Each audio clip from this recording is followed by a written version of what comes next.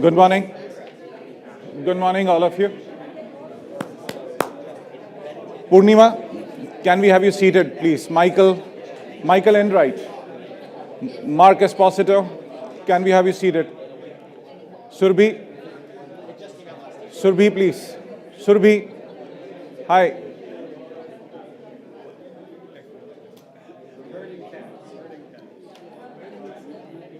Sanjeev.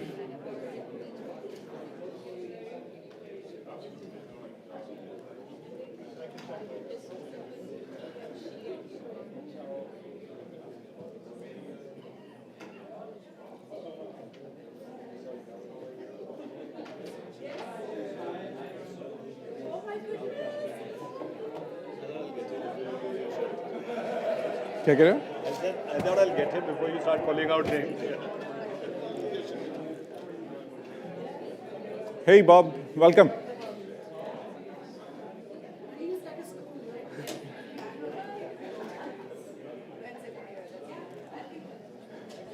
Mr. Green, Mr. Michael Green, you're making a lot of noise. Where do you want me to stand? You're somewhere here. Maybe on that side. That's, there you are.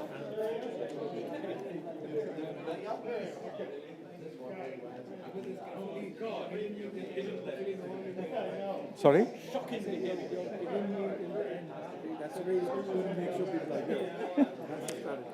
So, I want my star speaker to be perfect. How are you doing, me? Yes, possibly, yes. Been a long time. My friend, how are you? Sorry, I couldn't be here.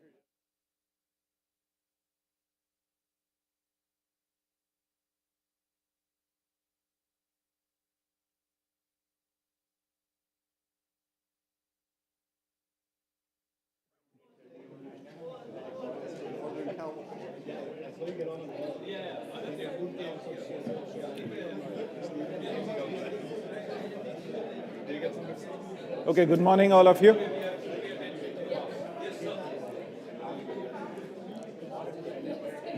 Good morning, all of you. Vish, you're making a lot of noise, please. Vish.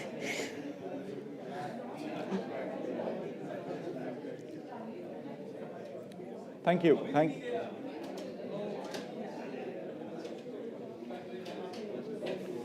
you. Thanks a lot for your attention and time. Sanjeev. Sanjeev, can I start? You're up next. Thank you. Okay, good morning, all of you. It's absolutely a pleasure to have you with us again for the second day of this India Dialog. As I shared yesterday, we are just absolutely super excited in terms of the conversations that we are having and the learning that we are deriving out of this program. In fact, Richard and I would like to thank all of you once again to contribute to this very interesting dialogue that we have initiated. And we're looking forward to really building momentum as we move on over the years. And then, of course, in terms of the kind of what I call interactions that we are having is absolutely what I call a great eye-opener for me as we go along. Some of the points in terms of positives or the negatives, I think there is a key takeaway for all of us from those sets of interactions. Because I think what we are really seeing is, at least I'm convinced in my mind after listening to everybody, that this is going to be India's century. There could be challenges, but there is so much that we will achieve over a period of time, because within the challenges lie the opportunities for change and opportunities for creating an impact, whatever be the sphere that you actually talk about. But now I think we have a very special or a very interesting person. You had a brief interaction with him yesterday. He was on a panel. His name is Sanjeev Sanyal. I don't think you need any introduction. He's like a naughty kid in the class. But I think one of the most interesting people you'll meet, one of the most prolific speakers, writers. In fact, he seems to be an economist, but does more beyond that idea itself. That is why I say he seems to be an economist, because he does so many things.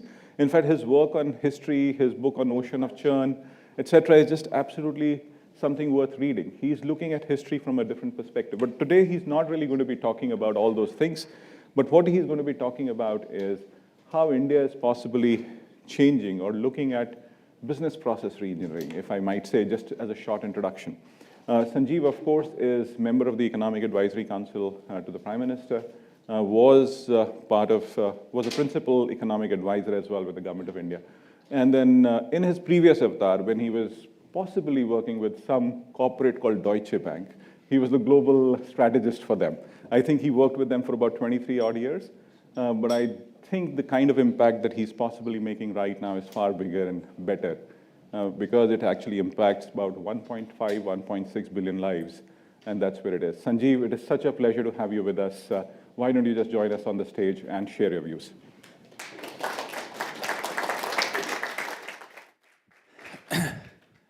Thank you, Amit, and thank you to all of you for giving me this opportunity to come here and speak to all of you. What I'm going to speak about is the business of how reforms are done, but a specific kind of reform. So you see, we all talked over the last day or so about how India is changing and economic growth is being generated and so on. The question is, how is this happening? Obviously, it's partly because of big changes in economic policy, but most of what we usually hear about is about big structural changes. So these are structural changes like the introduction of the GST tax system, the insolvency and bankruptcy code, the cleaning of the banks using it, or even the introduction of the inflation targeting framework and so on. So these are structural changes. So what are structural changes? Structural changes are changes that relate to changing the structure of something. So for example, introducing GST is like India signed a free trade agreement with itself. The insolvency and bankruptcy code fundamentally changed creditor rights in the country and created a system of creative destruction. So these are structural changes. But these are not the only kind of changes that happen. A lot of the changes that happen are actually nuts and bolts changes relating to processes of the government itself. So this is, given a certain structure, how do you make it more efficient? So there's a whole area of reform called process reforms. Sadly, this is not much written about, not just in India, but worldwide. You know, so there are several academics in this room, a whole area of reform and policy making that you'll be surprised how little there is actually literature on. You will get it on some specific measure, but as a class, process reforms are almost not studied at all. And I'm going to talk about this because a lot of the efficiency gains that you are now seeing is actually not coming from these big picture structural reforms, which obviously take the headlines, but from these small nuts and bolts changes. And I'm going to give you some examples of this. Now, the irony is that although in the economics literature, the policy-making literature, process reforms are not much talked about, if you went to the business departments, business process reengineering is the most routine of things that are taught.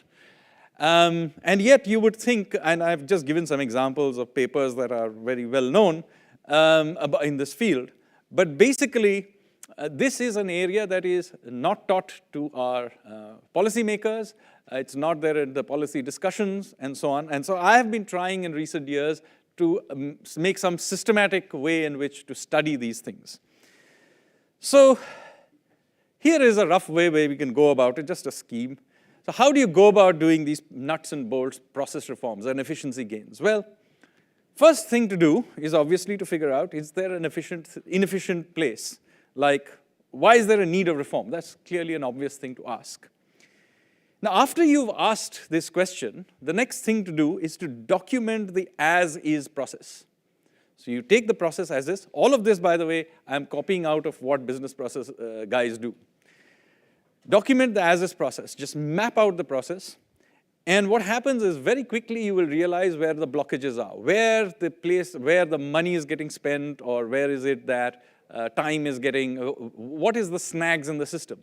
Very often in a process, it will be one or two snags that actually cause 90% of the delays or cost overruns or whatever it is, the problems that are happening.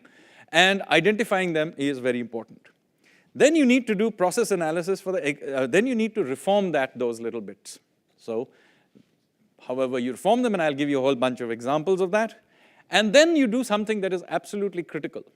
This cannot be a one-time process.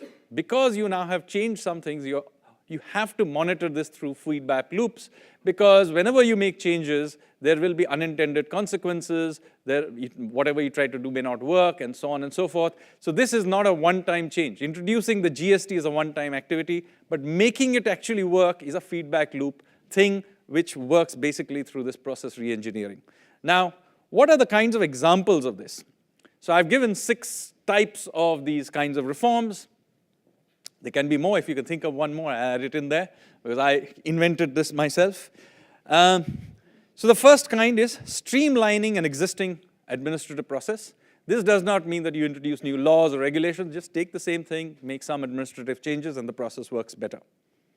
The second is to change the regulation under existing law, i.e., I don't go back to Parliament, but I take the law underneath whatever the regulations are, actually make changes in the regulations.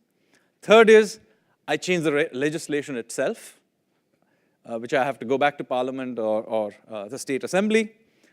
Fourth, adding capacity at some level of government to remove bottlenecks. So that is one other way. Removing a requirement of state-mandated activity to remove a bottleneck. And finally, merging, closing, restructuring outdated government agencies and processes. So all of these are things that I will talk about now. So if you decide for whatever reason you want to get 100 rupees to X person for whatever reason, my job is to make sure that that 100 rupees reaches. And so there were many studies going back quite some time suggesting that there were huge leakages in the way various kinds of government support was provided, both by the central government but also by the state government. And there is a fairly well-documented improvement that happened as a result of this. So in 2005, the then Planning Commission came up with a report which suggested that 58% of the subsidized food grains issued by the central pool did not reach the targeted beneficiaries. And that out of 1 rupee worth of income transfer, only 0.27 rupees reached the poor. By the way, this is an improvement on how it used to be in the 80s, where the then Prime Minister Rajiv Gandhi famously said only 15% reached the bottom. So in 2005, only 27% was reaching. Now, in order to improve this process, we introduced something called the JAM Trinity. This is basically Aadhaar, that's your unique ID, link it to your mobile number, and then further link through to a bank account. Now, for the very poor, they tend out to be these no-frill accounts called the Jan Dhan accounts. So using this triangulation, we have been able to create a system that is able to transfer money directly to the person, right? And since the launch of this up to March 2022, we managed to weed out 42 million fake ration cards in the public distribution system, which helped save something like 50% of the total. The removal of 41 million fake beneficiaries under the LPG Pehel scheme, deletion of duplicate beneficiaries, saving, as you can see, 410 billion rupees on the Manrega and so on. So this is a dramatic savings, as you can see. Okay, without changing anything else, the delivery of this dramatically changed. So this is an example of an administrative streamlining. I'm not going to spend too much time on it because this is actually relatively well documented. I'm going on to the number 2 type of changes, which is less understood. This is about changing actual regulations under the existing law. Now, the illustration I'm going to do on this relates to the IT BPO sector. I deliberately chose this because I'm coming here to Silicon Valley. Many of you have links to this IT-enabled services and other such sectors. Everybody knows that the BPO IT sector is a very big sector in India. But many of you may not realize that this entire sector used to be regulated by the telecom ministry of all ministries under something called the Revised Terms and Conditions of Other Service Providers 2008 law. Okay? So many of these BPO and other these kinds of companies under law in India is called other service providers. And under this law, till as recently as the year 2020, you had a bunch of requirements which the telecom ministry used to impose on this sector. So let me tell you some of them. This is not a comprehensive list. First of all, there was no clear definition of OSP. So pretty much anybody using any telecom, work from home, etc., could actually end up being identified as an OSP. And if you were identified as an OSP, then effectively many rules imposed on you. For example, it was actually illegal till 2020 to work from home unless you had explicit permission from the telecom ministry. Not many people realize this. Many of you were doing extremely illegal things all those years. Not only that, not only were you supposed to get permission from the telecom ministry, you were supposed to have an EPA BX machine in your basement from every location from where you were using any IT type of work, okay? Now, my team who was working on this are in their late 20s, and they had never heard of an EPA BX machine till they did this research. They required separate registrations for every ASP. So every location required, so supposing there's a bunch of people who are working from home or from different locations, not good enough for the company to get an okay. It required every location to get it. So if everybody's home, if you happen to be in a tea shop or coffee shop and working, that had to actually be certified by the telecom ministry if you were working from there, otherwise it was illegal. And then there were all kinds of bizarre laws. For example, it didn't allow you to do domestic business and international business in the same location. So supposing you were Singapore Airlines, okay, and you had a back office operation in India, you're supposed to have separate systems for the international and domestic things. Now imagine how bizarre this is. Supposing I'm an Indian citizen in Singapore, I buy a ticket in Singapore and come to India and I have a problem, and I call the call center. Am I an international or a domestic? And in any case, why do you want to have this thing? After the whole point is I have to have increasing returns to scale from clustering, all of this. So all of this garbage rules were being imposed on this huge sector, which we are all very proud of, and all of them were complaining about it for years, but nothing would happen.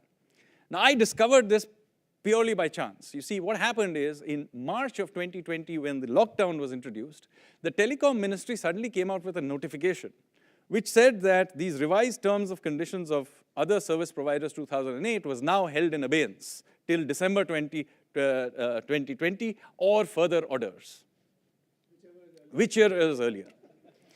So now I had by this point worked for a few years in the government, and I immediately realized, it didn't smell right.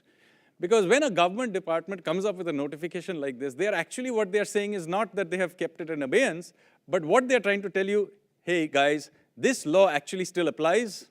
So at the end of this process, you will have to abide by this law. That is what they really wanted to signal. So I began to look into this, and I was astounded that, work from home was actually illegal in India. And then, so I made a lot of effort, a lot of fights with various people, because as you can imagine, these laws were used by telecom sector inspectors to do a large amount of rent seeking. There was a whole industry of lawyers, inspectors, etc. Thousands of crores of money were siphoned off because trying to get these permissions. Anybody who ran a BPO business in India before 2020 knows what I'm talking about.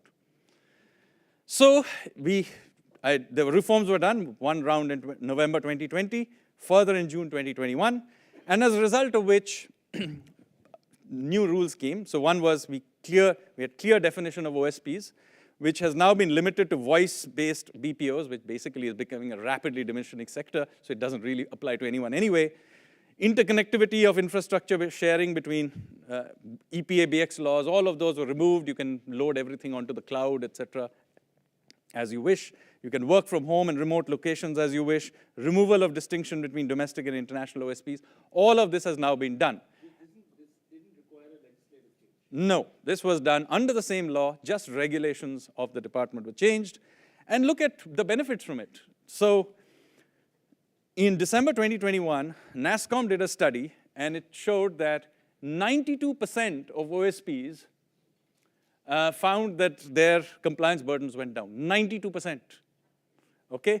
And as you can see, that something like 28% of them said compliance burden went down 50%. Now, it didn't require, okay, and almost everybody else saw some improvement in their compliance burden requirements improving. The reason I'm telling you this, it cost no money. it was just common sense, and huge benefits from this. And the year 21, 22, particularly 22, there's a huge expansion in that sector. At least one part of it happened because of this law, removal of this law. Now I'm going to talk about something about legislative changes. So somewhere only administrative changes, then you have to change the regulation. Here now I have to actually go to the parliament. So I'm talking about here a change that I am actually trying to live do today. So I deliberately put it here so that you realize this is not something we did in the past. I'm actually trying to do this right now. This relates to a law which is many people in India may not be unaware of, but after traffic rules, this is the biggest source of rent seeking, small time rent seeking in the country. It's called the Legal Metrology Act of 2009. Now, how many of you even know what legal metrology is? There's a gentleman here, a few others may know what it is. It's basically the laws relating to labels, weights, and measures. Every country in the world has these laws. And what happens here is that the way India's Legal Metrology Act is set up, it is set up in a way that if you do one sin in the beginning, you are let off with a small penalty. But if you do a second one, you can be sent to jail for as long as 7 years. Okay? Now, you can imagine, look at the data you have here in the table of what happened as a result of this. So remember, many of these legal metrology violations are very minor ones. In fact, you can never avoid them really because there is the rules of this are very often done at the state level or are very vague. So what happens is that you'll essentially be caught for a very minor violation. Like, for example, instead of writing gram full, you have written GM or something like that. Many of these laws, the things you're caught for are these labeling mistakes or very small weight measures changes. There's a gentleman here who has been in trouble because of this, clearly. Now, I was threatened with arrest twice. Okay. So now what happens is look at the number of first offenses. Look at the number of cases. About 100,000, 1 lakh odd cases a year happen under the first offense. Okay? But the second offense is only 12, 5, 3, 11, right? Now, when I made this point to everybody, to the Ministry of Consumer Affairs, that this doesn't quite make sense, their interpretation of this is, look, the law is so fantastic that once you have threatened somebody, it never does anything bad ever again. But the reason the data is like this is obvious. What happens is that the legal metrology inspectors are effectively, they will find some excuse to get you into the net. And after that, they have no real incentive of going for the second offense because effectively they will threaten you with jail and they will extract rent from you as well. And as I said, after traffic rules, this is the biggest source of small rent seeking in the country. So now I decided I shall pick a fight on this as well. And so recently there's something called the Jan Vishwas Bill, which has now become an act recently. We have got rid of some of the worst of these, so they have become somewhat simpler. And but sections 30, 33, and 36, which account for 80% of the cases, are still criminalized. So I have not yet won this battle, but I will win it. We will re-examine this, and I am taking this up.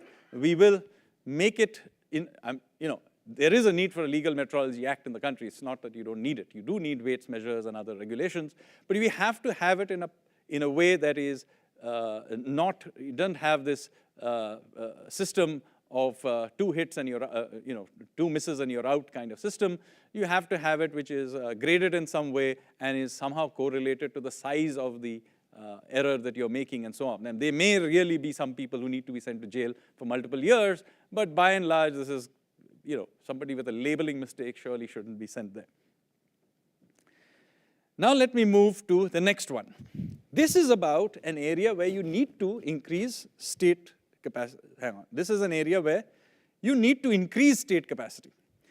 Now we heard in the last few days about India wants to become a knowledge economy. And obviously, the patenting system has got to be an important part of this. Unfortunately, Indian patenting systems, till very recently, had not been an area that anybody had looked at.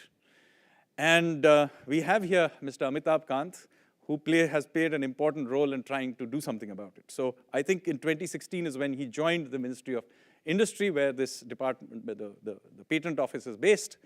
And at that time, we were granting less than 10,000 patents a year. And we were getting filings of about 45,000.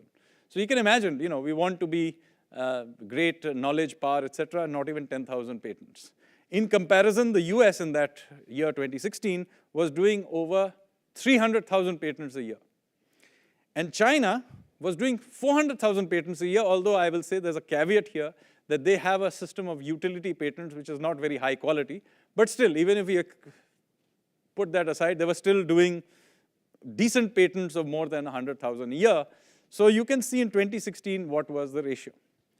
Thanks to the efforts of Mr. Kant, we began to ease up the system, and that number went from less than 10,000. The number has gone in 2022 to 34,000.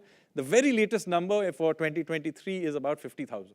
So we have dramatically gone up 5 times in the last few years. However, look at what the other countries did. So US in that time has gone up to 325,000 patents, clearly in a different level. And of course, China has gone off the scale with 8 lakh patents. Now, I agree that many of these patents are garbage, but still, enough of it is good that you can see that they're in a different scale. Now, there was some attempt in the years 16, 17, et cetera, to do some hiring in this, so this did improve. And then I began paying attention to it a few years ago, and we began to try and smoothen the process a little bit. The result of this was that some things did improve. So you can see there are those of you who have done patents will know this, there are 2 levels to it. There's the examiner level, which is the first level, and then there's the controller level. Now, improving the processes at the examiner level meant that the numbers at the examiner level dramatically went down over the 5-year period. But that doesn't help very much, because as you can see, they just accumulated at the controller level. So why is this happening? This is happening because you just don't have enough manpower. India, after all by the way, this is after all the people Mr. Kant had hired. Yeah, we have 900 patent people in the patent office. I think when you joined, there were only 300 or something like that. 1 minute. So, okay. So, we need to do dramatic hiring of, look at the numbers in China, 13,000, 8,000 in the US. This is just in different level from anything we are. Since I have very little time, let me take you through some of the others. Removing a state-mandated requirement. There is many mandated things which are outside of government, which the government mandates to do. One of them is, which this government, by the way, introduced, is called mandatory mediation for commercial cases. Now, this is a completely ridiculous thing, because it basically means that if you have a dispute with someone, you have to do a mediation before you go to the court, right? Now, this is unfair because there is no incentive for the mediators to actually perform. And 99% of the cases in the last few years, and I've done data from Mumbai courts, they actually fail. So for a failed process, the process that fails for 99% of the cases, they still have to go through 6 months of delay, paying lawyers, paying a mediator, and nothing happens. So one reform that I want to do is to make mediation voluntary, because, well, if it works, let that process earn its own place in the system. Why do you want to mandate it? And the final one, before I finish, so just give me 2 minutes extra, is, hang on, where did it go? Yeah, is type 6, which is merge, restructure, outdate government agencies. So there are large numbers of departments, autonomous bodies that governments at different points in time create for a variety of reasons. And those reasons change after a while, but those agencies never shut down. So, for example, the central government alone has 850 autonomous bodies. This is not including departments and other things. Autonomous bodies, 850. I did, some years ago, a survey, went through them, and there are hundreds of them who have no known use. they should be shut down. Maybe at some point in history they have a use, but you've got to shut them down at some point in time. And I'll give you one example of one so that you get a sense of this. So there's something called a tariff commission. Okay, now tariff commission is a renaming of a body called Bureau of Industrial Cost and Prices, which used to, till we did the reforms of 1991, used to actually set the prices. Remember, we were a socialist country, so we used to have government-mandated prices. So this was the body that did it. And after 1991, they were market prices. So therefore, what happened as a result of that is that this body had no work to do. So it went from being a very powerful body to having no job. So they should have been shut down. No, so they renamed themselves as the Tariff Commission. Now the odd thing is, this body is in the Industry Ministry. The Industry Department has nothing to do with setting of tariffs. This is set actually by the Ministry of Finance in consultation maybe with the Commerce Ministry. So this body existed from 1991 to 2021 and essentially did nothing. It suo moto wrote reports from time to time. And when I raised the issue of shutting this down, they got very annoyed with me and complained to the cabinet secretary about me. It had a secretary-level official in charge, and it had 70 or 80 people working for it. They had an office in that horrible, dark-looking building behind Khan Market. Anyway, Lok Nayak Bhavan. So, yeah, and so since they told me they were doing suo moto reports, I asked the finance minister and the chairman of the Indirect Tax and Customs Department if they had ever read any of those reports. And they had never read any of them. Neither had the Commerce Secretary ever heard of them. So after a lot of arguing and a lot of complaints against me, this has been shut as of 2022. And I have never understood why people have an objection to shutting it down, because nobody lost their job. This is the government. They were just reallocated to something else. And there are a whole bunch of these bodies that, Sanjeev, one of the persons in that Amitabh gracefully accepted in meeting when it was shut down. Yes, yes, I shall not name. I know who it is. And then, but there's a whole bunch of them. All India Handloom Board, All India Handicraft Board, Central Organization for Modernization of Workshops, etc., etc. Now, I know he's coming onto the stage, and he's trying to shut me down now. Okay, so to conclude, there are a whole bunch of reforms you can do, analogous to business process outsourcing, business process reengineering that you can do in governments. This is not about the Indian government alone. You can do it in every government, and I'm 100% sure you can do it even in Stanford University. Thank you very much. Thank you. Thank you, Sanjeev. This was just a great start to the day. One question. Very quick, please. My question is, how do you come across these instances? It's like government is such big. Wherever you dip your hand, you find something. Yes. The question is there a team looking after them systematically? Yes. Or is it happening by chance? No, some of it is by chance, some of it is by, like, for example, that thing on BPO. Anytime the government comes up with a notification, I look on it with great suspicion. So that is one way of doing it. But, there are literally hundreds of these bodies in the government, and you can relook at them. Many of them were set up long time ago for some purpose. Some of them had no purpose even at that time. They were used for a... You have a team typically business processes. Yeah. Thanks a lot. Thank you. So I think Sanjeev has done a great start for the program, put a fair fire in the belly of everybody else to ask questions. Let's keep the interactions going. We have Michael Green, who's come in from London to talk about something very interesting on social progress. Social progress is a body of work that we did for the Economic Advisory Council of the Prime Minister, wherein we actually talked about issues of districts and states and as to how things have improved in India. If you really look at a period from 2017 to 2022, we do see some remarkable progress. We actually try to do some assessment across aspirational districts as well. But those are separate issues, but I think that is where Michael will actually come in. Michael is the CEO for the Social Progress Index, has worked with Mike Porter to really create this over a period of time.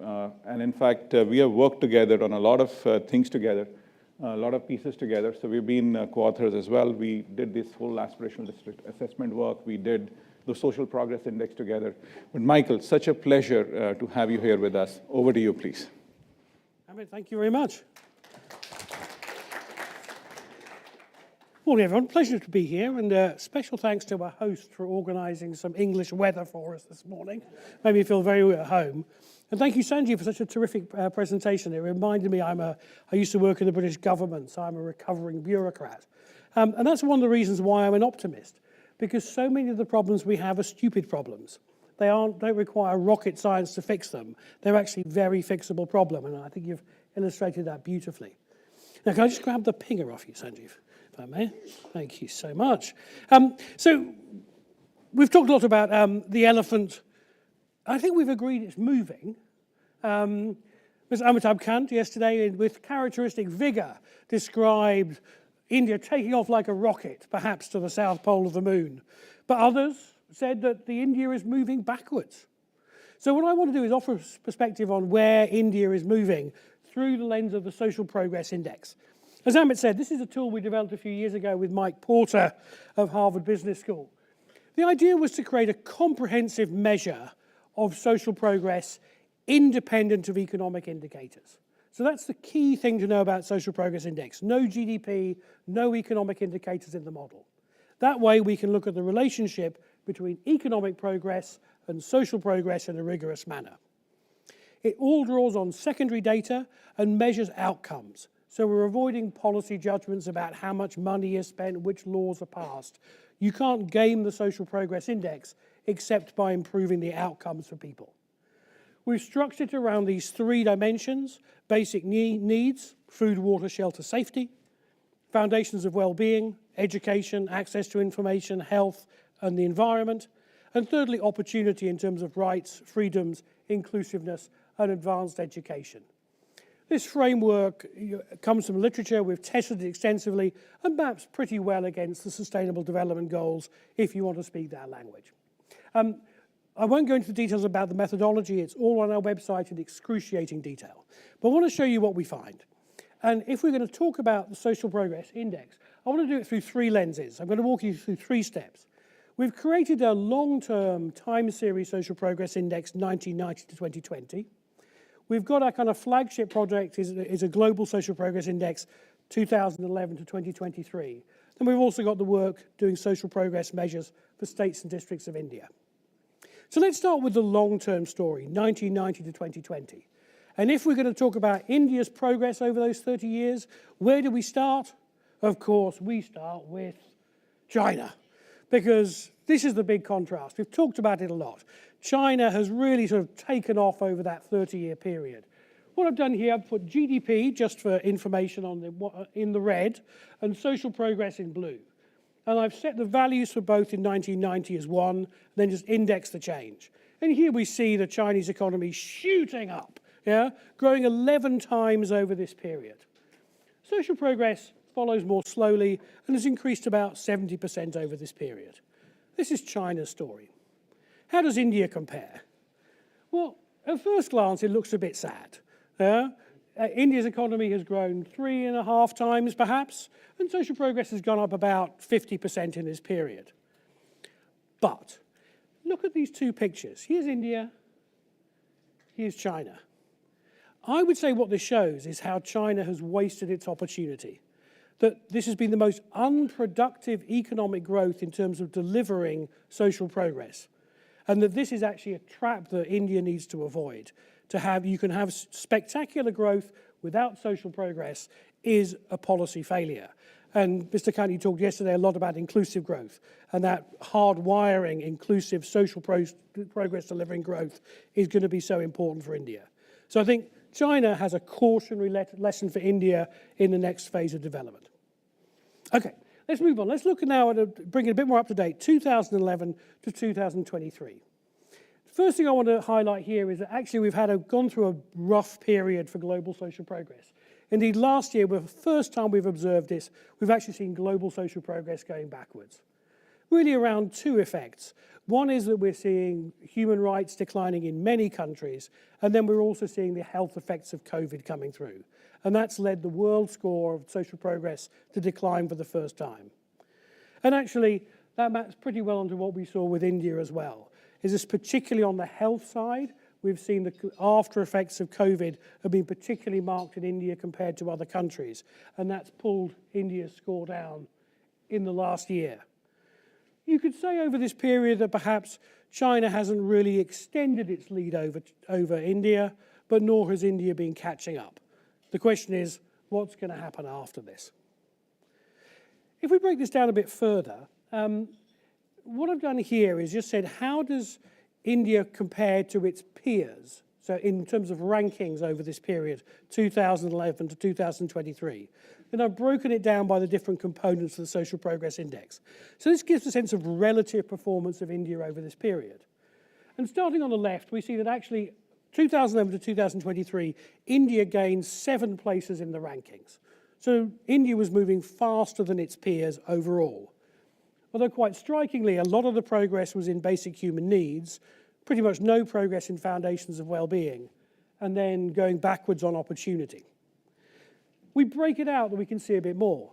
First of all, nutrition and medical care seems to have been sort of not really, just gone down a little bit.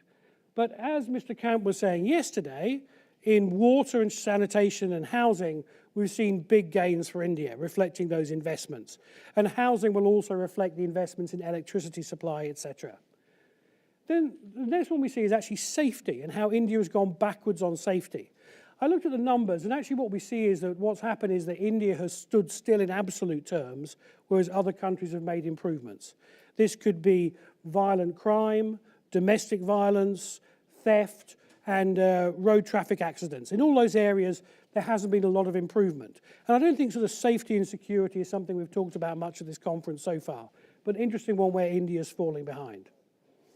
Education, we see gains. Information and communications, we see a decline. This is really around press freedom. We see gains in health. Despite the problems with health post-COVID, health in India has improved.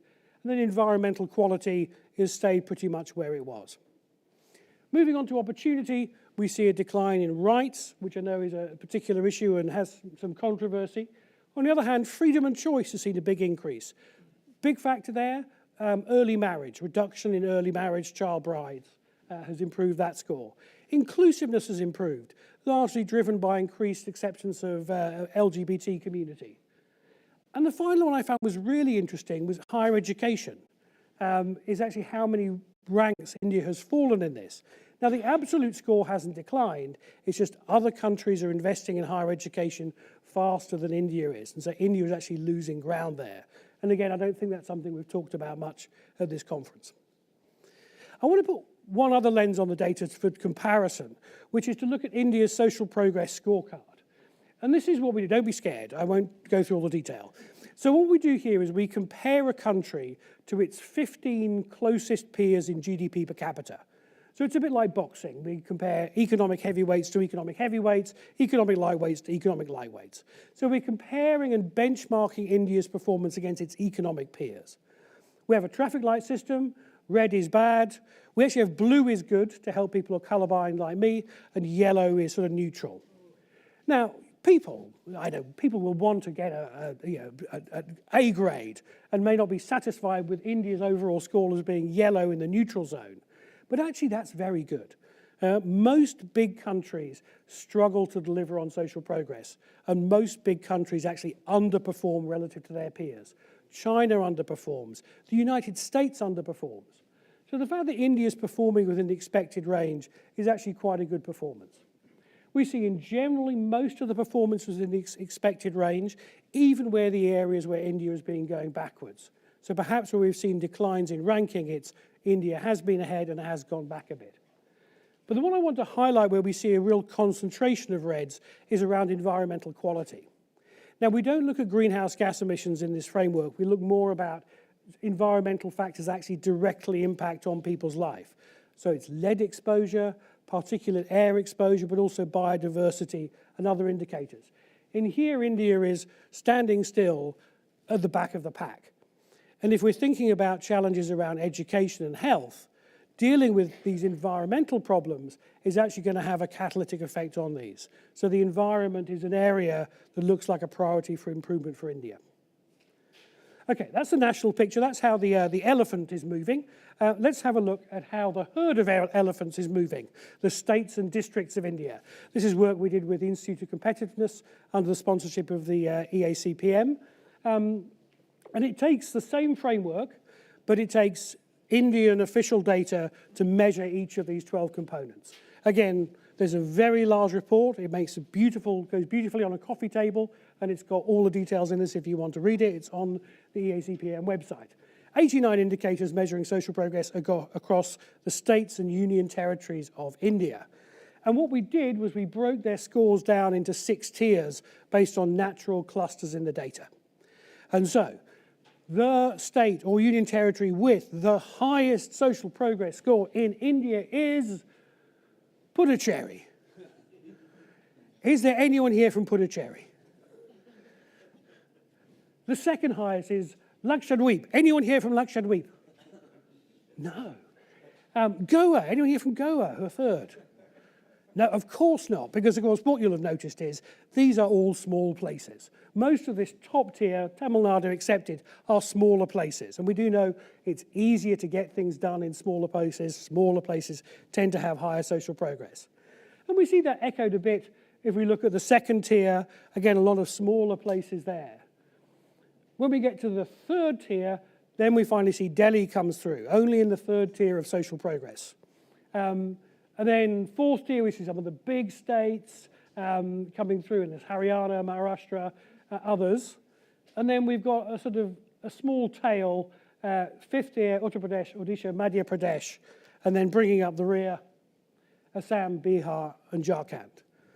Now, I'm not an expert on economic geography of India, so I've gone through that rather quickly. You will all know more about this than I do. What I'm going to show you, though, is if we look at these results and compare it to state gross domestic product per capita.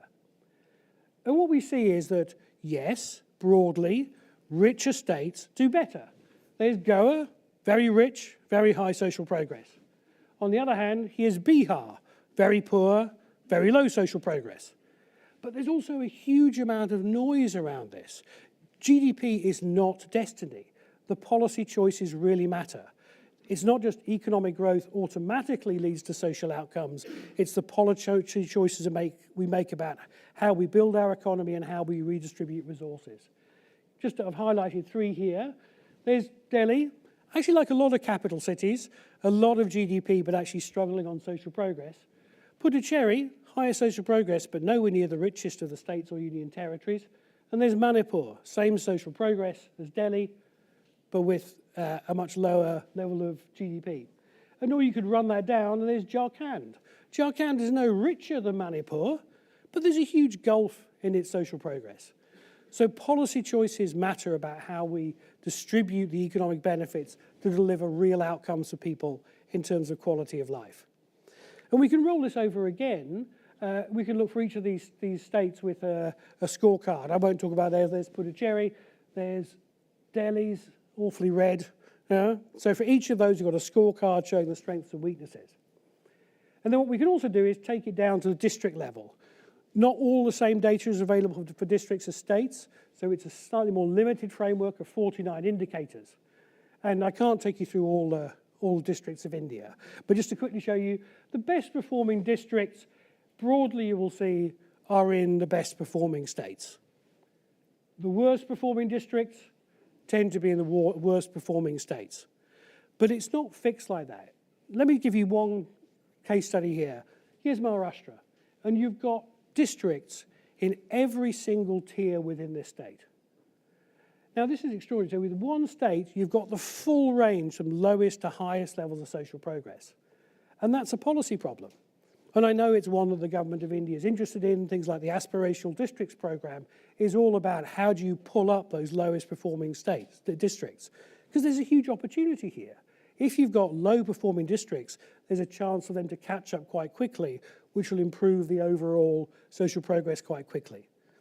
And indeed, this tool is used by the European Commission for regional policy within the European Union. And one of the senior officials in the EU made a very important point to me, which is equalizing GDP across the territories of the European Union is impossible. You will always have certain geographic advantage, cluster advantages. There'll always be differences in GDP across the country, a country of the size of India. But equalizing social progress across the territory of a country is a meaningful and tangible policy goal. And so there's a real opportunity here about pulling up these least performing districts to actually then that will enhance the social progress of India more broadly.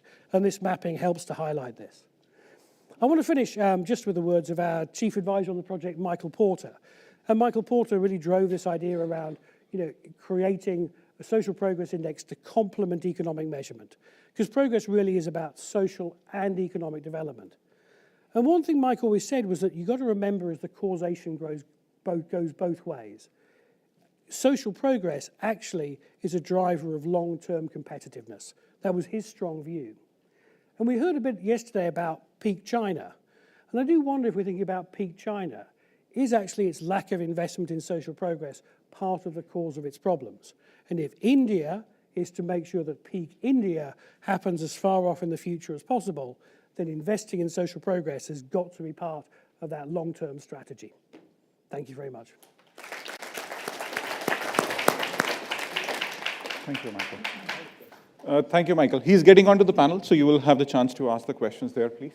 So can we request Marsha to come on stage to moderate the session? We have Bob Eberhardt, Terence, and Dr. Chand. So could you please come on stage to really take further the discussion on economic development and social progress or social development?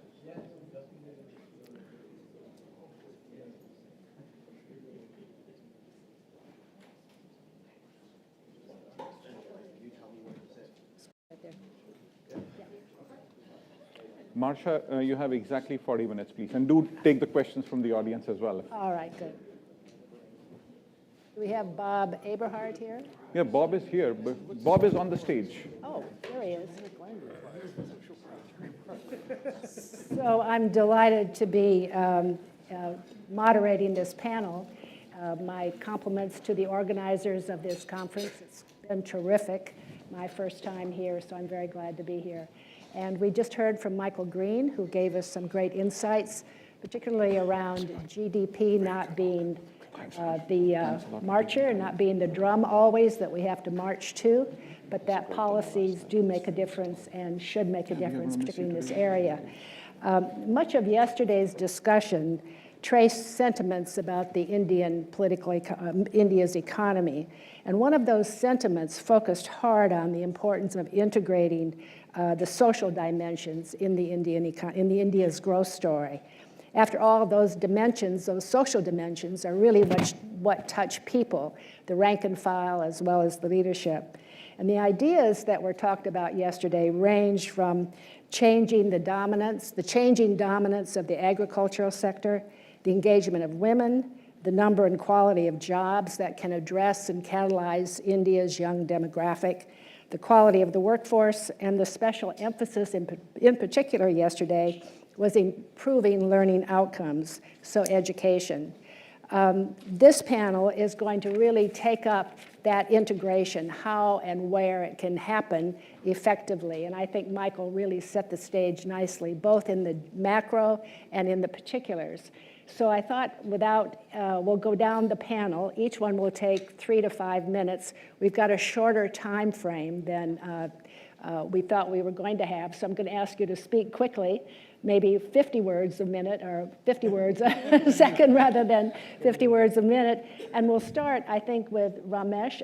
Each of you have a program with a bio, so I won't take the time to introduce each. But we'll start with Ramesh on agriculture, then we'll go to Terence C., and from London, and then we'll come to you, Robert, and then Michael, if you'll bring up the trail, and please interact with one another, and then we'll turn to the audience for 5 to 10 minutes of Q&A, and really encourage your interaction. I'd like to have a very active, energized, interactive panel. So let's start with you, Ramesh, 3 minutes if you could, and talk fast. Okay. I feel that India's story in both economic and social field is really very, very fascinating, and there are very interesting reasons underlying this.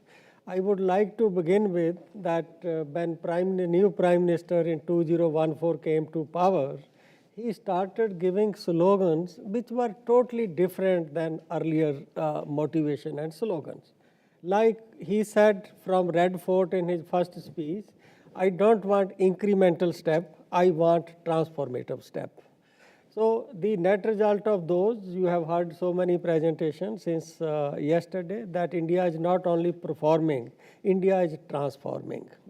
So I would like to share with you 10 points which according to me in the priority, and sometimes we don't pay much attention to this.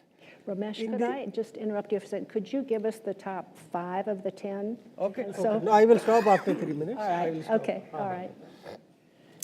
First thing is, in India, there used to be filth everywhere, there used to be garbage everywhere. Nobody was paying any attention to cleanliness. So he first came with this slogan, Swachh Bharat, Clean India. And that slogan was not restricted to government department, it became a mass movement. So as a result, you today go, you see today's city and city of the past, really you see the sea changes. But these are the basic things which nobody was paying attention. Then secondly, again from the Red Fort in his speech, when he talked about the importance of toilet, in his speech, he expressed pain of the women in an Indian society who are waiting for darkness to come so that they can go to field and they can go for nature's call. You imagine the situation. Yeah. So then he gave the call for toilets, that every house will have toilets, and the campaign to change the behavior of people, Darwaja Band, many people were not using that facility. Then in case of health, they came with the Ayushman Bharat. The poor people who earlier could not afford to go for surgeries, costly treatment. So every family was provided that they can use ₹500,000 rupees for their treatment in any of the approved hospital. So that is something which made a big difference to health. Then after that, financial inclusion, Jan Dhan account, not only for benefit transfer, certain section of economic community like Rediwala, Patdiwala, to whom nobody paid attention, who were taking loan from private money lenders at the rate of 40%, 50%.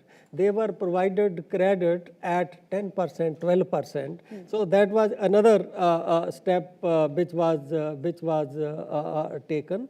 And new approach toward existing schemes which were not showing results.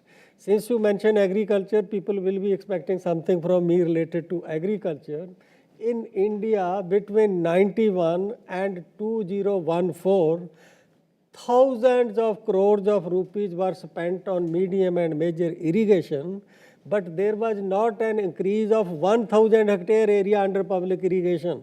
I have a paper on it. So millions of dollars spent, but not even 1 hectare under irrigation was not added, because attention was not paid to last mile obstacles and last mile connectivity. He came with new scheme, Pradhan Mantri Krishi Sinchai Yojana, under which this attention was paid, and the sector got transformed. During the last 7 years, we have 7 percentage point increase in area under irrigation from 47% in 2017 to now 54%. So like this, you touch any scheme, soil health card, ENAM, etc.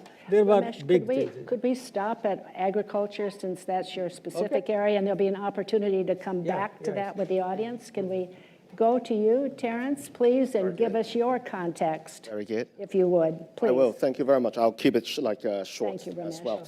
I only want to actually mention. So first, thank you very much for inviting me here. I guess it would be very, very arrogant of me to actually claim that I know anything about India, especially when I'm in front of a lot of experts here. What I do want to do, however, is to provide like some sort of a cautionary tale drawing from the lessons in China, right, as to what not to do. And I'm not entirely surprised when I actually saw that, the GDP is going that way, but SPI is only like, pretty much flat. I think one of the, there are three things I believe that China has got it wrong with the benefit of hindsight. The first one is the blind pursuit of GDP. Right. There are so many things that you could get wrong with just a singular focus on GDP. But what we could see right now is overcapacity. Right.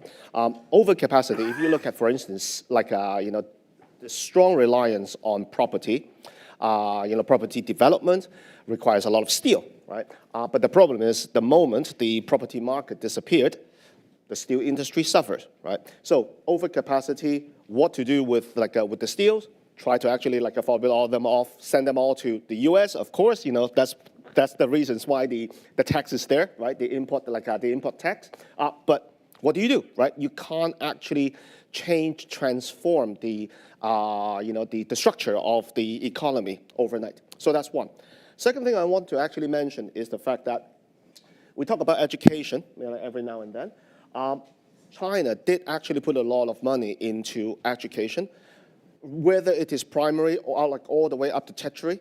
The problem, I believe, is that there was not enough creation of high-value jobs. A couple of years ago, me and my partner over there, we were actually looking at a report, and we're trying to actually write an article, and what we have found is that a lot of the jobs, most of the jobs are actually created in China are basically those jobs, the fact that, how China can actually really move into a service-based economy, right? So that's the second. The third one is corruption and governance. Now, I don't have to actually talk about corruption in depth.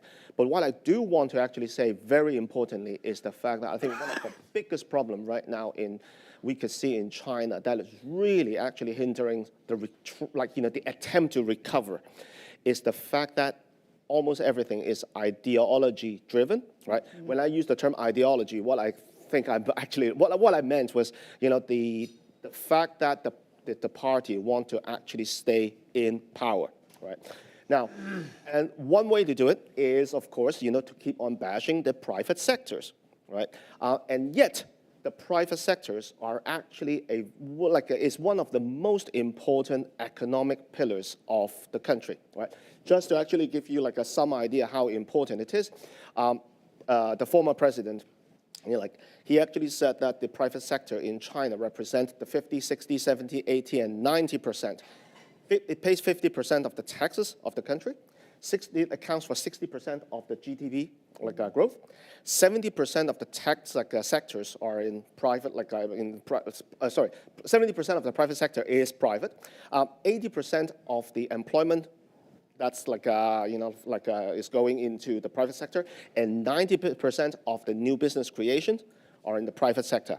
And yet, due to the whatever pursuit, ideological pursuit of the country, they keep on actually threatening to take away confiscating the private property ownership assets, and two, it's the fact that they actually keep on saying that private sector is actually a bad idea. So much so, my last point, and that is they're trying now to reintroduce something that actually happened in the 60s, 70s by introducing communist members into private companies in order to keep an eye on how business would be actually run. So I think there are there are quite a lot that China can offer as what not to do as lessons. Right. So we all benefit from mentors and role models, and also those models that tell us how not to do things. And in what you say, there's a lot to the cautionary tale Michael raised in what China has done and the direction it's going.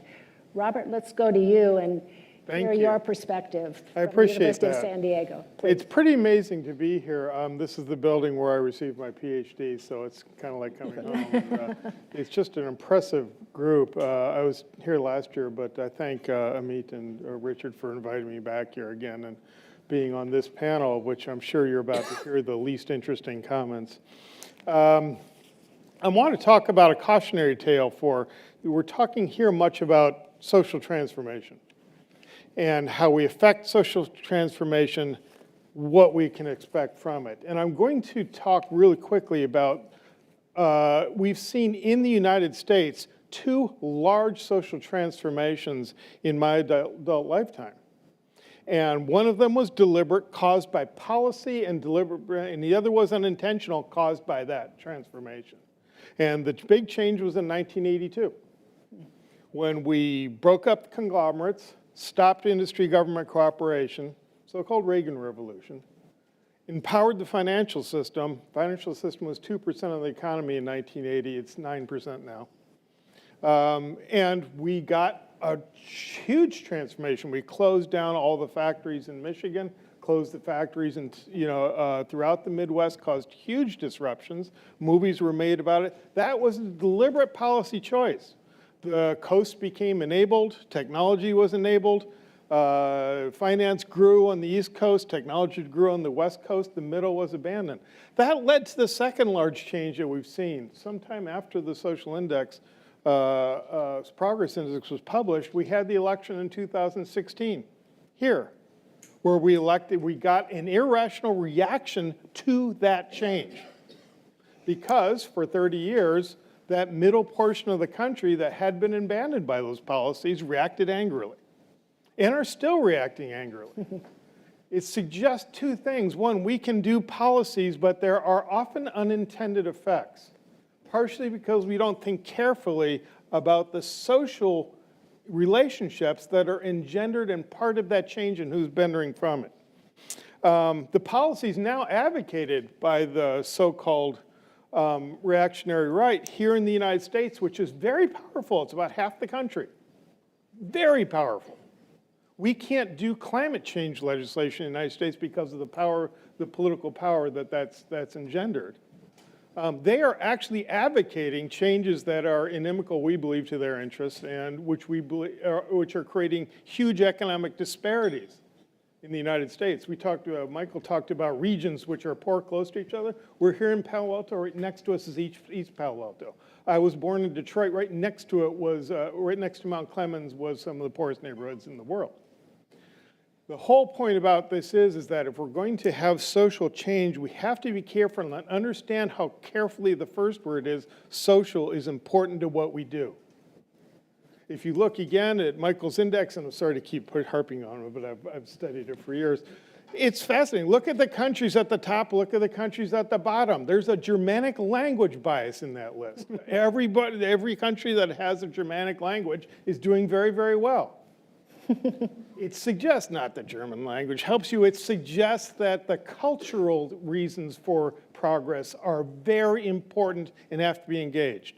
So what I'm urging India government people to think about is the social processes that are going on in India. Study it carefully.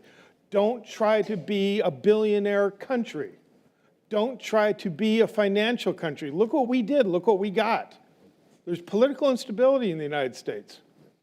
Look into your opportunities. Maybe the government needs to drive on climate change, spend tons of money, create demand for entrepreneurs. Don't try to create a supply for entrepreneurs. But it needs to look and move carefully, because in deliberate policy will generate unanticipated effects, and you want better ones than we got. Thank you. Very good. Thank you very much. Michael, let's go to you. And if I might say, we've heard from Terence and Robert on the importance of being aware of the context and the social relationships that policies can engender. And from Ramesh, we heard some of the very positive things that are happening, and they're significant. I mean, India wouldn't have the momentum it has today in its growth story. Your index speaks to governments in large part, the role of the private sector. How do you parse that in your index, and then in light of what we've just heard on this panel, if you can come at it from that direction as well as the policy public side? Yeah, that's great. Maybe just one thing I say first, Bob's kind of inspired me to say this, is there's a cautionary tale from America. In 1990, the United States had the 7th highest GDP per capita in the world and was the 8th highest level of social progress. In 2020, the US had the 8th highest GDP per capita, had held its place on economically, and had fallen to 31st place on social progress. The US over the last 30 years has had an relatively inclusive model of development, and somehow it's blown it up and thrown it away. I mean, it's a catastrophic failure. So there's something to learn, and things can change. Right. And that's, I think, some of the things that Bob talked about are part of that. So I wanted to put that on the table. In terms of private sector, I mean, I think, we worked with Mike Porter very much because Mike thought that this was stuff that was relevant for business. So there's a couple of things. One is, I think, if you're thinking about, country risk, then actually lack of investment in social progress is something that's a risk to businesses. And again, the Germanic language bias.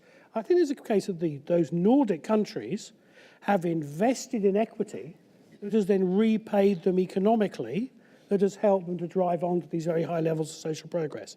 So lack of social progress actually is an economic risk that investors should be thinking about. That affects investors in sovereign bonds, but also thinking about where you're locating direct investment more broadly.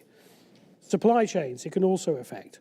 So therefore, businesses should be incorporating this data into how they're thinking about countries and regions. And we're actually seeing social progress index data now being used in more and more ratings and analyst reports around countries because of this materiality. I think the second one is for businesses, is thinking then also about the growing pressure for businesses to report on their social impact. Particularly the new EU regulations that have come through that are really pushing any business that has a footprint in the EU to account for what it's doing. And I think businesses actually do a pretty terrible story.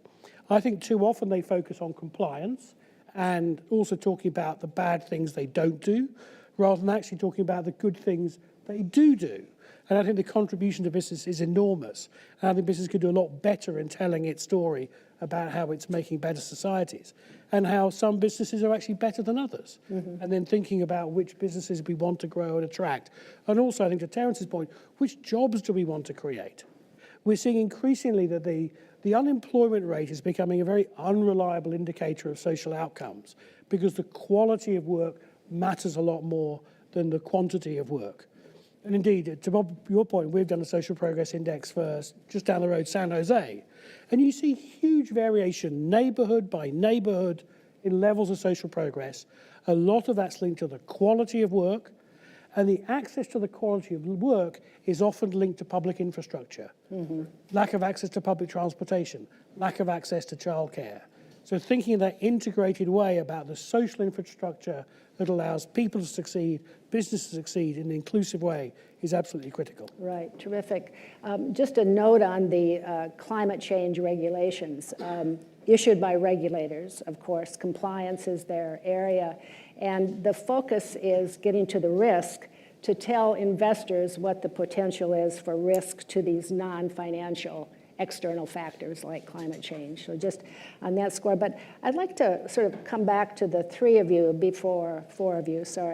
before we go to the audience for our last few minutes.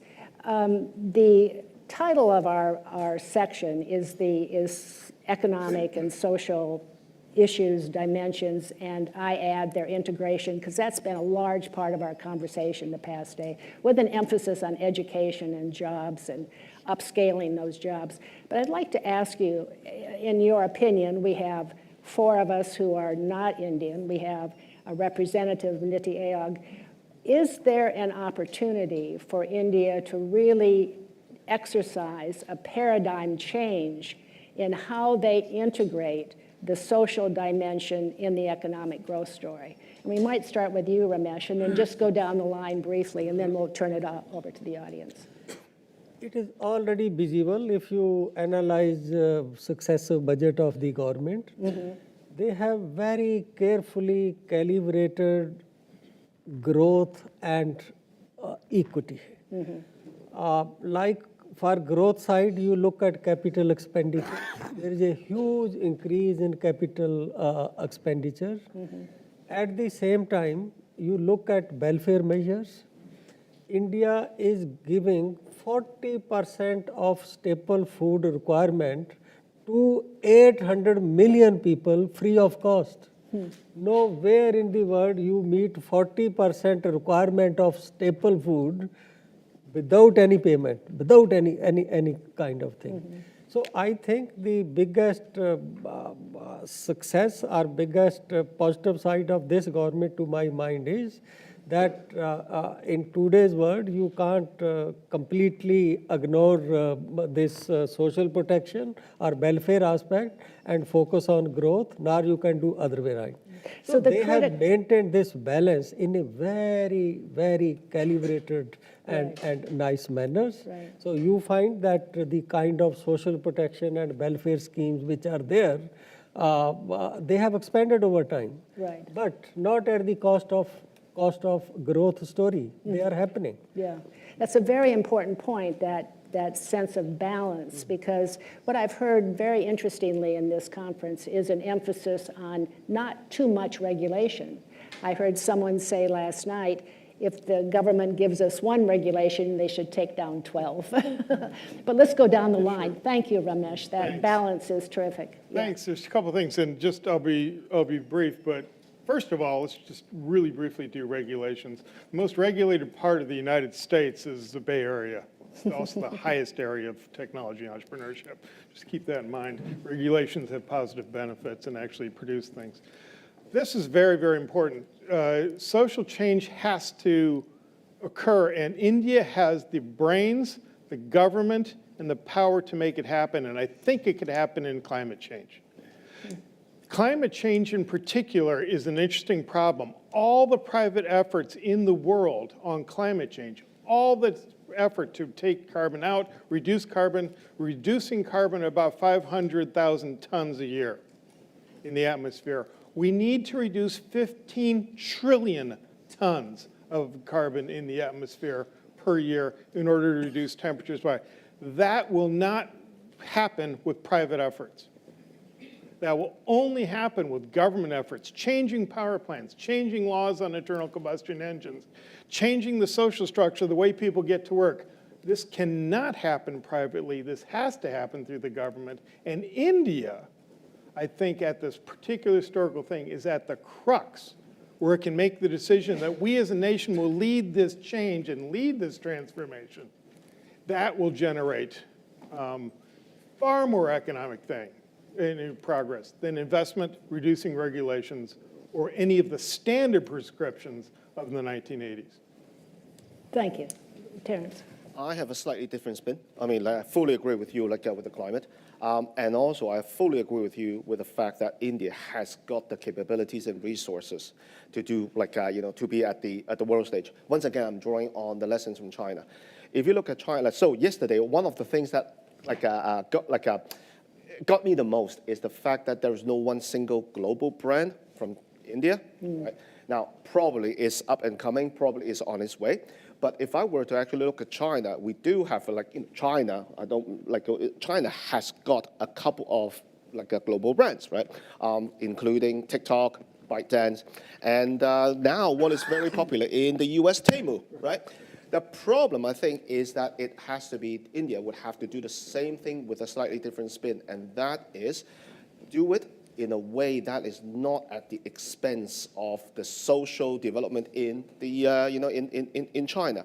If you look at Temu, one of the very reasons why it is such a rising star, especially in the US. We in the UK we're still very, very slow in taking on Temu. But here apparently I was it's very, very obsessed. People are obsessed with it because they're obsessed with the price, right? And how ridiculously low price things are. Yeah, right. But where do you actually there must be some sort of a catch with low prices, and of course it is all coming at the expense of the working conditions in in a manufacturing country, i.e. China. Yeah. So I think it is India has got the ability to both establish a brand, but not at the expense of the a social not paying it with social costs. Yeah. Let me ask you though, Terence. It's not branding in the conventional sense, but couldn't we think of India's IT sector as a global collective brand? I mean, the Wipros, the Mahindras, the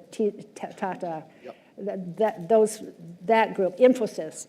I was thinking about that too. Yeah. I think what India is probably missing, and that is, if we were to draw on the analogy with the US, is that there is no retail technologies, there is no technologies that retail consumers can actually use. Whereas, in the US, it's the Apple and the Meta and just down the road, right? Okay. So I think, if India could actually move from more of a B2B big tech giant to a B2C tech giant, I think it will actually open up a lot more opportunities for the country. Right. And one thing we heard yesterday was a lot of emphasis on that startup strategy of developing the idea in India but bringing it to the U.S. market. So that corridor becomes really important. That will be, yeah. Michael, you want to bring the elephant home for us on the panel, and then we'll go to the audience, and Pranjal will be our first, so please. I was going to say what Bob said better than I was going to say it, so I'm going to shut up and give other people a chance.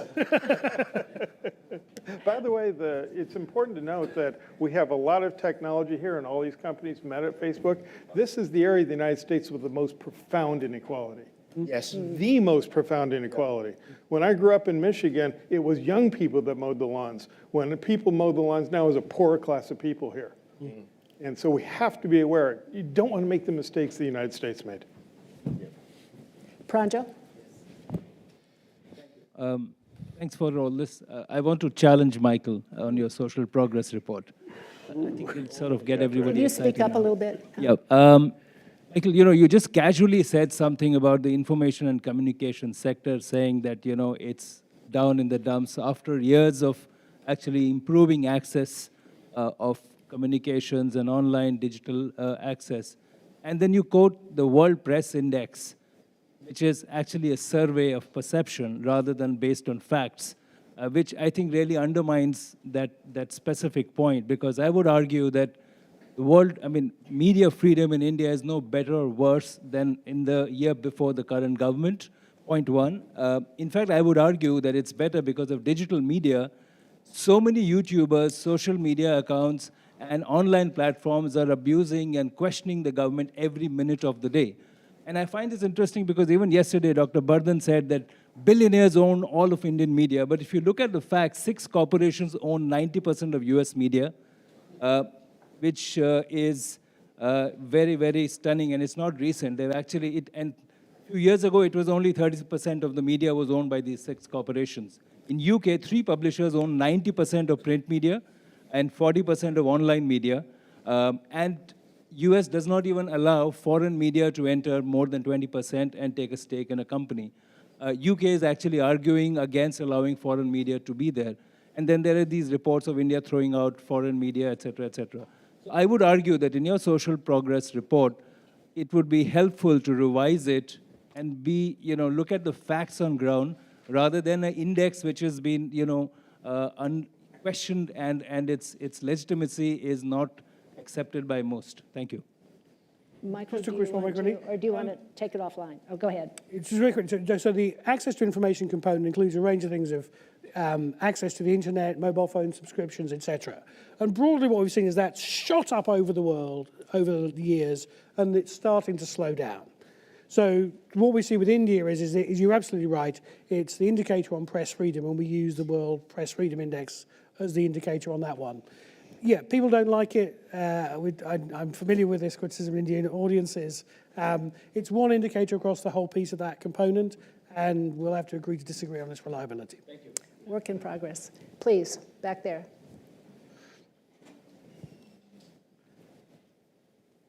Thank you for delivering the microphone so quickly. Appreciate it. Go ahead. Hi, everyone. My name is Rahul Shah, social impact consultant based in Bombay. One question, if you overlay the SPI index across probably the aspirational districts in India, you'll probably see some interesting kind of insights and perspectives. So my question for Rameshji, what are some of the kind of elements of the aspirational districts program that you're particularly bullish and optimistic about? And what are some of the things that keep you up at night when it comes to, improving SPI in these aspirational districts? Thank you. Again, aspirational district, to my mind, is the result of special attention paid to bottom, marginalized and excluded. If you look excluded, nobody gave so much emphasis on gender as you find it now. Nari Shakti, women can join army, other forces, so that equal opportunity kind of thing. Similarly, marginalized category. Earlier, we were treating border village as India's last village. But Prime Minister said they are not the village where India ends. They are the village where India starts. So it is a border villages are our first villages. We will develop them accordingly, not that they are the last villages, therefore things will go there at last. So similarly, this aspirational districts and aspirational blocks, that they were at the bottom. So the thinking was that if they are developed, then you will find that overall average of country will also develop. So this is all result of new kind of approaches, and outcome is not captured in many of the conventional indicators, especially the indicators which are developed in the West without taking into account specificities of India. Like I was surprised yesterday when Professor Vardhan talked about employment, that it is self-employment which is increasing, jobs are not increasing. Prime Minister gave emphasis, I want people in this country not to be job seeker but job providers. And things have moved in that direction. You improve skill of people, you give them money, you give them capital, they start their own business, they start offering employment to others, their family members. So this is how the largest increase in the people who are joining workforce are women, because many of them don't want to go outside their home. Now they have opportunity to work in a small business within their homes. But these kind of indicators are never captured in the conventional indicators. So I think India need to do a lot of work to develop their own indicators. That is very, very important, and we have seen it. Like one indicator, in India, so many % people hungry. Jan Raj and Indian came with a paper in India, 70% people are hungry. They don't even consume minimum dietary energy intake. My counter is coming next month. I told them India's dietary pattern is different. Most of the people to whom you call hungry, it's a voluntary hunger. Like you look at the top 10% income decile, you find 30% of people there are not consuming what you call is minimum dietary energy requirement. They don't perceive it as there any deficiency of energy. So if you apply those conventional indicators, you will not capture what is happening in India. There are cultural specificities, there are so many other kind of specificities. I think we need to develop our own indicator. Over here. Thank you, Marsha. I think you forgot to mention HCL Technologies when you mentioned the list of... Apologies. Thank you very much. Of course. Yeah, you're exactly right. Sir, I wanted to pick up from what Terence said, and I'm steering away from India. I will not talk. I wanted to ask a question on the US and the UK. And applying that cautionary trail example that Terence talked about. So in '82, you said, Robert, that US began to break conglomerates and break away from corporations, and therefore, I guess, embraced the market much more. AT&T breakup, and market became unfettered. And then you got all the problems with the market, including, I think, the global financial crisis, aspects of greed, and and then in the UK, you got Brexit, right? Probably a culmination of what the market was doing to these economies. So, and I didn't hear either of you talk about, when you mentioned the cautionary trail, what the sort of boundaries of the market can be, and whether there is some introspection within, UK and the US about the role of the market and how to address it. Sure. Can I start? And then Of course, go ahead. Yeah. Okay. We do need to think carefully about that. One of the things that's important to understand is that markets don't exist without regulation. There's no such thing as a market without the police.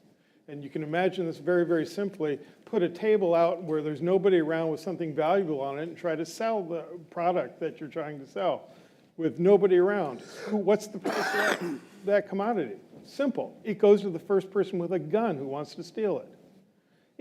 A market doesn't exist unless the police are around to regulate that market. And what we forgot in this market reform, and forgot much here, is that there are boundaries of what unfettered market produces goods for a few people allowed to be unfettered. So we've forgotten the value of redistributive taxes. We've forgotten the value of infrastructure spending. The roads here are terrible. I'm embarrassed when I fly back from Europe and go to an American airport. It's like going to 1973. You've ever seen the trains here? Okay. You know, and we could fix all that with Elon Musk's salary. And then some. Right, exactly.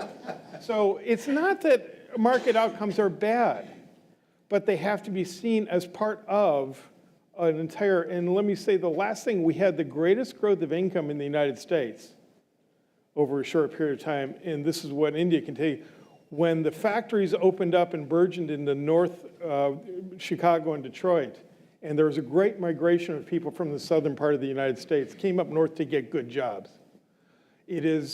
We got the greatest inequality when we told everybody to become an entrepreneur. Think about that. We have not done well when we told everybody to start a company. We did great when we fostered large companies that could employ people. Not everybody wants to start a company. Over here, please. And then we've got a couple back there. You could have 3-4 minutes. All right, go ahead, please. Yeah, just wanted to understand from your perspective, right, if you can give examples of the social development things that have worked in the Western countries as well as in some of the developing countries that India can perhaps learn from. And I'm sure you probably are aware that in India, there is this corporate social responsibility where 2% of the corporate profits that they have to spend, corporations have to spend on social impact. So the question is this something that is the social development to be initiated by NGOs or corporations or the government? So I just want to see some examples, both from developed countries as well as from developing countries that we can learn from. Who would like to take that? I'll give it a shot. I'll give it like And- 1 minute shot. And then, Michael, you might have one. I think one of the, as mentioned, I think it was, I can't remember, it was like Michael here. He mentioned that, in the EU, one of the regulations, like one of the new laws that is coming online is the fact that every single company would have to report their own ESG activities. Now, I have to say, when I first saw it, I was skeptical because it will just result in compliance, right? Companies just want to actually, comply. So on one occasion, I got a chance to talk to the head of ESG within a very, very big conglomerate in the Balkans. And so I was asking her the question, does it make any sense that you actually have to divert resources to basically just do a compliance on ESG-related activities that your companies actually undertaken? And then to my surprise, her answer was, yes, it's a lot of work. Yes, it may not actually get the company to be fully complied with, the ESG and climate initiatives, but it does actually get the managers and the people within the company to start thinking in that direction. And that in itself is already a very, very big leap forward. So I believe that, like Robert has been mentioning, regulations. I personally do not like regulations, too much regulations, but regulations are actually important. So another thing that I think the US should be doing, allow me, is the fact that should be regulations on social media, right? Just to actually keep it in check, right? Yeah. But yet, for whatever reasons I don't understand, you can probably educate me, is that why is it not in place, right? Why is it not gated, age-gated, We do study that. Maybe we if I could can add take it two back to examples India, though. Real quick, two examples that you wanted. One we can say is the United States economic development in the 1960s, when the government spent several $1 trillion on developing missiles to go to the moon and other places. And we spent 2 of every 3 R&D dollars in the 60s in the United States were on missiles and space. And that's why we're sitting here, because we developed the semiconductor and all the computers and all that had to do it. The second one to think about is Japan in the 1860s. They transformed their economy by bankrupting the wealthy people. They took their properties, they bankrupted them, and reallocated. It's still a middle-class country. Yeah. Anyway, those are two. I would say, too, you can look to some of the NGO work, particularly one of the sponsors of this program, the Gates Foundation. And then in India Foundation, I'm learning about the Nandi Foundation and what they're doing in terms of bringing the private sector and the public sector together to promote different things. But there's examples. Good. Can we just quickly combine the last? Oh, Michael. So we made social progress in 500 US cities, 300 England cities. And what we see a clear pattern is, if you want to deliver the good quality jobs and the good social outcomes, get a university. College towns in the US do much better. The worst performing English town that has low unemployment but terrible social progress outcomes doesn't have a university. Universities do seem to be poles of driving good inclusive growth. Right. Terrific. Can we just combine the 3 questions back there? Just very, very quickly. I've got Ahmed on my shoulder. Sorry, I'll... Okay, I just wanted to pull up the gender point really quick, and we can handle that later in the economic panel as well. There's a microphone. Take the microphone. Please repeat yourself. Hello, can you hear me? I wanted to really pull out the gender portion. I'm a board advisor for UN Women, and I work in gender equality, equity for a long time. And in your, Michael, in your wonderful social progress index, I would highly suggest we twiddle that a little bit and add gender as a separate criteria, because I just made one observation that you said in freedom of choice you added in the early marriage, and then later under advanced education, I think I saw a gender equality sub-point. Okay, so gender. And please, maybe just speak up. So, thanks for being here. So there's this question that comes again and again, and you guys would already be aware, that whenever people say that India should be taking over the climate change responsibility, although I do know that India is like 8% of the overall carbon emissions, but the per capita carbon emission is like 1/10 of what USA does. And when countries, when they developed economies with a lot of money in their hand, spending that in defense or something like that, suggests that we should work on climate before we work on poverty. I just want to understand what support does countries in EU or USA are willing to give to countries such as India? So gender and climate change, both emphasis, this country versus India, what India can take from that. We have exactly 1 minute to close. 1 minute. Let's turn it to Michael, since he's the author of the index, please. It's a great point. What we've actually tried to do is include a gender indicator for each of the components. And so what we see is actually the mixed picture. Is there are areas of improvement? Early marriage has reduced. Gender equity outcomes in secondary education have improved. No improvement in domestic violence. No particular improvement in maternal mortality. So there's kind of a mixed picture. The one we're actually developing now, and we'd love to do for India, actually do a women's progress index. And actually you can do that, and then you can look at how the two fit together. And I think that gender dimension is something that's been missing from the conversation, so thank you. Terrific. I think that's where we'll wind up on that particular note. I thank all 4 of you very, very much. It was a very active, engaged panel. I'm very appreciative, and thank you all for your participation.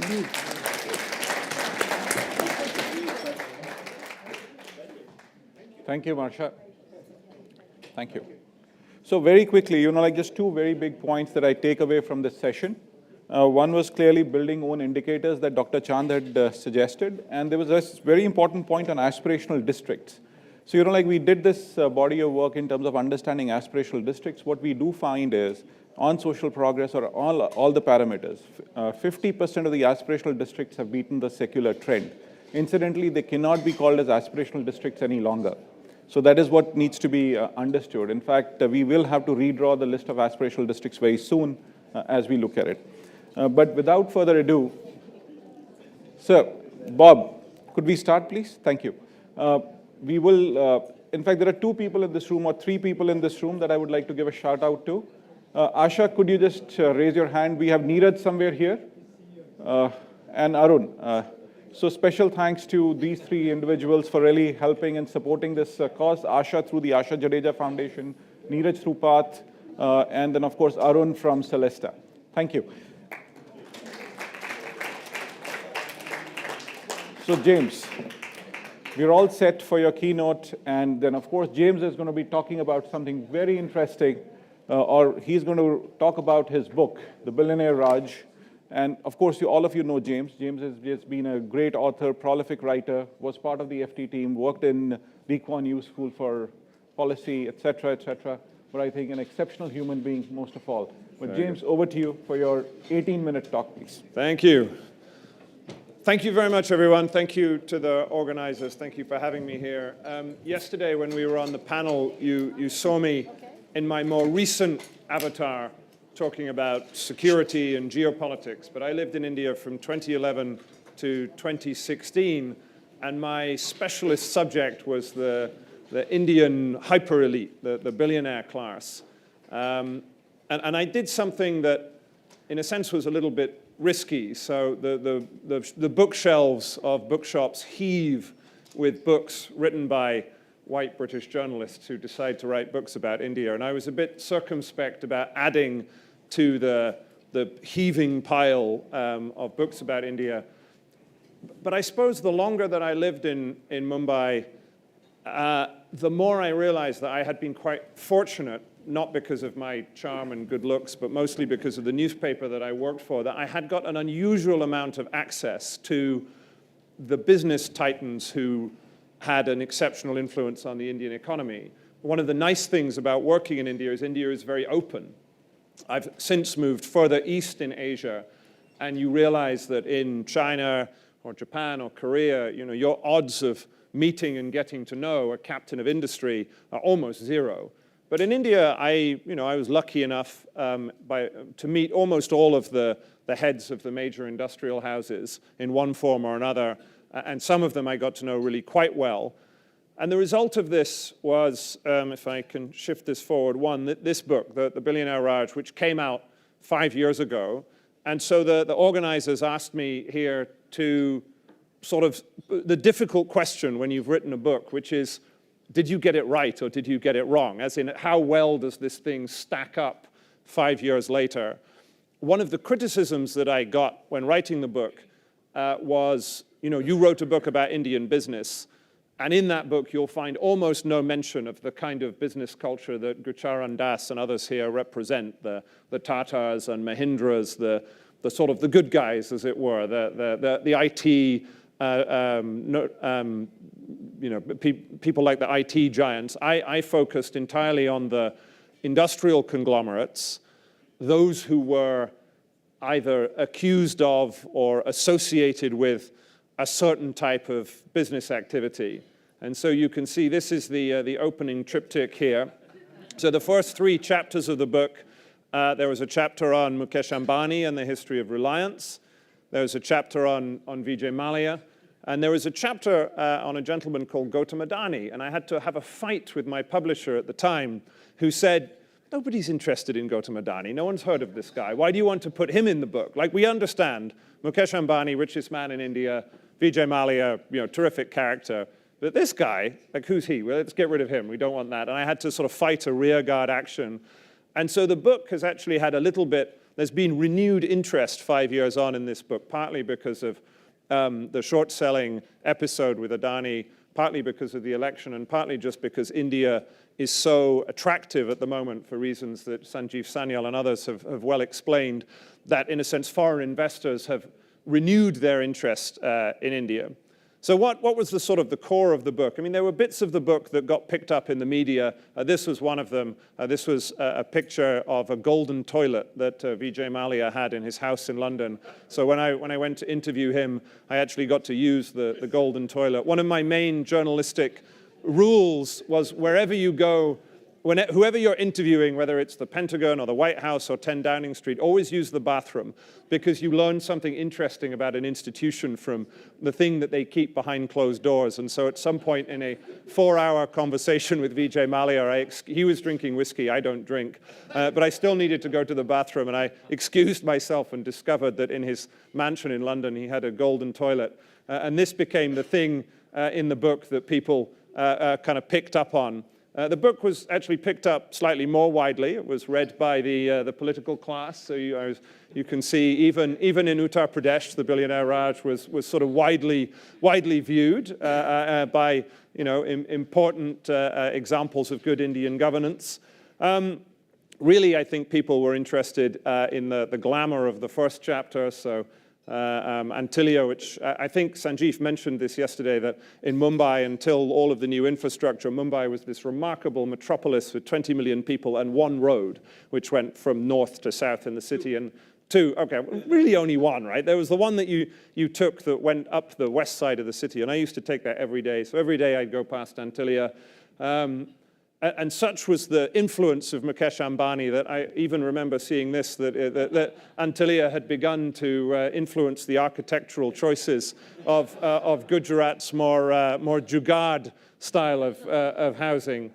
But really, to be serious about it, the story of the Billionaire Raj, I mean, I'm a journalist and storyteller, and I love the characters of India, but I was trying to write a book about Indian political economy and the era in which India, after a long period of semi-autarky, had re-engaged with globalization. You can see the basic figures here, that India's economy is much, for all of the reputation that it has of being a country that isn't terribly open to trade and is difficult, and it's much, much more open than the United States, for instance, to global trade and investment. And the change has been absolutely dramatic. And so some of the things that I wrote about were kind of the growing pains of that period, that India had gone from an economy that genuinely was closed to one that was quite open, more open than the United States, more open in some respects than China.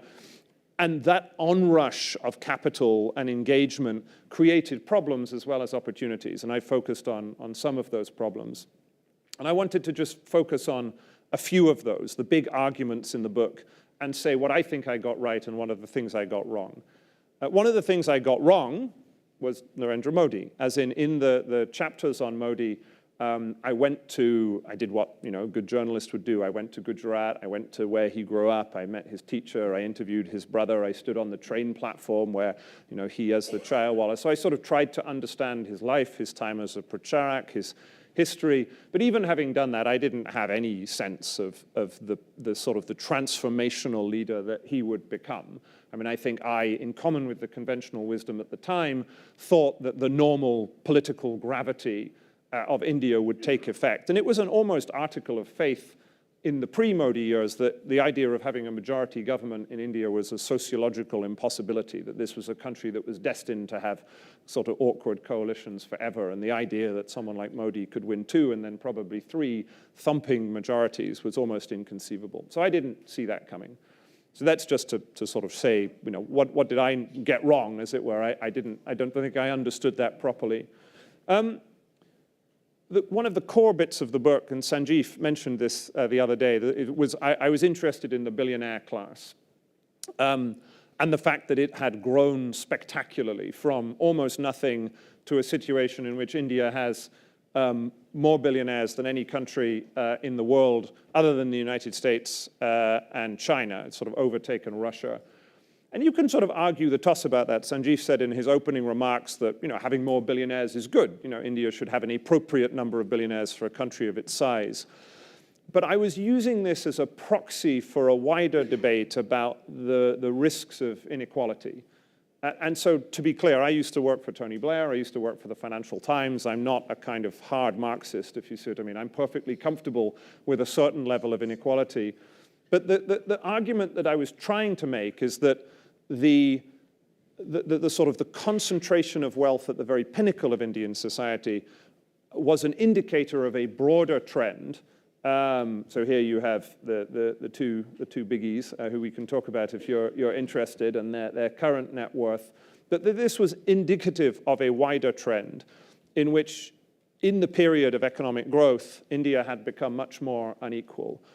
And the argument that I would hear in groups like this was, that's okay, the rising tide is lifting all boats, people at the top are doing this well, but people at the bottom are still doing well. And I suppose I had gone to have a look at some literature which suggested that countries that have very, very wide levels of inequality, you think of the Latin American countries, South Africa, the challenge is that once you hit that level of inequality, it creates problems. It makes it more difficult to enact social and economic reforms, for instance, because it's more difficult to bring together a coalition when you have very sharp social divisions. It's also, to some degree, the IMF say, associated with financial instability. So there are, and the big thing is that once you hit that level of inequality, it's quite difficult to put the toothpaste back in the tube.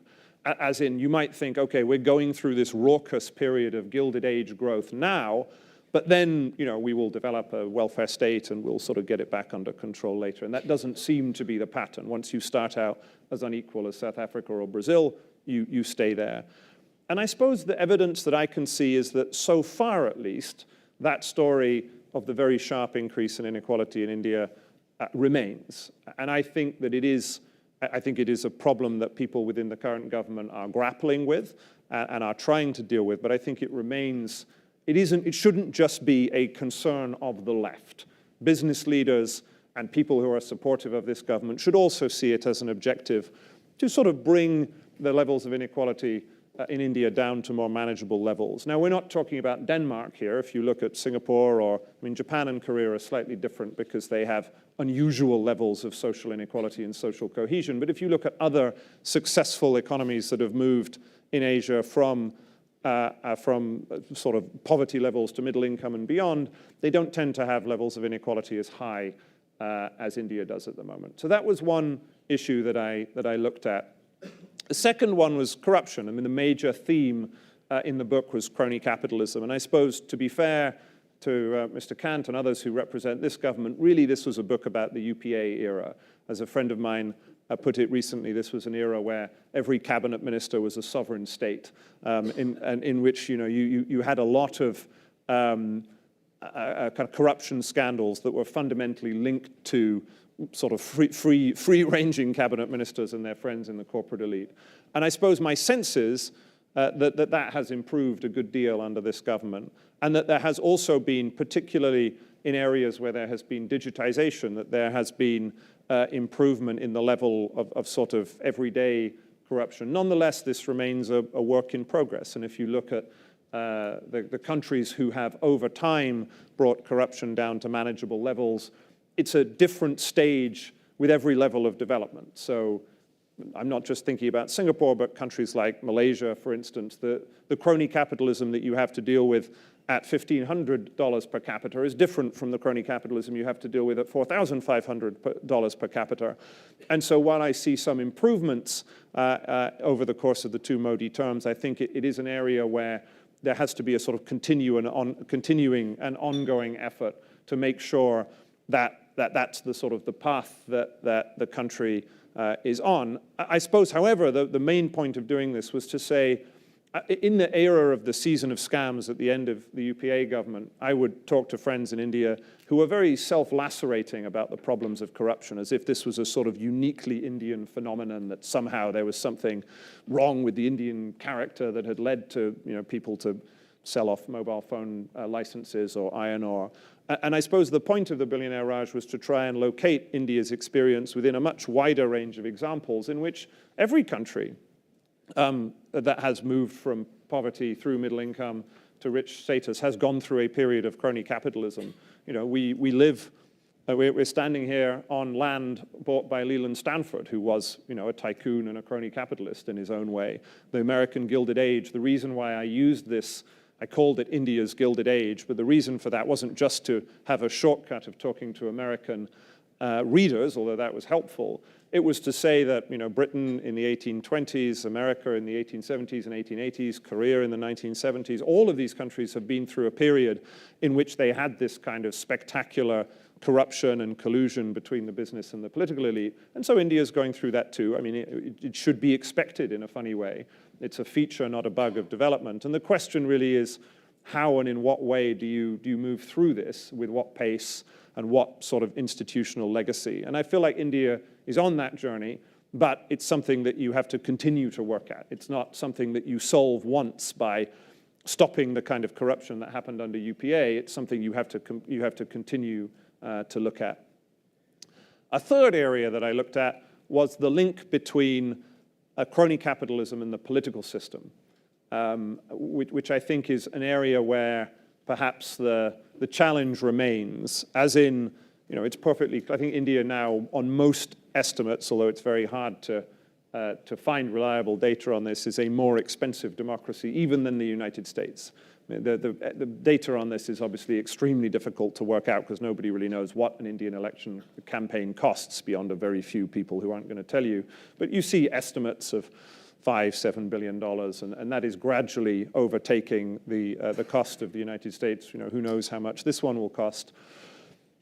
Despite the mechanisms that have been introduced, the electoral bonds and so forth that are now cancelled, we know that the vast majority of this is happening illegally, and it's very difficult for voters in India to understand what, if any, quid pro quos come from this and how it works. It was something that I was endlessly fascinated by, and it seems to me that this also remains a challenge for India's democracy, that while the democracy works very well in certain respects, a situation in which you had a more American model, in which it's a very expensive democracy, but one that has more transparency, would be an improvement for voters, for people who are trying to understand the relationship between business and government than there is now. And that seems to be an area in which there hasn't been as much progress, perhaps, as I suspect the average Indian voter might have liked. And still, I put this on Twitter the other day as a sort of contemporary moment, still you see that maybe there are the occasional rumblings of discontent up in the high level between the political elite and the business elite. I suppose the conclusion of this is the point that I just made, that things have got better, is my assessment, having continued to go to India. But the process of moving beyond this period of development, your sort of Gilded Age period, is a difficult one, and every country has to do it in their own way. Often this has happened, it's different in India's case. India was a democracy throughout this period. Often what has happened, let's take Korea as an example, is you start out as an autocracy, and when you have an autocrat in power, the autocrat has these very close relationships with certain industrial houses, and they use that to try and industrialize their country, and then many of these countries have gradually become more democratic, and that process of accountability has also helped to drive sort of corruption and the inefficiency of cronyism out of the system. India's path is different, and India's moment in history is different. India, as opposed to China, is having to make its way in the world without the following wind of a period of hyper-globalization. It's having to do it in the face of the challenges of the climate crisis, and it's having to do it as a democracy, which many of these other countries were not. The United States was, of a sort, albeit not one where women were allowed to vote, but it was a democracy in the latter half of the 19th century when it was going through this period. I think all I would say to conclude is that the risk is that sort of countries feel that this is a battle that has been won, as in this was a problem that existed at the time when our political opponents were in power, and we have now come into power and we've fixed most of this, and therefore we don't need to think about it anymore. And I suppose my sense as an observer and a friend of India, and someone who's looked at many other countries who've been through this process, is this is a battle that is ongoing, just as the battle to ensure that your children have a good education, or the elderly have good health care, or your government is becoming more efficient, or your state has more capacity, your foreign service has more influence. You have to continue to try and move beyond, step by step, the kind of problems that India went through in the last decade and is moving beyond in this. So thank you very much.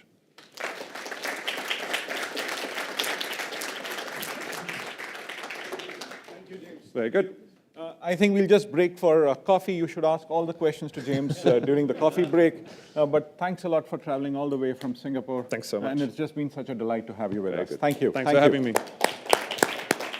So we'll start exactly in about 15 minutes, please, 11:20. Did I keep to time?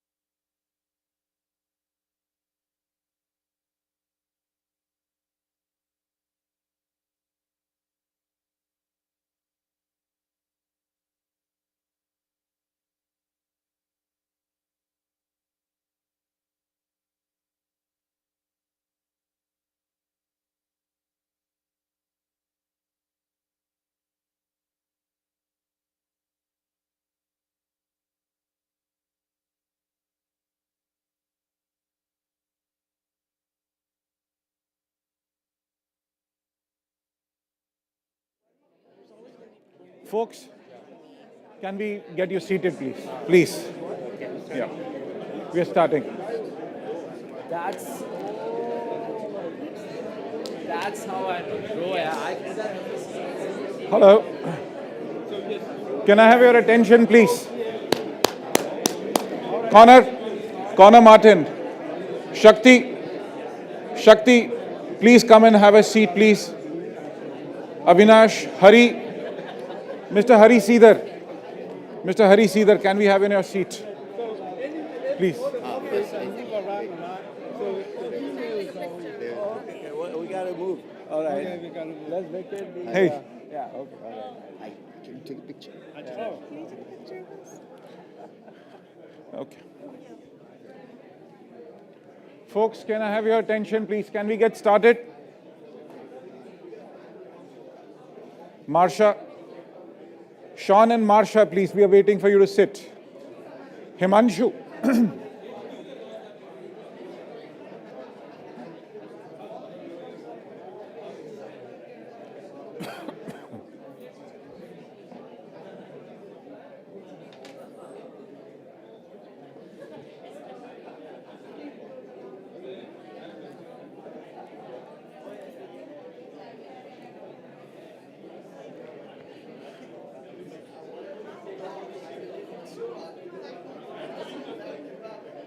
Himanshu, Neeraj.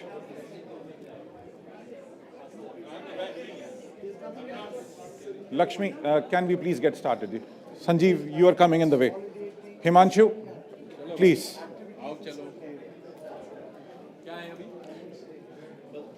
Seat पे भेजना था हाँ तो बैठो ना अच्छा Sure, please. Can we, sir, ING, please. Can we sit, please? We need to start. Rahul, can we sit, please? Please, why don't you get your seat, please?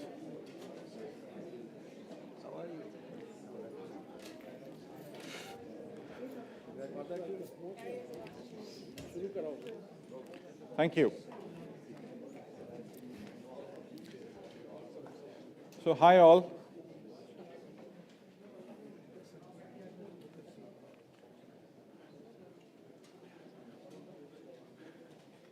He just told me that the video file.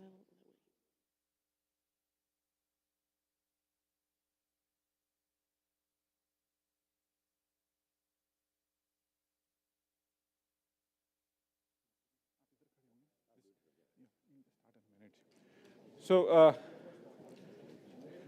in fact, good afternoon all, or I hope you had a nice coffee break. We will get started in the next 30 seconds. In fact, we have a gentleman here, Arun. I mentioned his name when he was not there in the room. So Arun, special thanks to you, or a shout out to you for really supporting this event and really bringing it together. Thank you. If you wish you're being naughty enough, please be silent. Otherwise, you'll have to come here and take my place. Thank you. Great. So I think it's just been a very, very interesting set of conversations that we are having. Bhavya, I think you're disturbing us, please. We need to get started. Thank you. Now I'll point out everybody's name who's speaking, please.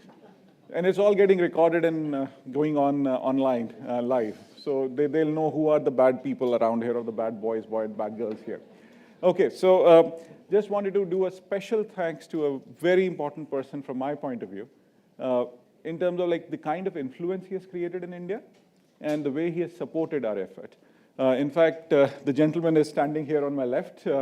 In fact, Anil Chalamala Sethi, I think this whole event has been really brought out in terms of with his support. He's been just one of the most phenomenal supports for us.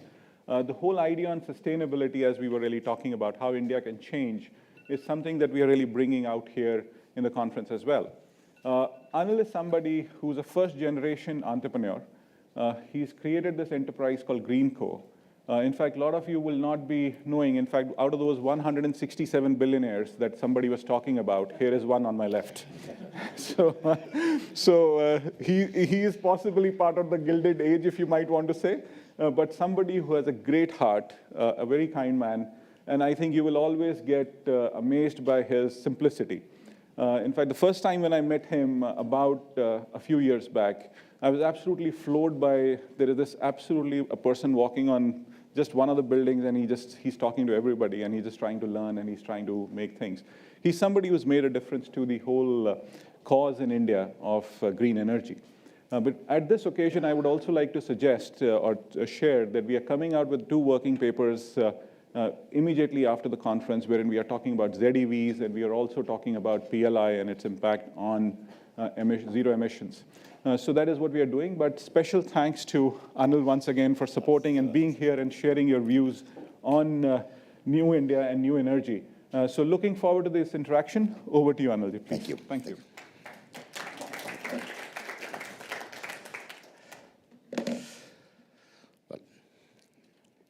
Amitabh ji and distinguished guests from India and Stanford, very good morning. Thanks to, I'm very pleased to be presenting this new energy and new India opportunity towards to share my thoughts and share my views around what we've been.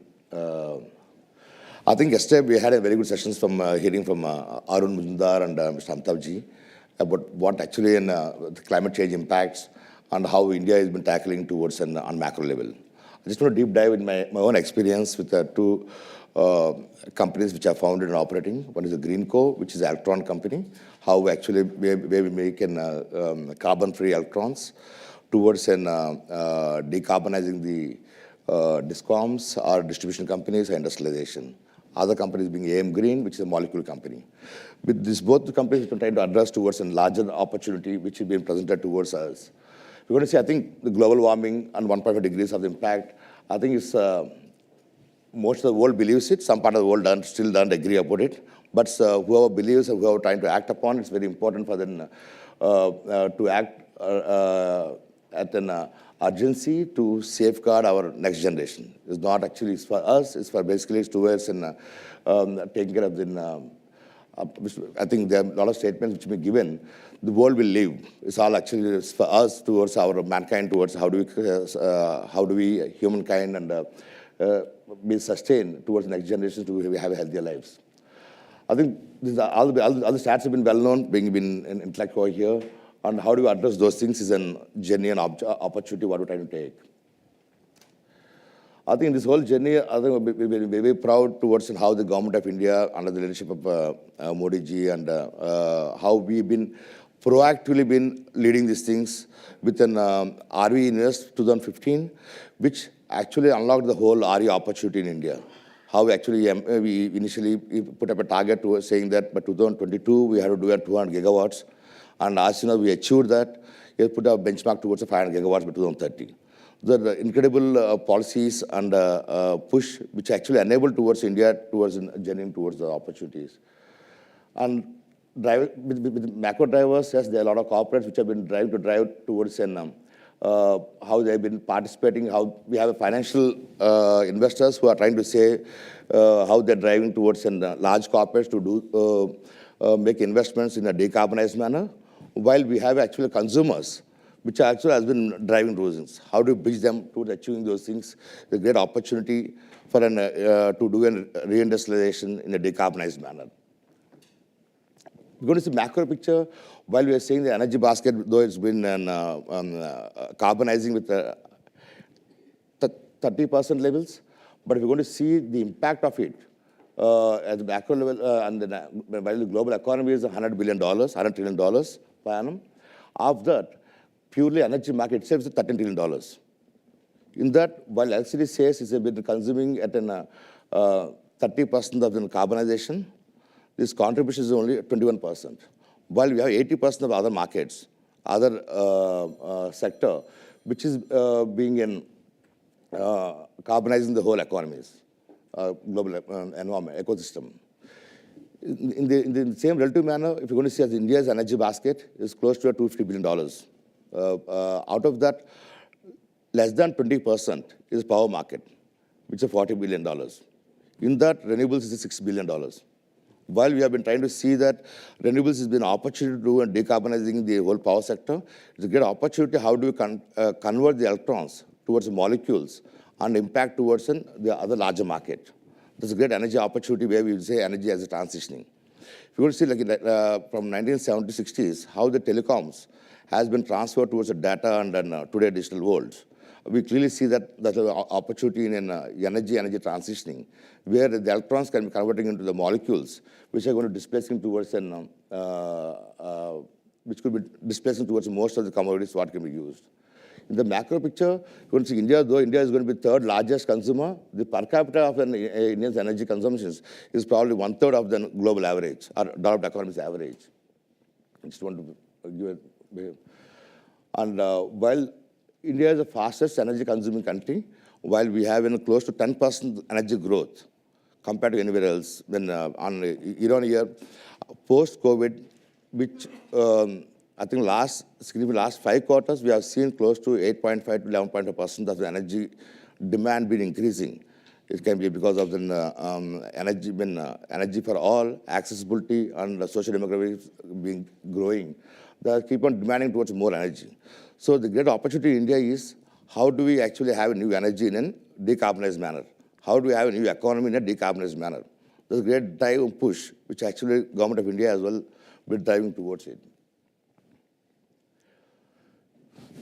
I would say while India has been digitized actually in most of these policy makings or a UPI in the digital economy manner, interestingly, without realizing from last 20 years onwards, India has been consistently investing a lot of capital and as well in policy and regulations to make sure we could able to achieve one nation, one grid, one frequency. And that's a phenomenal positioning of India compared to anywhere else in the world. Either it can be larger economies, it can be European economies, it can be US, it can be China. The biggest differentiator for India is how India's energy transition can be a global, take it to its global leadership. Either it can be India being one nation, one grid. We have renewables right from the north of India with the Himalayan hydros, with the Deccan plateaus and the semi-arid lands of solar, and huge coastal lands, coastal paths, and peninsula of wind, which integrates the whole renewables in India as one nation. It enables us towards integrating energy one location and drawing energy from anywhere else in the country. And with the combination of a mineral rich in India and having a renewable energy round-the-clock availability, that makes India a very, very superior opportunity to make it as a green product exporter for the world. And given that,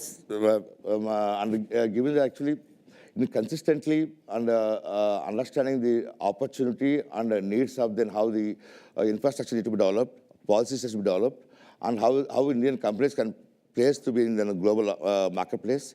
The government of India has been consistently developing infrastructure and policy making. I'll be proud to say that as an AM Green, we have signed India's first energy export contract, converting the solar and wind into a green hydrogen and exporting towards the European markets, our OECD markets, and again cracking back the ammonia and delivering the hydrogen then and consumptions, where they're going to be used in their energy systems. While we've been importing over $110 billion of oil and gas, $10 to $20 billion, I clearly see an opportunity by 2030, India would be exporting pure solar and wind over $10 billion by 2030. I would say that's a great positioning change, shift change. But within 40-50, I think we could be able to say that we could be net exporter and importer. That's a great opportunity what I would be able to position that. Given that level of policy making, infrastructure, and what we have, and there's a huge shift what is enabling towards and how we could be able to deliver towards the digital capability, renewables, and global infrastructure, how we are getting connected towards the global economies, the great path to go forward. As I mentioned earlier, this is actually how I was mentioning about telecom to digitalization of the global economy. This is a great energy transitioning, how the traditional hydrocarbons, which have been gone to refineries, making in various chemicals, energy, or whatever use cases. Today, we have a great opportunity to converting towards wind, solar, and biomass into the products which can be delivered towards the same use cases, which have never been done. And that's why I was saying that we're in the $13 trillion of an energy basket of a global economy, We have a $2 trillion as an power. In that, less than, say, $200 billion is in renewables. Today, that we have an opportunity, we are converting these electrons towards looking at opportunity of $11 trillion of opportunity. So it's not only just for India. I would say this is a great opportunity for a whole global South, how they can participate in the global economies. Otherwise, the $13 trillion market was only been addressed by OPEC countries, oil-producing countries, which are 13 to 20 countries. But given this opportunity of an energy transitioning and the technology which are enabling towards converting the electrons towards the molecules, are giving access towards an global South, like it can be in African countries, can be Southern and South Asian countries. That's a great opportunity how they can participate in the global economies. This simple process, how it can be converted into then larger markets. The various products, what can be developed in various technology which are right now available. As Samantha was mentioning about a green premium, I would say there, yes, today probably it will be 10-20% in some of the products what we've been doing here, but it's important for the existence of the whole,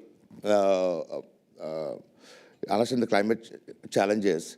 It's important to have this initiative the process. Probably in less than a decade, we would be able to see that we'll get a green discount than a green premium. It's a good initiatives, but how actually in a decade long, how things have been moving from where to where. And while the electrons have been coming at the lowest cost, and the industrialization can be globalized and decentralized, rather than where it used to be the whole markets have been centralized towards where the products have been produced. They can be well distributed as of now.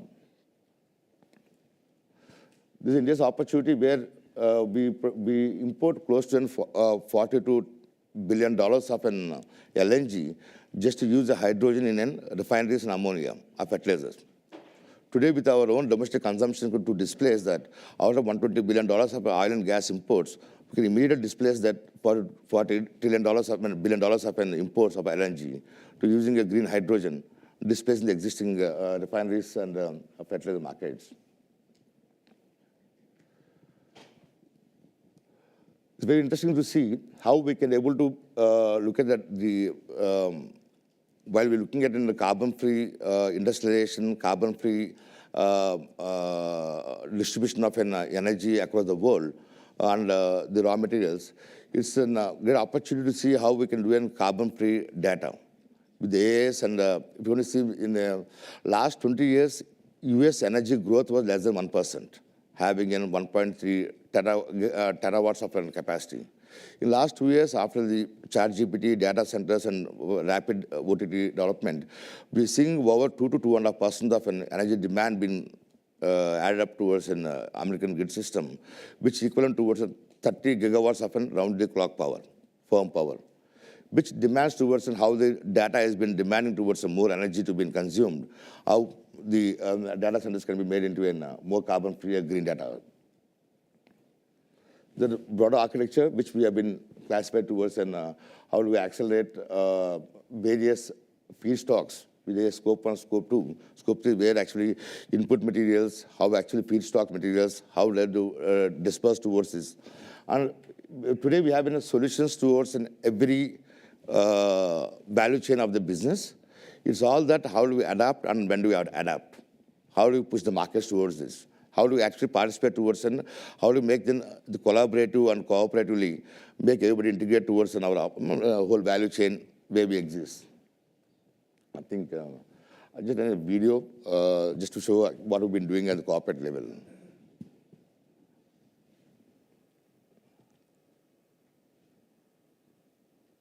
Sohail.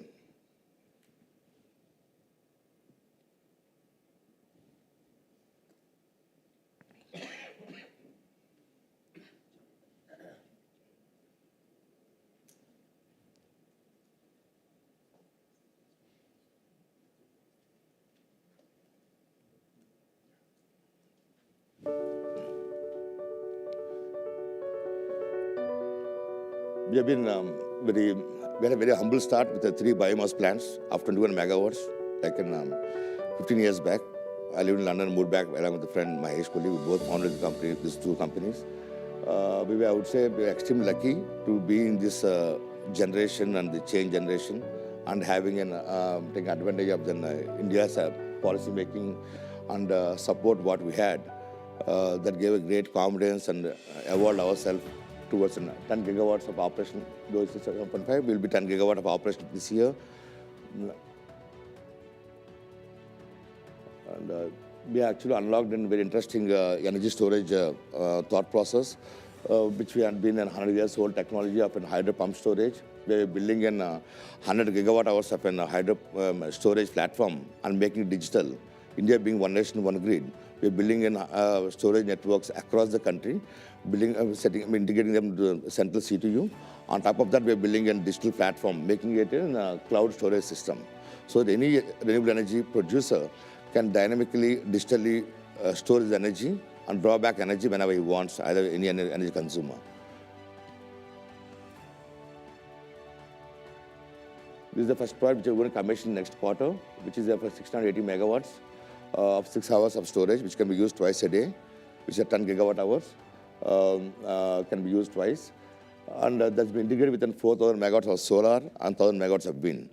So this particular project can serve multiple use cases, which it can be giving round-the-clock power towards hard-to-abate industries like steel and cement plants. We have been tied up with ArcelorMittal. We are helping them towards decarbonize their plant in Gujarat, while this plant is in the south in Andhra, which is in India, south of India. And while this same asset is helping towards some states with the peak power demands, and serving towards again,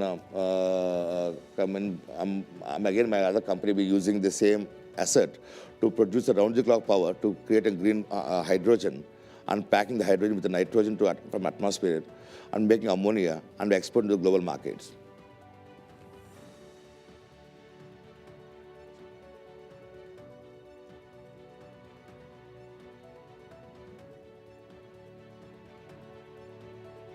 India been not having access towards the gas and the oil for the energy basket from historically, we always been suffered to having a flexibility in the grid systems. Today, with this storage as ability, we are unlike anywhere else in the world. We have a flexible power or peak power to address at lowest cost, otherwise than anywhere in the world. Otherwise, most part of the world, we have a peak power being addressed with the most expensive in the whole basket of energy. Thanks for giving the opportunity. Thanks, Amit.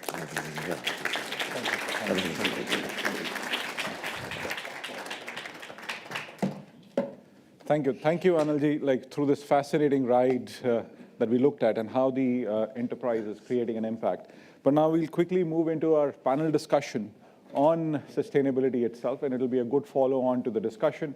So can I invite the speakers here on stage, please? So Pradeep, could you join us on stage to moderate the session? We have Hisham, who's come all the, he's the CEO for Environmental Defense Fund. Amol is here from Berkeley. Rajat from Shiv Nadar, and of course, we have Mr. Bilani from Greenco. Could we have you on stage? And you have exactly 40 minutes, please.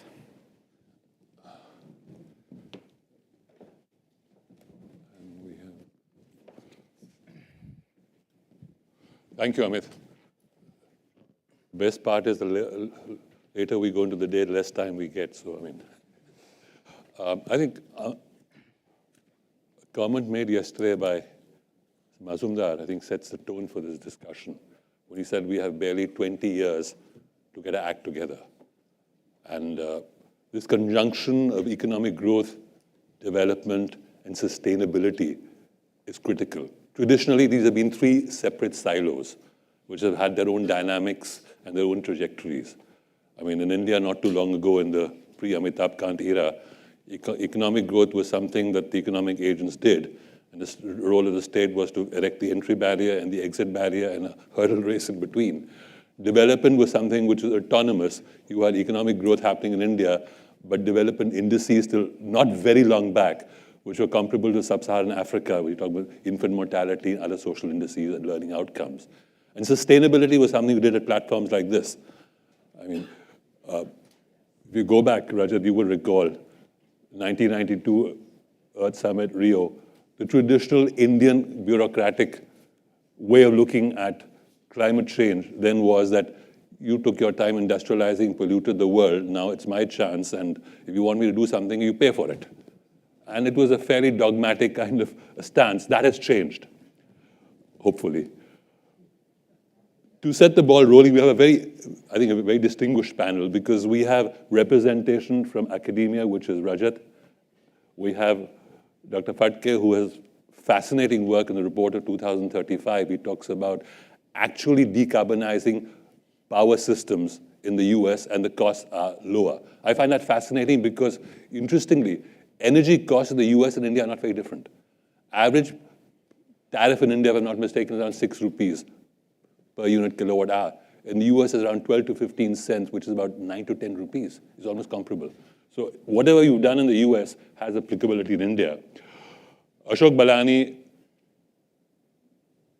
is an extremely distinguished professional from the energy sector, and we were conversing before the panel, and apparently he's done work on, or doing work on, tracking methane gas emissions, which is really critical. I must confess, I'm a bit confused by my role because I was supposed to be a panelist and I was going to talk about some of those issues, but I'll come back to it later.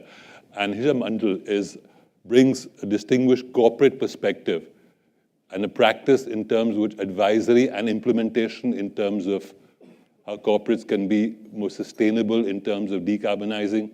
I'm not going to second guess what you're going to say, but let me start with you, Rajat.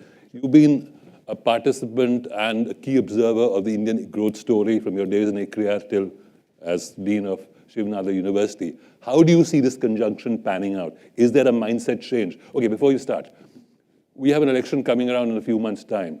Do you think climate change or sustainability figures in the manifestos of any of the political parties? I'll leave it to you to respond. I'm sure it'll be in the manifestos, but whether it'll be a part of the campaigning, I'm not so sure. Remember, since we're sitting in North America, you remember NAFTA 92 was being discussed between the US and Canada and Mexico. And at that time, Ross Perot stood as an independent candidate, I think, and he was very critical of NAFTA, and he said there'll be a giant sucking sound and all the jobs will vanish to Mexico. And trade was not even mentioned on the agenda in the election campaign in the United States. So I don't think it'll be a part of the campaign. It will be buried in the manifestos. I think my point was, is it entering mainstream political discourse to the extent it needs to? Given what we were told yesterday, you've got 20 years to get your act together. I think so. I think so. But you won't hear it in the speeches. You won't hear it in the campaigns, but you will see it. And I'll tell you the change. I mean, you made a really good point, Pradeep, about when Kamal Nath was in the Rio summit, he said, we are not going to save our trees because you want to drive your cars in Los Angeles. That was a very famous quote of Kamal Nath at that time. And our international perspective, I think, has remained sort of in that neighborhood. But the good thing, what has happened within India, is that the domestic narrative has changed. The international narrative continues to be, and I think it's justifiably so, that there is, as Arun was saying yesterday, there is a carbon space that is available, and that carbon space is occupied by countries who have developed before us, and that needs to be shared equally, and there needs to be a compensation, both technological compensation, technology flow without IPRs, like we sort of proposed in during COVID, and also there needs to be a financial flow. So that remains an international narrative for us in negotiations in climate change. But I think the domestic narrative has completely changed. And one of the reasons the domestic narrative has completely changed is because I think, as we are constantly told by the interlocutors from the West, that it's in your own interest to do that. And it is indeed in our interest to do that because, we will suffer in agriculture. Professor Ramesh Chand will tell you, we'll suffer in industry, we'll suffer in manufacturing, because the impacts of climate change will be deleterious. You know that Bombay and Kolkata are all at risk as a result of sea level rise. So the domestic narrative has changed. And I think we're putting our money where our mouth is. There is increase in solar capacity, there's increase in wind capacity. The chart that Anil showed just a while ago, and which remains the grave concern for India, and it links to our development objectives also, is that coal will still remain dominant. whether you like it or not, you go to 2030, you go to 2040, you're incremental, you may not build any more coal plants, but coal will remain a dominant source of energy for India until, IEA says until 2040 or 2047, we will remain at least 30% of our energy will come from coal. And that remains a concern because, jobs are tied to coal, communities are tied to coal, you need to do reskilling to move to renewables, and all that is happening. So the domestic, within the country, the narrative or the policies are changing both at the center and at the states. And there are some states that are moving very, very rapidly, and jobs are also going to be created. So I think all is, in terms of our sort of energy transition that Anil was talking about, things are fine domestically. They could be better. But if the West wants us to move out of coal quickly, create carbon markets, and that's going to be challenging because the role here we are talking about development and sustainability. Creating a carbon market of 100 euros or $100 per ton of carbon, that will be a challenge for India, but that will not speak to our development objectives. So while we would like to create carbon markets, I mean, we'll do it, when it meets with our development goals. Rajat, you make some very interesting points, but if you recall Glasgow, we unilaterally took on obligations which we've never done before. There's a sea change in the way the government is looking at climate change internationally without the compulsions. Right.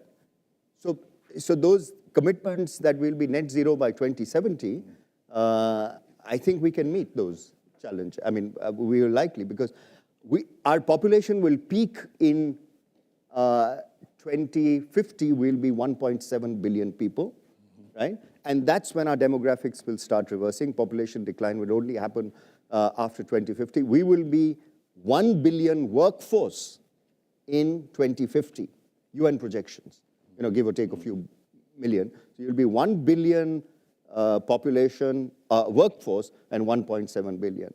Until then, I think, so the net zero will probably come a little later. Peak coal will happen later for India. Peak coal, China says, will happen only in 2035. Right. Peak coal for India will happen, I think, after 2035 for India. I think 2040, 2035. Great, Raj. Yeah. We'll come back to you a little later. Can I now turn to Mr. Mandal and share with us how this conjunction is driving what you do in terms of advising corporates? Because at the end of the day, for every unit of consumption, if you can't reduce the input, the carbon input, which is really a technology issue, and it's also a behavioral issue at the corporate level, much of this is really talk and nothing more. Sure. Thanks so much for having us. Just to clarify, we don't just work with companies, we work a lot with governments. In fact, we're advising the Indian government on the design of the carbon market. So just one thing to keep in mind, building on what Rajat was saying, is climate change isn't caused by what we're doing today or tomorrow. It is caused mostly by what we've done since the start of the industrial age. India's contributed less than 5% of global emissions. And whenever there are these conversations about some other countries wanting us to shut down this or that, it would be well served for them to remember this number. And if they are as concerned as they are, then show the money for it. But having said that, there are pathways to economic growth that have been demonstrated in the past, the European, North American, Chinese pathways. These are high emissions-led growth pathways that have been there. India looks at this and, at one level, we justifiably say that we are 1/10 of US per capita emissions or 1/4 of US European or Chinese emissions. But we also know that the impacts of climate change, our poor, our health infrastructure, our food systems wouldn't be able to absorb those shocks. And there is a radically different Indian pathway that's being carved out. The big push on renewables is already there, the improvements in energy efficiency, but also in terms of the general, discourse. You do not have the kind of, I don't know if I'm allowed to say this, the crazy conversations about climate change that are happening in India. On the global stage, India might not be the most glamorous player, but they are a steady player. India's not going to change its position radically, in the next 2 years, unlike what might happen in the US, what has happened in the UK, what is beginning to show signs of happening in some parts of Europe. And I just wanted to introduce one concept, which is the race to the top. There used to be a time when people didn't understand climate change, and then we went through this phase of denying climate change. And now a number of nations and companies have realized that it's not growth or sustainability, but that there is growth from sustainability. And I want to give 2 or 3 illustrations. 1.5 million electric vehicles were sold in India last year, most of them scooters, 3-wheelers. The highest selling electric vehicle is the Tata Nexon at about $15,000. I give these points because in the US, the EV revolution, I mean, the price had been around for a while, but it really took off when Tesla came in with a really cool car. But it was at $50,000. What did China do? BYD, $12,000 or $13,000. These middle of the pyramid innovation is what you desperately need to address the climate change crisis. And those are the kind of innovations that India has been really, really good at. The second example is, and we talk about the green premium as an idea in climate, a new technology that comes in, which is currently expensive, and you want economies of scale or improvements of technology to bring the price down. There is authentically a green bonus that a lot of industry is beginning to see. The cement sector, odd term, but Indian cement is regarded as amongst the greenest in the world because 85% of the raw material is fly ash. 60% is made using renewables, and the overall manufacturing process is a quarter more energy efficient. LED light bulbs is a $2 billion a year industry in India. High energy efficiency ceiling fans is a $500 million industry. So there's lots of examples where people are beginning to see ways of making money while doing right for the environment. I think one word of caution that is there is the amount of money that we spend on R&D in the country is far, and I'm not even talking about climate change. We spend 0.6 to 0.7% of GDP. That's compared to 1.5% for industrial countries. The US spends, close to 3%. There's a desperate need to increase that. And on top of that, only 40% of our R&D money comes from the private sector, as opposed to 70%. You need more money, you need more private sector money, and you need deeper partnerships between government, research, and corporates to advance those tougher issues. Yeah, Ashram, you make some excellent points. Just to go back to your BYD example, BYD till 10 years back was a little shop tucked away somewhere in some province in China. Yeah. And this year produced 4.4 million EVs for export. That didn't come about accidentally. The Chinese state was involved in incubating the technology, whether through a subsidy or a tax regime, etc., is something we need to look at very carefully. Ashok, can I now turn to you? And you have a vast knowledge of the energy space, and that's where all carbon comes from. Well, yeah, I do. My past has been in companies which, well, in a technology company that works for the oil and gas industry. But all those companies that we have worked for in the past are in the process of thinking forward as to what happens in the world of clean energy. Now, in clean energy, I think supporting all the discussions that have gone on and talking about economic growth, development, and sustainability, I think clean energy is by far the topmost or the leading opportunity for business and economic growth for the next 3-5 decades. Just like digital data, artificial intelligence have started back in, say, the 1980s or 90s and continues, and it'll continue for a long period of time. Similarly, clean energy is actually a similar large opportunity for business and economic development. And there's an interesting aspect here, which from a global level you can look at. There are countries which are fossil fuel poor, and there are countries which are fossil fuel rich. The transition to clean energy is obviously simpler in countries which are fossil fuel poor because they will try to move into that direction in the future. The other thing is that clean energy comes from natural resources, so countries which are resource rich and fossil fuel poor will move towards clean energy a lot faster. And hence, from both those points of view, fossil fuel poor and resource rich, India is an interesting place because it has clean energy as a very important and very viable and very, let's say, it's a great opportunity for India for the next 3-4 decades. Now, I think the only other thing that people talk about is capital, and I don't think capital is an issue today.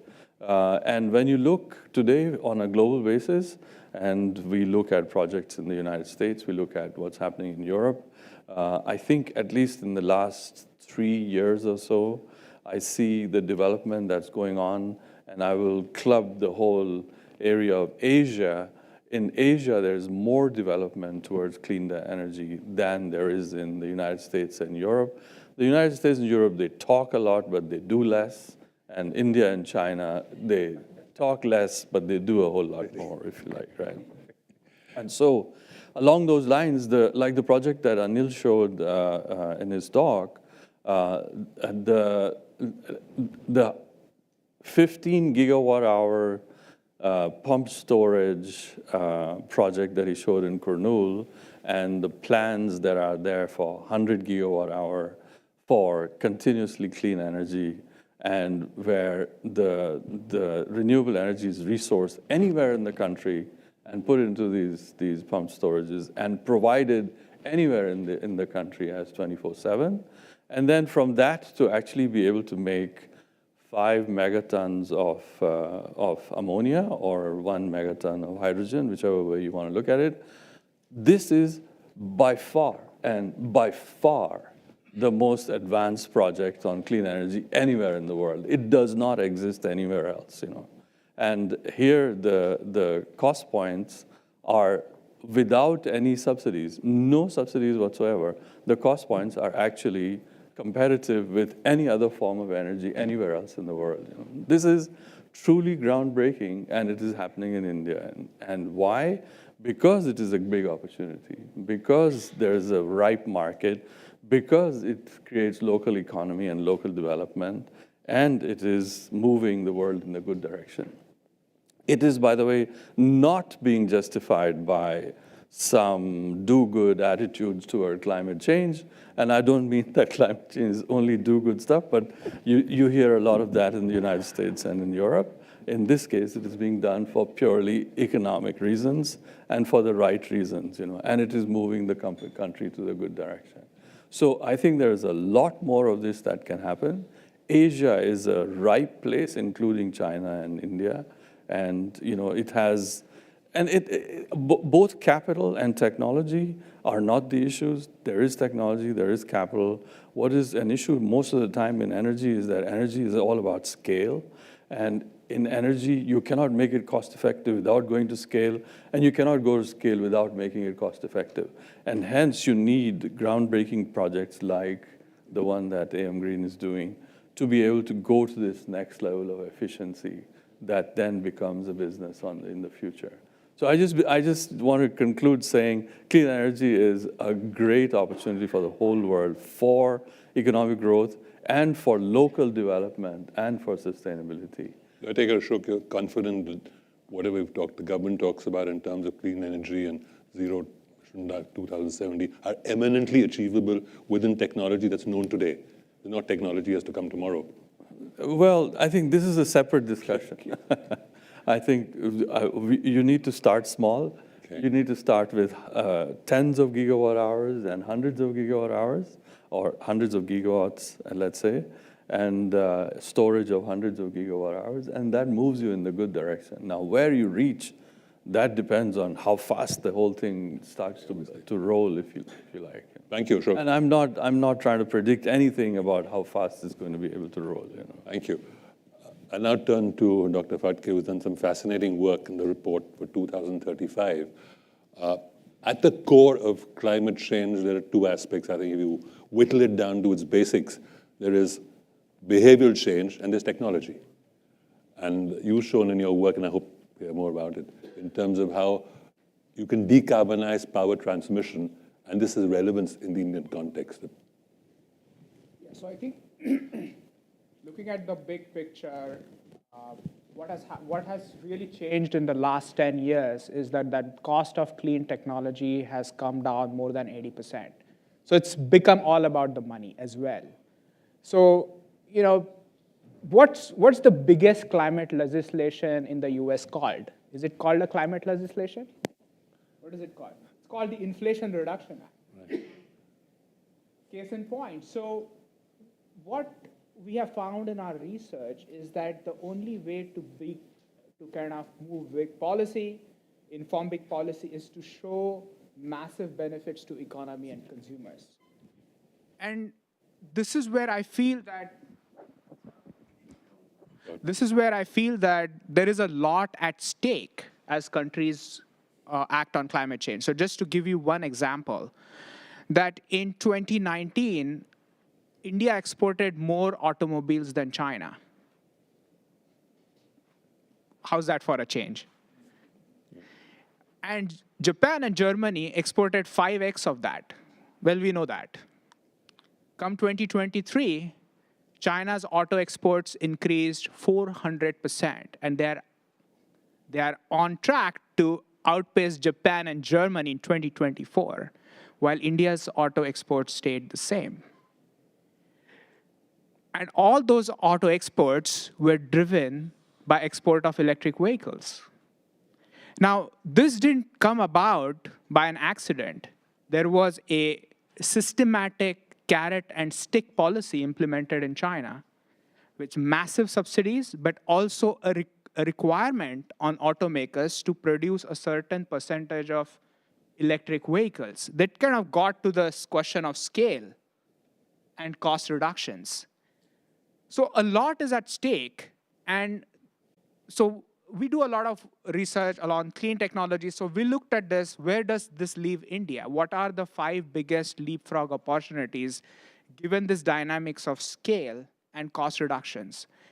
And we have established a center at UC Berkeley on clean energy in India, and here's our kind of 5 takeaways. First is that India has done phenomenally well on solar. And they have implemented this cycle of cost-effective energy and cost reductions.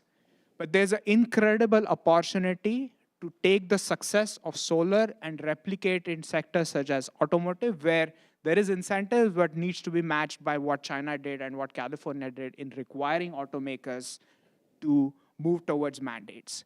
It has incredible opportunity in green steel and jet fuel, and what we find in our study is that it's more beneficial to not export green hydrogen, but to actually export the finished product, to export green steel, to export SAP. This is where the margins are. This is where, so with smart strategy, India has done a lot of successful things, but it has one of the best opportunities in the world to really benefit from the climate transition. So Dr. Anmol, do you want to talk about your decarbonization of power transmission? Because I thought...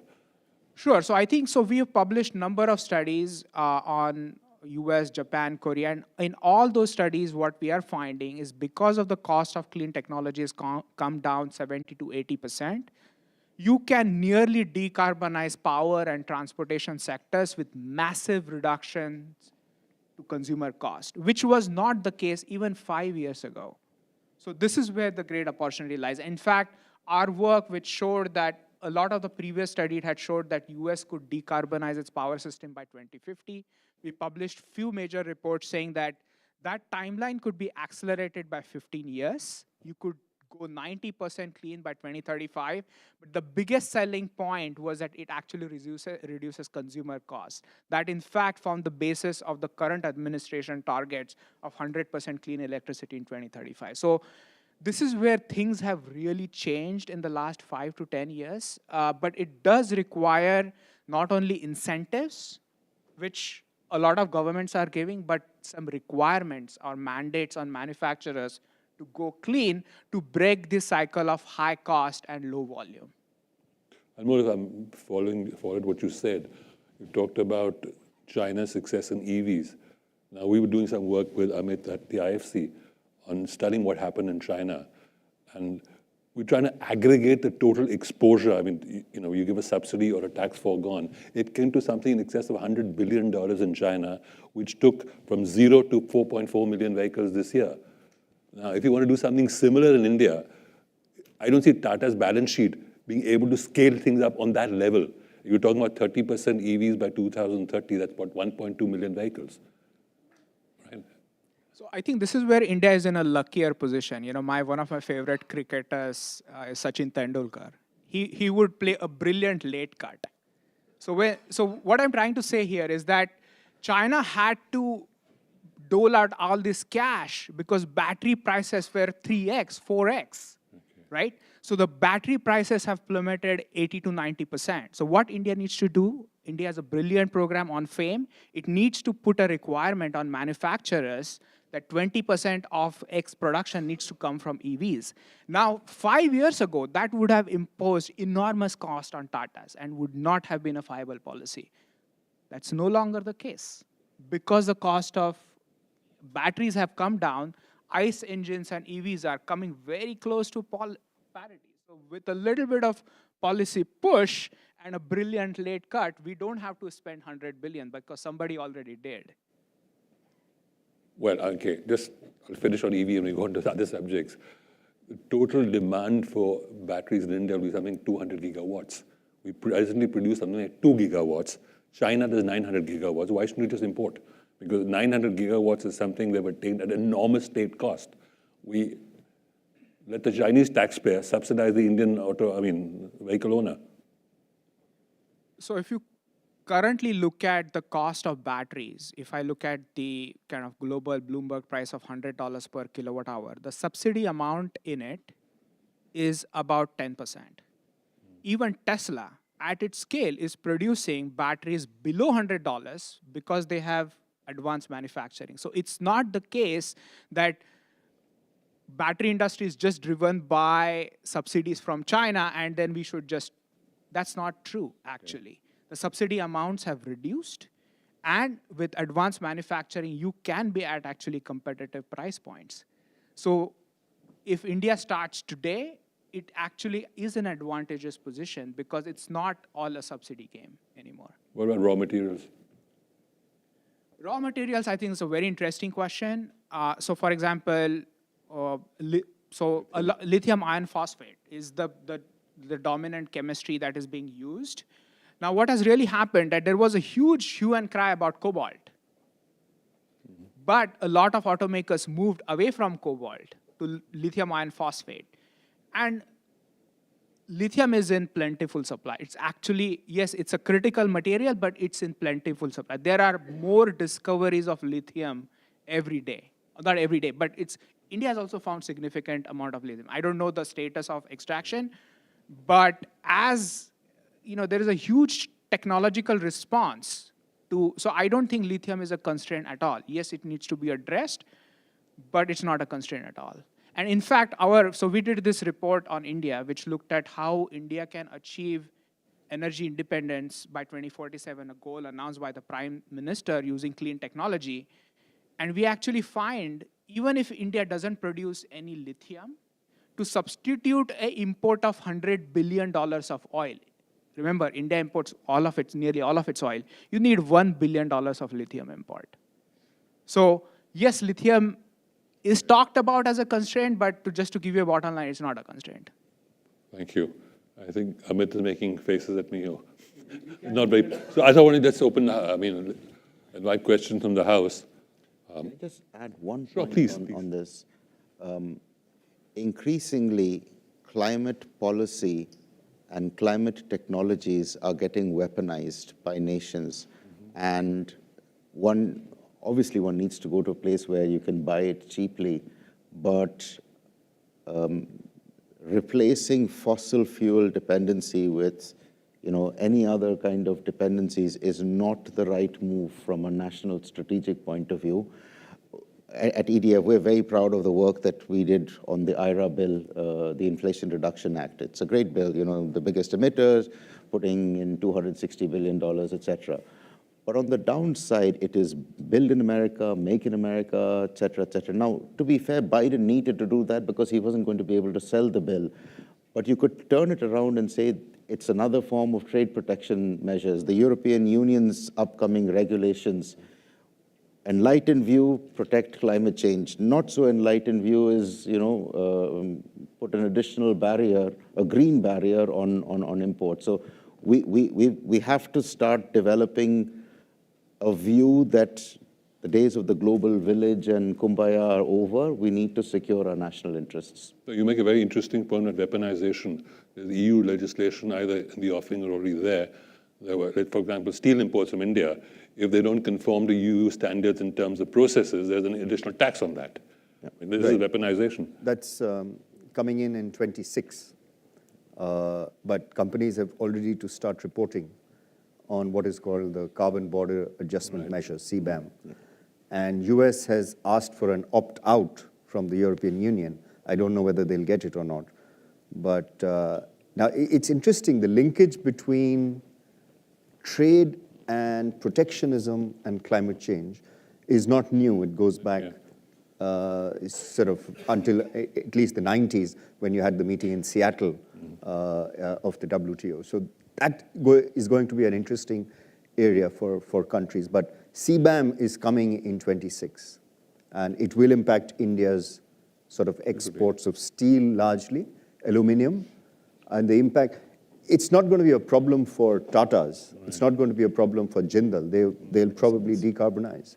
But it'll be a problem for the smaller micro enterprises that will face challenges on that. And, somebody made a remark about electric arc furnace and steel scrap. But we import all our steel scrap. We have almost no steel scrap that is domestic. If that was available, then steel would decarbonize very quickly. Right. Yeah. Anmol, you had something here. Yeah, so I think on trade, it's a very interesting, point in time. That on one hand, there is a lot of protectionism. On the other hand, because of wariness about imports from China, there is a lot of push, at least in the US, to diversify supply chains. So it's an incredible opportunity for India. Just to give you a very concrete example, there is about $1 trillion worth of assets in the US waiting to be connected to the grid. And we cannot connect because there is interconnection queue issues.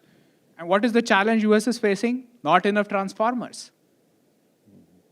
Because suddenly there is an import issue with China, Mexico and Canada cannot produce enough. Incredible opportunity for India. Same story with electrolyzers. So, protectionism and trade will create interesting challenges and opportunities.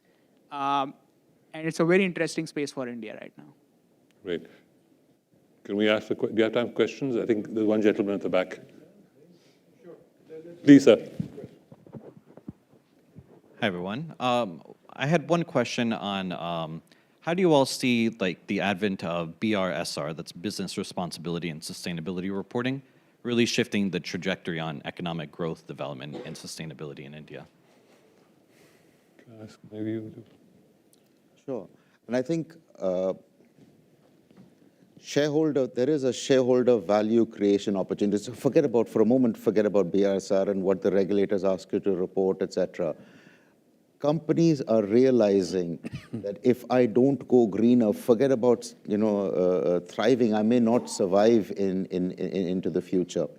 There's a big steel company. It's got interests all over the world. It's expanding operations in Europe as green steel. It's expanding operations in India as something called greener steel, where there is some green steel, but the majority of it is traditional blast furnaces.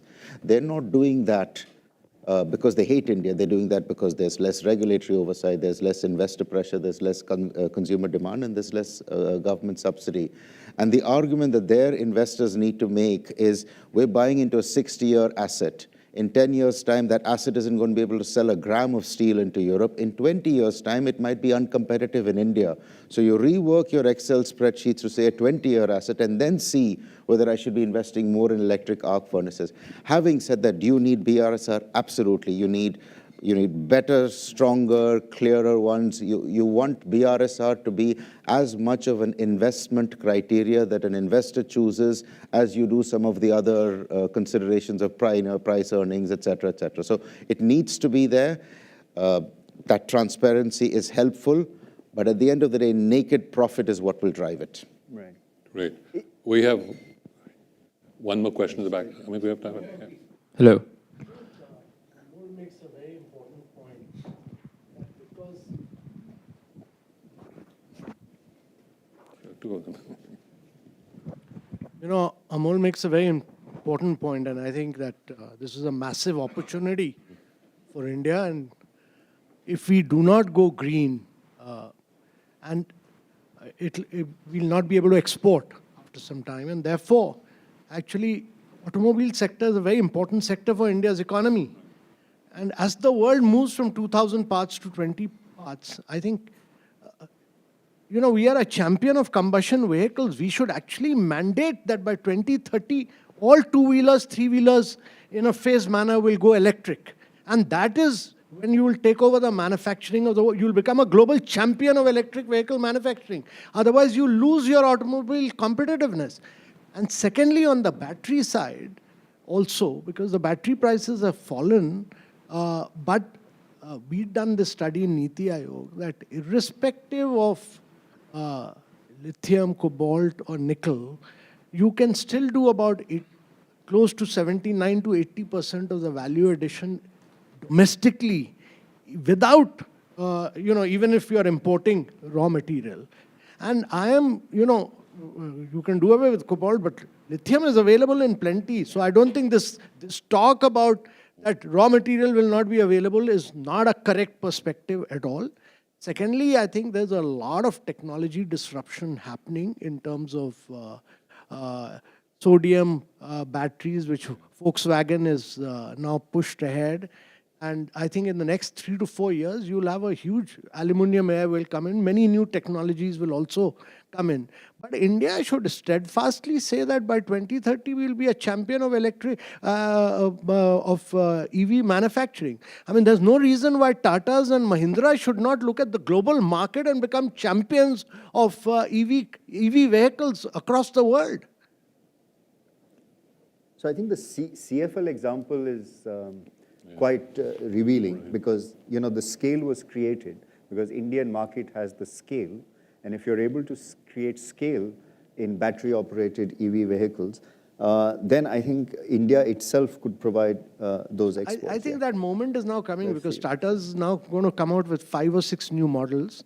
Mahindra is switching over to electric platform. It's coming out with 5 new models. So you will see that actually Tatas and Mahindras at very cost-competitive prices will come out with a range of new EV vehicles. And my view on that is that Maruti will increasingly lose market share in India because it's too late in the day in coming out with an electric model. Wouldn't a government mandate drive the market? Mandate should be in a phased manner. We should drive the market towards EV. Otherwise, India will lose competitiveness. Its ability to export, its ability to be a global champion of automobile manufacturing will be lost. The question at the back here.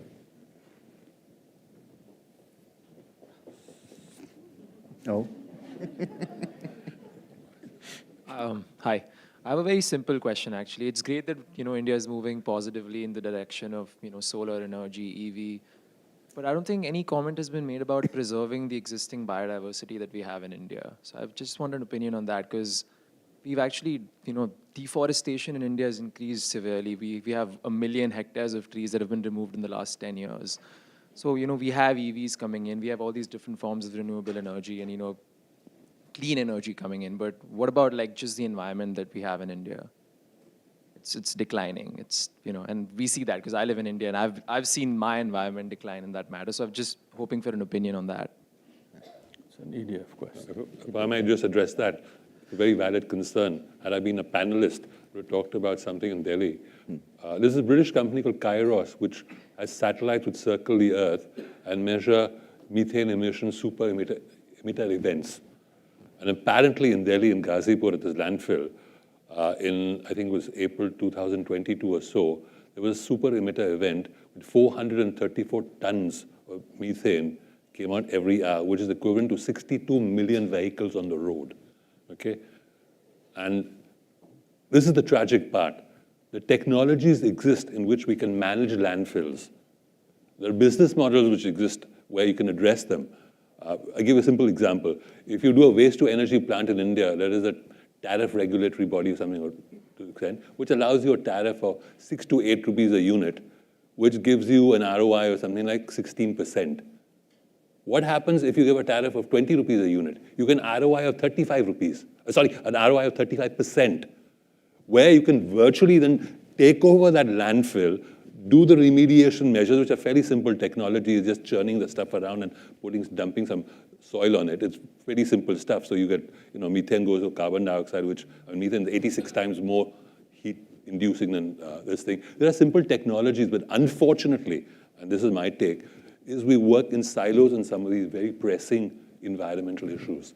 I mean, Delhi has a population, the greater Delhi area, 44 million. You have a huge urban-rural divide even now in terms of per capita income. It used to be something like 11:1 in 2011 census. We haven't had a recent census, but I suspect it's not changed very much.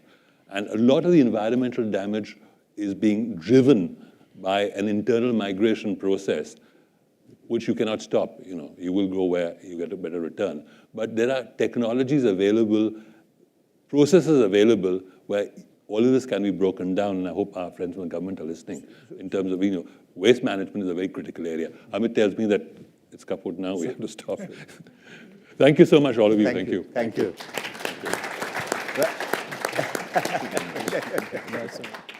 Thank you, Pradeep. Thank you, everybody on the panel. We'll quickly move to the next talk just before lunch.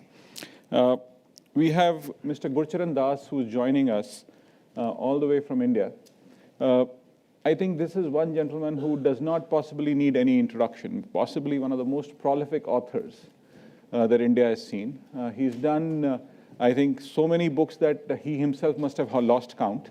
But I think his work on India, his work on Indian mythology, especially the idea of Kama Sutra and others, is just very, very mind-blowing. A perspective which is so sharp, which is so deep. You did see something yesterday when he was talking about the Jyotirlingas and his deep thinking that actually goes into it.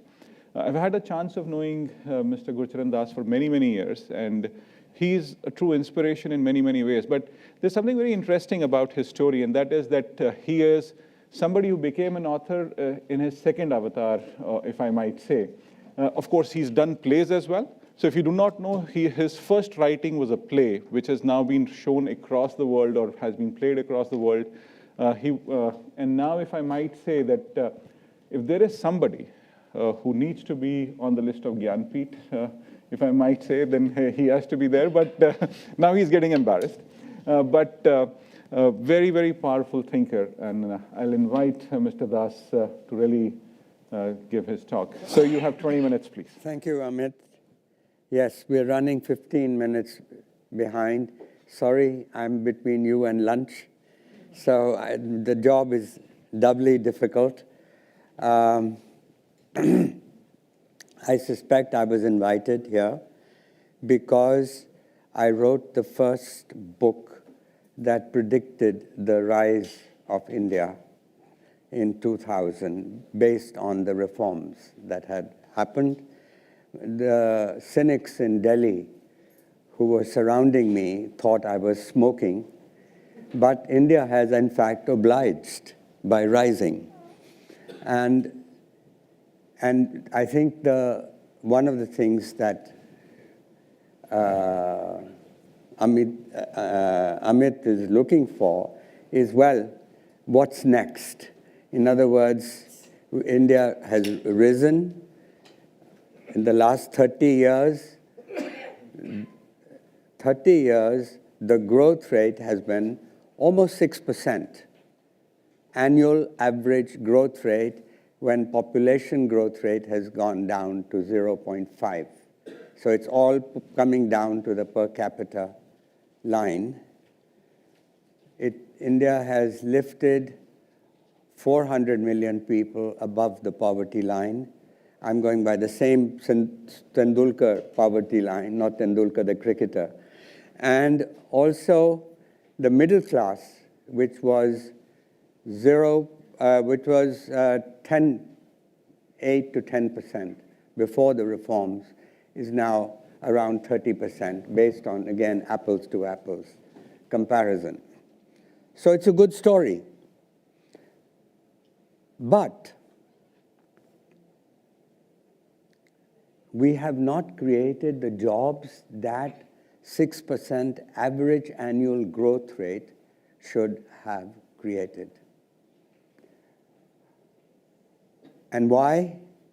Because we have not created an industrial revolution. We seem to have skipped from Ramesh Chand's green revolution to the IT revolution of the Silicon Valley, the digital revolution of the India stack. All wonderful, but how are we going to take people, 45% of the people on the farms, to better lives? They won't, it will not be through agriculture. And services, yes, it's not an either-or issue. But I think it'd be very difficult to see those guys going into IT from the farms. So we have to go through that. And as Christian said yesterday, success is not inevitable, and so we'll have to work for it. But the conditions today are far better. Conditions today are the cumulative effect of 30 years of incremental, frustratingly slow reform, which has been done by stealth, because nobody has sold the market. And Indians still believe that the reforms or the market makes the rich richer and the poor poorer. The Congress party still makes the false trade-off between growth and equity at the drop of a hat. And so we have a problem. But the path is pretty clear, but it's not inevitable. So why did I write this book, India Unbound?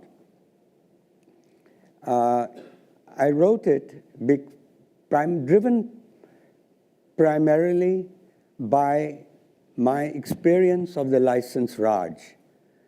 Very few of you actually have had that experience. So it's worth taking a minute or two to tell you one example of, I worked for a company that made Vicks Vapor Rub, an American company. And one year, there was a flu, an epidemic in the country, and we sold a hell of a lot of Vicks Vapor Rub. And we thought we'd done a great job. We were heroes in the eyes of our headquarters. But at the end of the year, we got a summons from the government saying that we had broken the law. And what was the law we had broken? The law said we could produce only so many tons. The license that we had specified the number of tons of Vicks Vapor Rub that could be produced. And breaking the law was a criminal offense with a 3-year jail sentence, maximum 3 years. So I got scared, frankly, when the lawyer showed me this. And I was summoned to Delhi, and I had 2 lawyers with me, and I was made to wait 2.5 hours outside the office of the officer, the joint secretary. And finally, we were let into his office, and we sat down, and he kept reading the newspaper. And he was oblivious of the fact that we were waiting for him, and we were too polite to disturb him. But finally, he put his newspaper down, and he says, "Kya?" And I said, "Sir, you have asked you have summoned me, you tell me, kya? And he says, ठीक है, मैंने file नहीं पढ़ी तुम्हारी, बताओ क्या है problem? So I showed him the summons, and he said, you've broken the law. And I said, well, you know, there was a flu, and I thought we were doing our duty during an epidemic to keep the shelves of the pharmacies stocked with our product. And during this period, we've helped millions of families in the country with children. And so we think we did a good job. Talk about the difficulty of being good. I didn't say that. And then he says, but you broke the law. And he says, you know, you guys in the private sector are all crooks. And especially you multinationals. You think you can get away with anything? I'm going to make an example of your company. And now the law will take its course, so jao. So he asked us to go out. And of course, I got scared.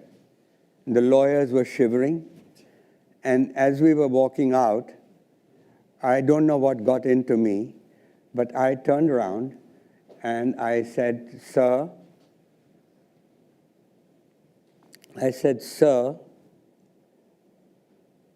you know this news will get out. It's not every day that an executive of a company goes to jail, and it'll be an international news because we are an international company.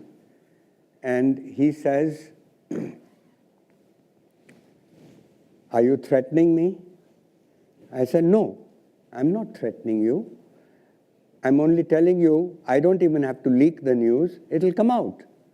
And I said, how do you think the world will look at us? That here was a company that was doing good for the people during an epidemic, and you've sent them to jail. And he says, jao. So I went. And I went really scared. The lawyer said to me, you fool, you should have begged for mercy, fallen on his feet. And here you were saying what will appear in the New York Times and all that. But basically what I had said was, what will the world think of a law of our country which punishes people for doing good, for producing for the country? Anyway, the story's over because the government quietly dropped this whole case. But I was left with scars. I had been a socialist. Within a month, I joined the Swatantra Party, and I became a liberal. Not only a liberal, but a libertarian, which is an extreme liberal, which believes that the state is a second-order institution. Market is a first-order institution. Anyway, so the fact is that in those 40 years in the name of the poor, we enacted this command economy, and we sacrificed 2 generations to missed opportunities for the young. And that's why we really got our freedom, not in 1947, but in 1991. 47, we got political freedom, but economic freedom we won in 1991. Anyway, that's the background. But after I saw, India obliged by rising thanks to the reforms, I noticed that people there, yes, prosperity was spreading in India, but happiness was not. And why? It's not the usual debate about being rich and being happy, but what was failing us was governance. And particularly in the second part of the UPA 2, it was really disgusting, the corruption that swept over the country. The Anna Hazare movement, etc., you may all remember. And so I wrote the second reason why Amit has invited me, which is I wrote a book called India Grows at Night, but it was originally titled India Grows at Night When the Government Sleeps. But my publishers thought that was a bit insulting, so we'll drop the second half. And essentially, it was about why do I have to wait 12 years for justice in India, which I would get in other places in the world in 2 years or 3 years? Why are, what we talked yesterday about enforcement of contracts, why is that a problem? Police, I said, talk about judiciary, police. Why? I'm a privileged person in India, living in Jorbagh, and I'm afraid to go near the Lodi Road police station. And why is the police the handmaiden of the chief minister and going after opposition people at the behest of the chief minister? Why it should be autonomous? There should be an autonomy in the police. So we've talked about judiciary, police, third pillar of governance, parliament. Why are 1 out of 4, now 1 out of 3, members of parliament with a criminal record? In fact, criminals enter parliament because they feel they can slow down the process. And why are we always in an election mode in the country? Why can't we have over 5 years, once every 5 years, national elections and halfway state elections at one go? Anyway, these are, and the final one is the bureaucracy. Why does a person, an officer, highly effective officer who works, this is a true story. In fact, very close to me are these two people, the same batch, very senior officers today, I won't name them. One of them works 14 hours, a day, and he's keeping the country afloat. The other one works 2 hours a day, and the rest of the time he's politicking around. And they will get promoted on the same day. And they are neighbors. And I ask myself, how demoralizing for someone, for an organization, to have this kind of an incentive system. And it goes back to the lack of accountability, etc. Anyway, so these are the governance issues which I tried to address in India Grows at Night When the Government Sleeps. And I gave the example of 2 cities, 2 towns on the border of Delhi, Gurgaon and Faridabad, and how everybody put their bets in the 80s on Faridabad. It had an industrial estate, a rich agriculture, direct line to Delhi, a railway connection to Delhi, and it had a municipality. And Gurgaon had nothing. It had no even agriculture, it was a rocky soil. Even the goats ran away. Forget about industry. And then, my God, 10 years later, Gurgaon had become Millennium City, 40 million square feet of commercial space. A large number of India's multinationals had moved there, famed apartment complexes that were better than Singapore or Hong Kong. and it had 5 golf courses, countless malls. And why did that happen? And everybody's bet on Faridabad. Faridabad was nowhere. And why? Because there was nobody to stop KP Singh and DLF and other guys from, there was no municipality, so there was no permissions.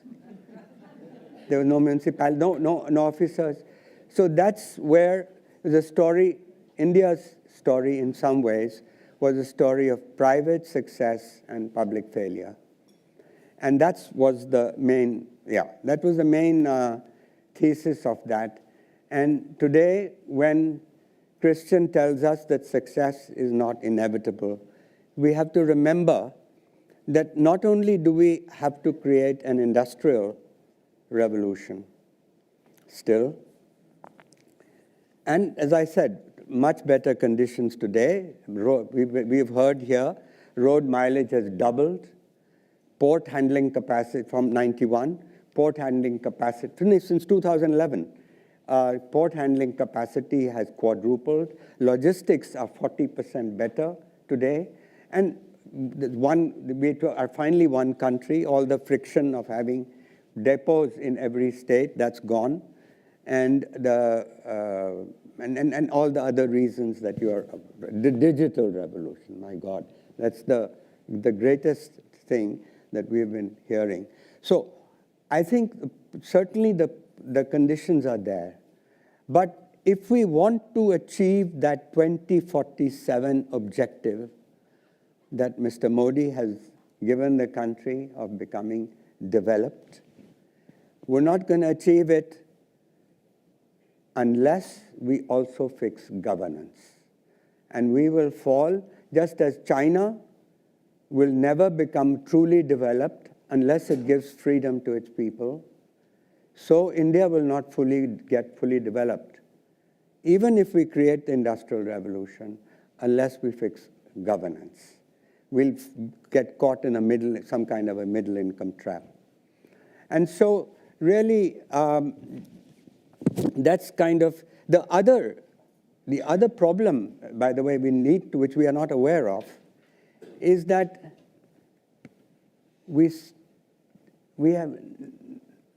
nobody has sold the reforms. I mean, I blame Manmohan Singh, I blame Narasimha Rao, I blame Vajpayee. All these were reformers. But they never sold the reforms, and we're still reforming by stealth, chupke chupke, raat ko, you know? So we can learn something from Margaret Thatcher. Margaret Thatcher used to say that she spent, my 20 minutes are not, I've got 2 minutes more. Margaret Thatcher used to say, I spend 20% of my time reforming and 80% of my time selling the reforms. And so what she did was she actually changed not only her party. In India, these guys didn't even change the Congress party, these reformers of 91. She changed the bureaucracy, the mentality of the bureaucracy. We haven't done that. And we haven't sold it to the people. People still think rich get richer, as I said earlier. So that is an unfinished job. Deng did it more. He wasn't even dealing with a democracy. He was selling reforms in China. Anyway, the problems we have today, a lot of them can be traced to the fact. You know, I grew up in my early years in America, and I went to an American high school, and we used to do civics. It was required. And they used to sell their constitution every day. And nobody has sold the constitution. Unfortunately, Nehru tried, but he was too much of a Western-oriented gentleman, and he could not connect with the people. Unfortunately, Gandhi died too soon after independence, because Gandhi had started doing that. Gandhi had connected with the people by selling the same ideas of the Constitution, liberty, equality, but through the language of dharma, the civilizational language. And I think the entire political class has failed in that respect, that people still believe that the Constitution kind of fell from the sky one day, and it's not ours. They don't believe it's theirs. So a lot of our problems, governance problems, etc., are due to this. And the Constitution is not laws. Constitution is a moral document. You know, P.V. Kane, who's one of my heroes, who won the Bharat Ratna, by the way, a Sanskrit scholar, he called the Constitution a Dharma Shastra. It's a moral document.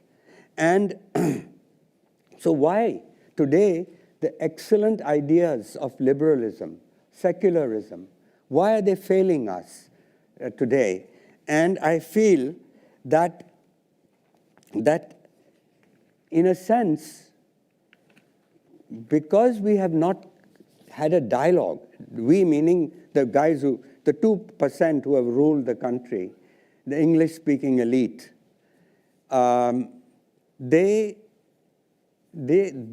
also have to share the blame. And in fact, to me, the rise of Hindu nationalism, Hindu Rashtra, goes partly to this issue of people, a resentment that here we are, a country, 75 years after independence, all the serious business, both in the private sector and public sector, is done in English, when only 7% of Indians are fluent in English, and about 15% have, in various degrees, some kind of comfort with it.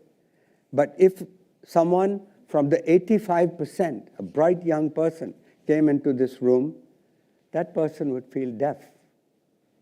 Imagine feeling deaf in your own country. And so that failure, I'm not recommending we should make Hindi, by the way, a national language. I'm just talking about explaining why secularism has failed and why, because we never had a dialogue with tradition the way Gandhi did. Now he has got up, so I better behave. Now he's really shutting you down. Yeah. So anyway, the only last thing is, if anyone who can do this today, this job of selling the reforms, etc., and having this kind of dialogue, is the Prime Minister. We've never had as popular a leader after Nehru as he is. And in fact, once he invited me, maybe out of absent-mindedness or what, he asked me, well, what should I be doing? And I talked about this. And I said, use Man Ki Baat, that wonderful radio program once a month on Sundays. It comes at 11 o'clock in the morning. And the whole country is glued to it. I said, sell the reforms, sell the Constitution in your Man Ki Baat. And he said, yeah, give me a one-pager. And so he did do once, but you know, it has to be a constant thing. Anyway, Amit, sorry to have, my talk is over now. Thank you.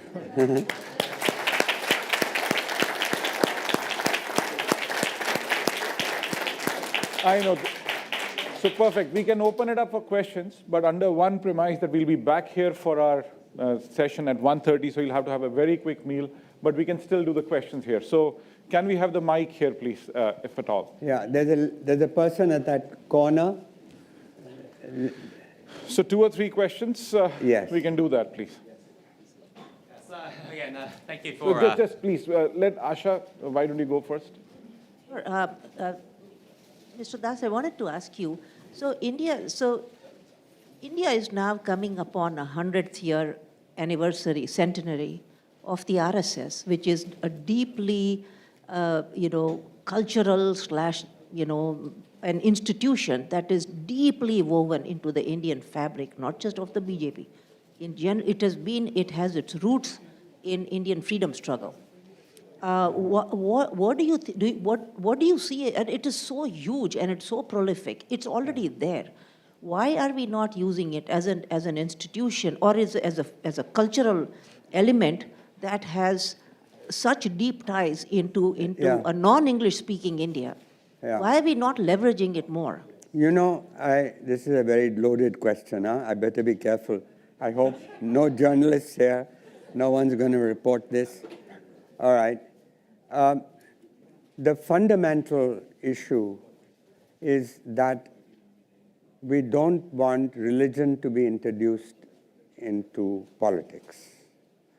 I hope everybody agrees with that. We don't want India to become a Hindu Pakistan. And so the reality is that, yes, RSS is a great organization, and that's one of the reasons why they keep winning. They're much more disciplined, much better organized, etc. And it has good qualities, and so on. But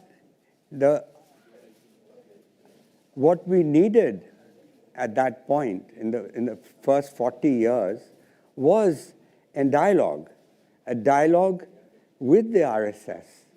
You know, instead of course, you sent them to jail, you know, after Gandhi's death and all. But nevertheless, there could have been a dialogue. So I believe, though, that fundamentally, the life of Hindutva the shelf life of Hindutva is limited. Mainly because it goes against the temper, the liberal temper I talked about yesterday, the liberal temper of the country. And I think if actually the economy were to really turn down, we've been lucky, as I said, we've had a good ride over 30 years, and even this period today, we are the fastest growing economy. But if, God forbid it does, but if it were to turn down, I tell you, it's not Hindutva that is keeping the government in power. It's a lot of other things that we've talked about in the last 2 days. Okay, so we'll just take two questions together, please. Yes. So you mentioned actually classical liberalism, in fact. And on that note, that what do you see as the potential to draw upon the, probably the closest India had to classical liberalism was the Swatantra movement back in the 50s. Might that form the kernel of some, what we can call a silent majority that right now is just being overlooked because of much of noise in the media and such? Do you see much of a prospect for that? So I'm not sure if I've understood your question very well. Silent majority. So what would be the prospects of liberalism, creating a coalition of liberals? As a silent majority. Can you just take this question and then... Yes, I'll come to you. It's very good. So that was a really nice address. I had a question on your tale of two cities, Faridabad and Gurgaon.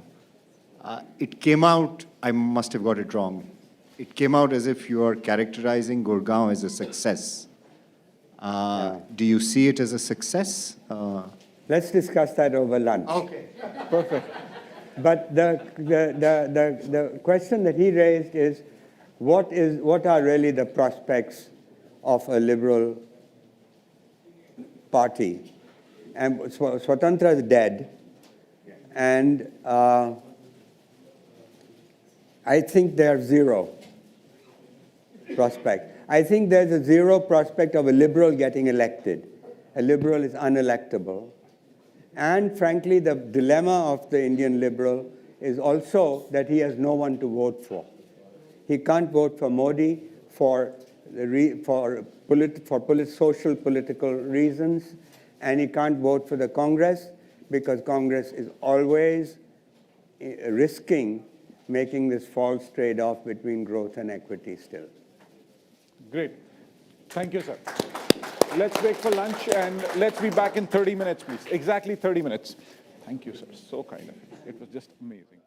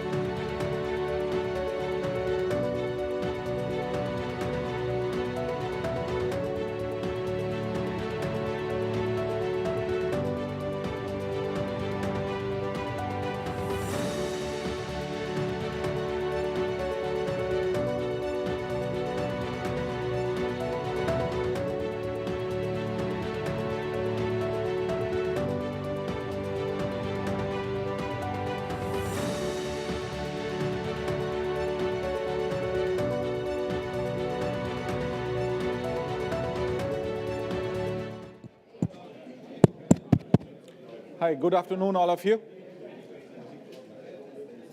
Folks, can we have you here, please? Asha?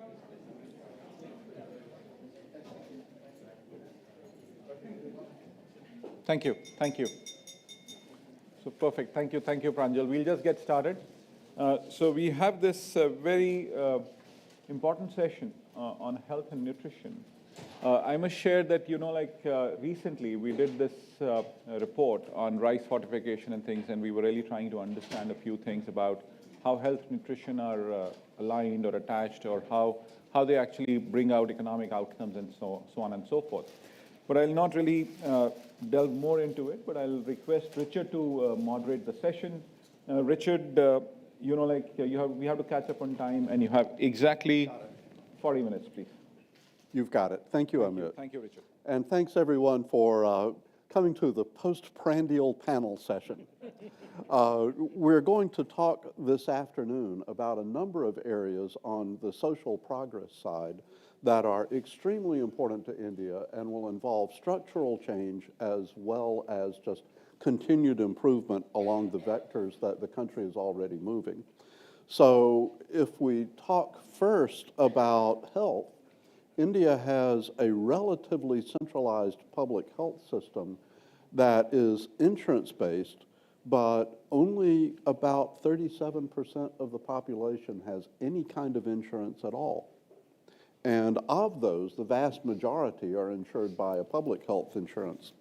And the delivery of health at the level of the local community is something that has real challenges and varies a great deal by region. In contrast, food is a relatively kind of distributed to the states. So the total value of India's public distribution system for targeted segments of the public is $750 billion a year. 30% of the grain output of the country is bought by the government. The purchase by the government is then bought at a subsidized price by the individual states.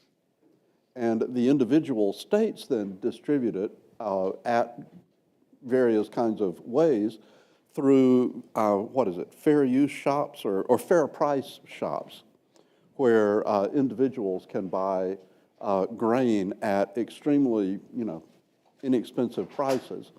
But the study that Amit talked about is an area in which these two overlap, because not only are people concerned about having sufficient calories, and there are still estimated to be about 190 million people in India who have some level of food insecurity, but it's the kind of nutrition.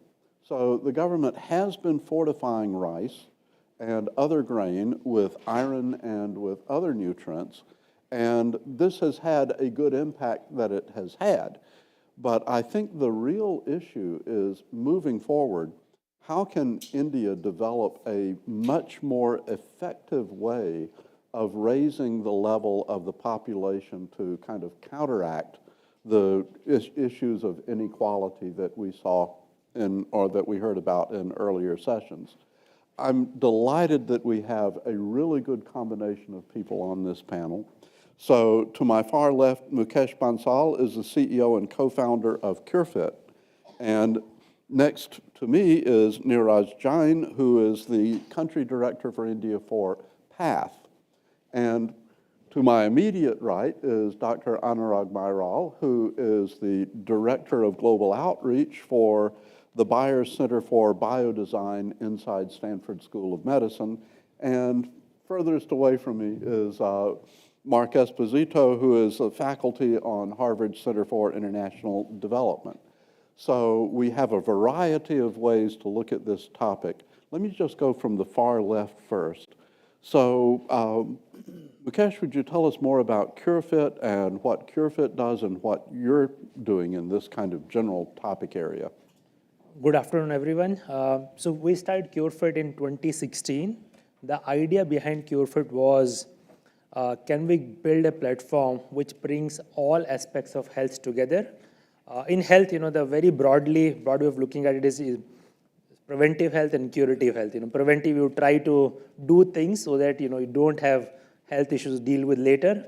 If you fall sick, then the curative, when you go to doctor and, get the treatment, etc.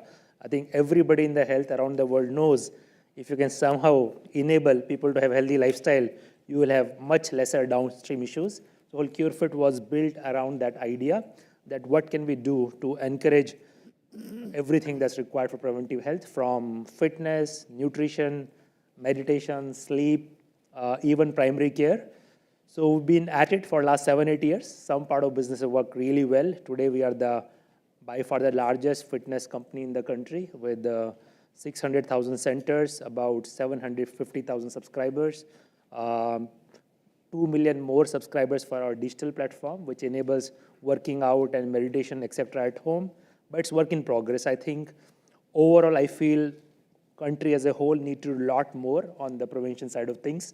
So it's been 8 years for us, but I think CureFit and many other companies, including government initiatives, etc., together, I think can do a lot more to just enable awareness as well as empowering people to pursue healthier lifestyles. So CureFit is essentially a for-profit corporation. And I'm curious how you see the innovation from the for-profit sector as having a big impact on health. See, look, I'm wearing Oura ring here and a Whoop band, so I think there is no dearth of for-profit innovation where people can enable. Today, a lot of people are doing preventive tests. Again, there are a number of companies in US with all kind of diagnostic tests. You can order at home. So I think it depends on which part of preventive value chain you want to pick up. There is the consumers aware. I think you said postprandial session. India is considered diabetic capital of the world with over 100 million people with the some stage of getting diabetes, which is directly related to level of activity, movement, and nutrition. So I think private sector can pick up any of these areas and create products. I think there is demand. We are seeing in the FMCG sector, most companies are changing their product configuration, fortifying, all kind of snack with lot more fiber in it, lot more healthier nutrient in it, and all these can be solved for profit. So I don't think, there is profit motive. In fact, it's a good driver for innovation to bring, all these technology and solutions to people who are ready. I feel, India is, when we started 2016, for me, we talked to hundreds of consumers. And even back then, everyone's talking about multigrain breads and quinoa and, and so on. And these are, Maggi was shifting from this just pure, maida, which is, very refined starch, to atta Maggi and so on. So you see all these signs, and you see consumers are ready, they are looking for these solutions. So if I can just support what you say about the importance of for-profits in this, for-profits operate under the condition that people want to buy what they have to sell. So the solutions that you come up with to a problem are solutions that will really be much more likely to be accepted by the population. Absolutely, absolutely. And I feel very proud of what we do. I said 750,000 subscribers who pay us $200 a year, but in return they show up in our gym 3 times a week. So these are the large scale of people who are able to pursue much healthier lifestyle than they would otherwise, and they're obviously willing to spend money for this. But for a different segment of this really big problem, I'm delighted that Neeraj, you're with us today. Can you tell us more about PATH and what PATH does? Sure. Well, thanks for having me here. Before I start, I just wanted to say that when I read about the topic and it said the elephant moves, I was reminded of an elephant with big ears that actually started flying, right? Right. And I think it got a very interesting name, which was given Dumbo, which kind of said, okay, that's not a very positive framing, but a flying elephant is what I think India is getting ready for. So very, very excited about what's happening. I work for PATH. PATH is a Seattle headquartered not-for-profit. I lead the India work for them. We work in the public health space, nutrition, and been with PATH for about 8 years now. But I think, one of the most exciting things that has happened in India, and Richard, you did the report, is the way that India has managed to scale up the fortification of rice across the public distribution system. Fortification is known to be a very, very useful, tool to actually to take care of micronutrient deficiencies. And there's enough evidence out there that it works and it'll have huge impact.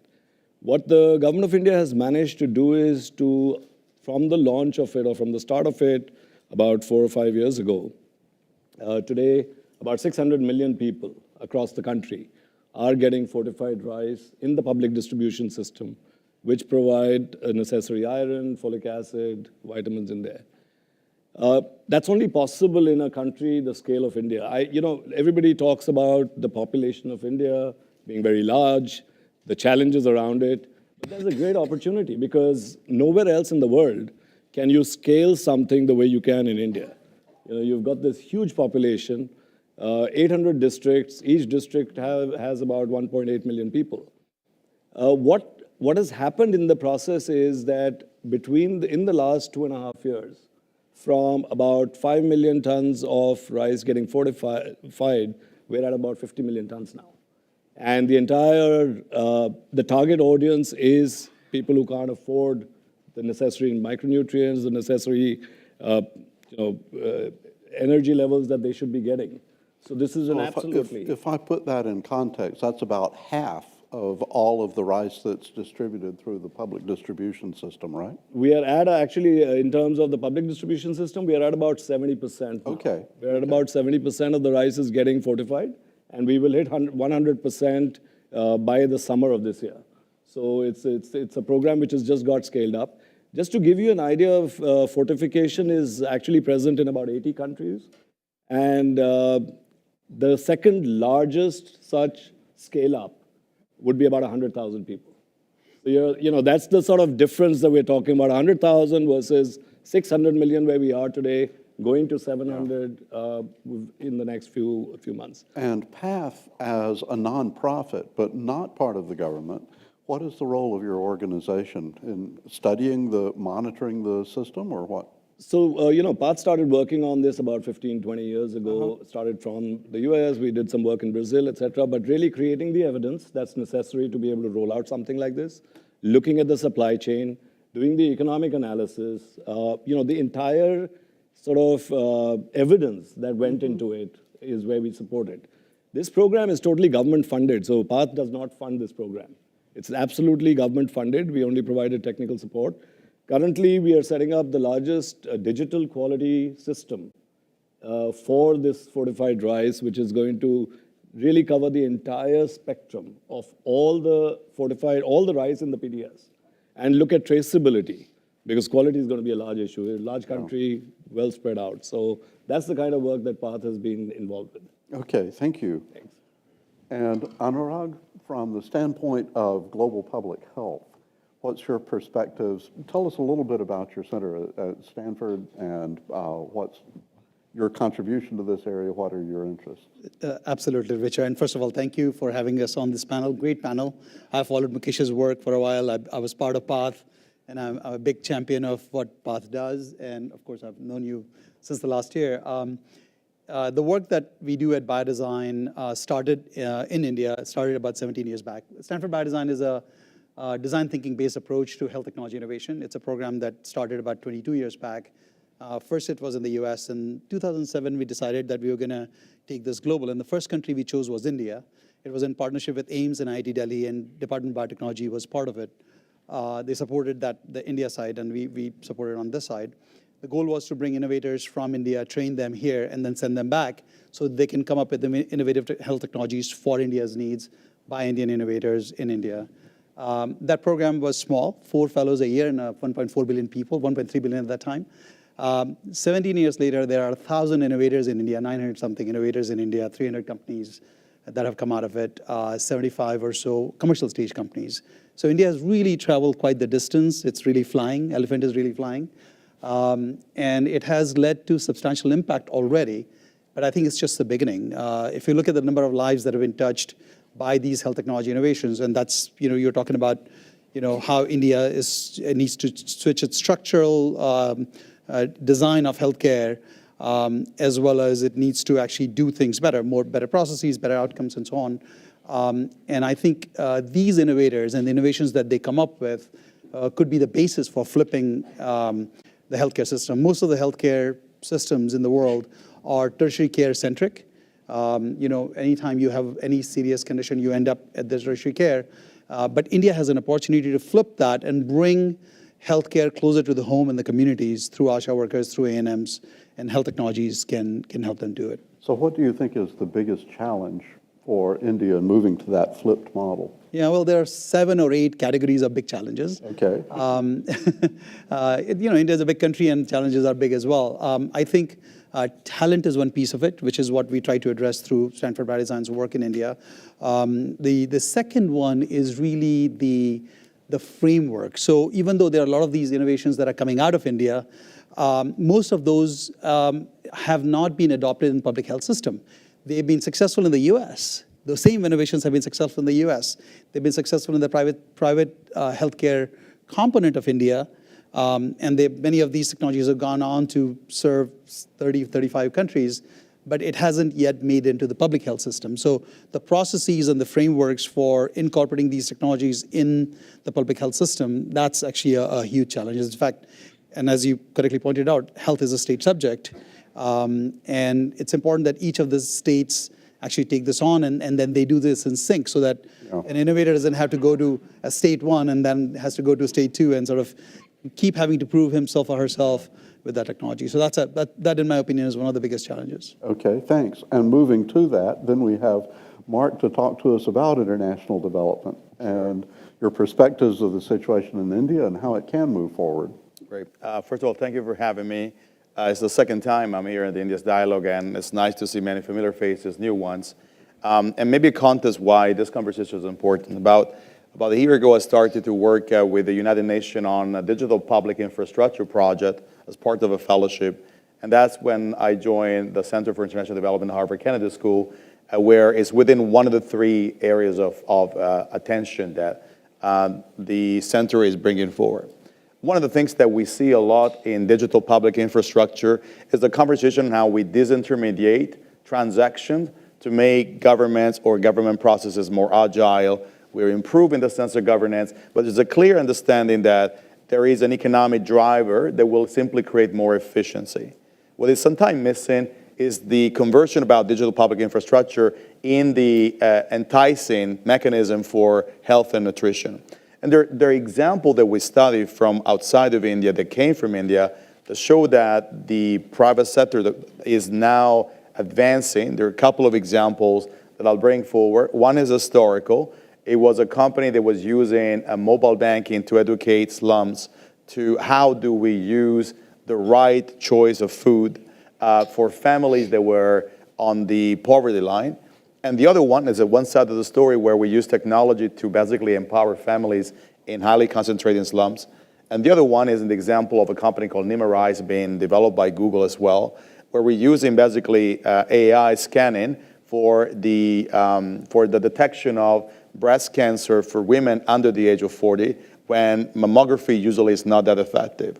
And these are 2 examples coming across the field that shows that when we're thinking about digital public infrastructure, we shouldn't only think about public, but whether the public infrastructure is now servicing a much wider sense of opportunity that are across the chain. And I think this is where, in terms of international development, a closer nexus between DPI, health and nutrition has to be established. Otherwise, it goes back a bit to the work Michael has been going on for over a decade now. We tend to be comfortable, we do bromancing with economic narrative, but we forget that the right form of economic growth is when you are using social driver to create economic opportunity, and health and nutrition are some of the most fundamentals to do that. Okay, thank you. Those are great comments to start with. I think I get to ask one difficult question to the panel, and then we'll open it up to the audience. So my difficult question is, where do you want to see your organization and also India, where do you want to see them being 10 years from now? And I'm going to start with Mukesh. Yeah. See, at CureFit, our core focus is fitness. Today in India, we have only 6 million people who go to any kind of gym out of 1.4 billion. So that's just what 0.4% of the people. I think in preventive health, everybody knows that activity, movement is really important. And India is a place which invented yoga, I think, few thousand years ago, and probably a lot more people outside India who practice yoga today compared to people in India. So that needs to change in next 10 years. So I think, before answering CureFit, I think, at CureFit, we have defined our mission that we want 100 million people to be active every day. CureFit can do very small part of it. So I think we'll do what we need to do in terms of expanding our footprint and so on. But we'll also like to work with the other players in the ecosystem, including government, to just promote awareness about movement. In US, I think, Michelle Obama had this very, popular campaign around movement.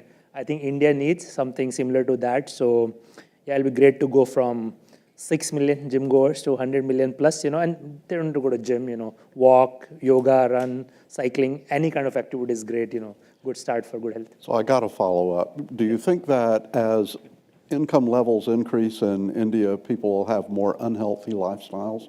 Oh yeah, 100%. There is, I think there are a lot of economists and social scientists in the room, probably they can comment more objectively, but I think anecdotally, people call it, disease of lifestyle, or there is also acronym. I think something like, I don't know, standard American diet, SAD, right? So I think, yeah, affluence has been growing in India, and therefore number of McDonald's establishment and Taco Bell and Pizza Hut also, growing up everywhere. And I think, there is a very direct correlation of obesity rates are increasing, diabetes rates are increasing.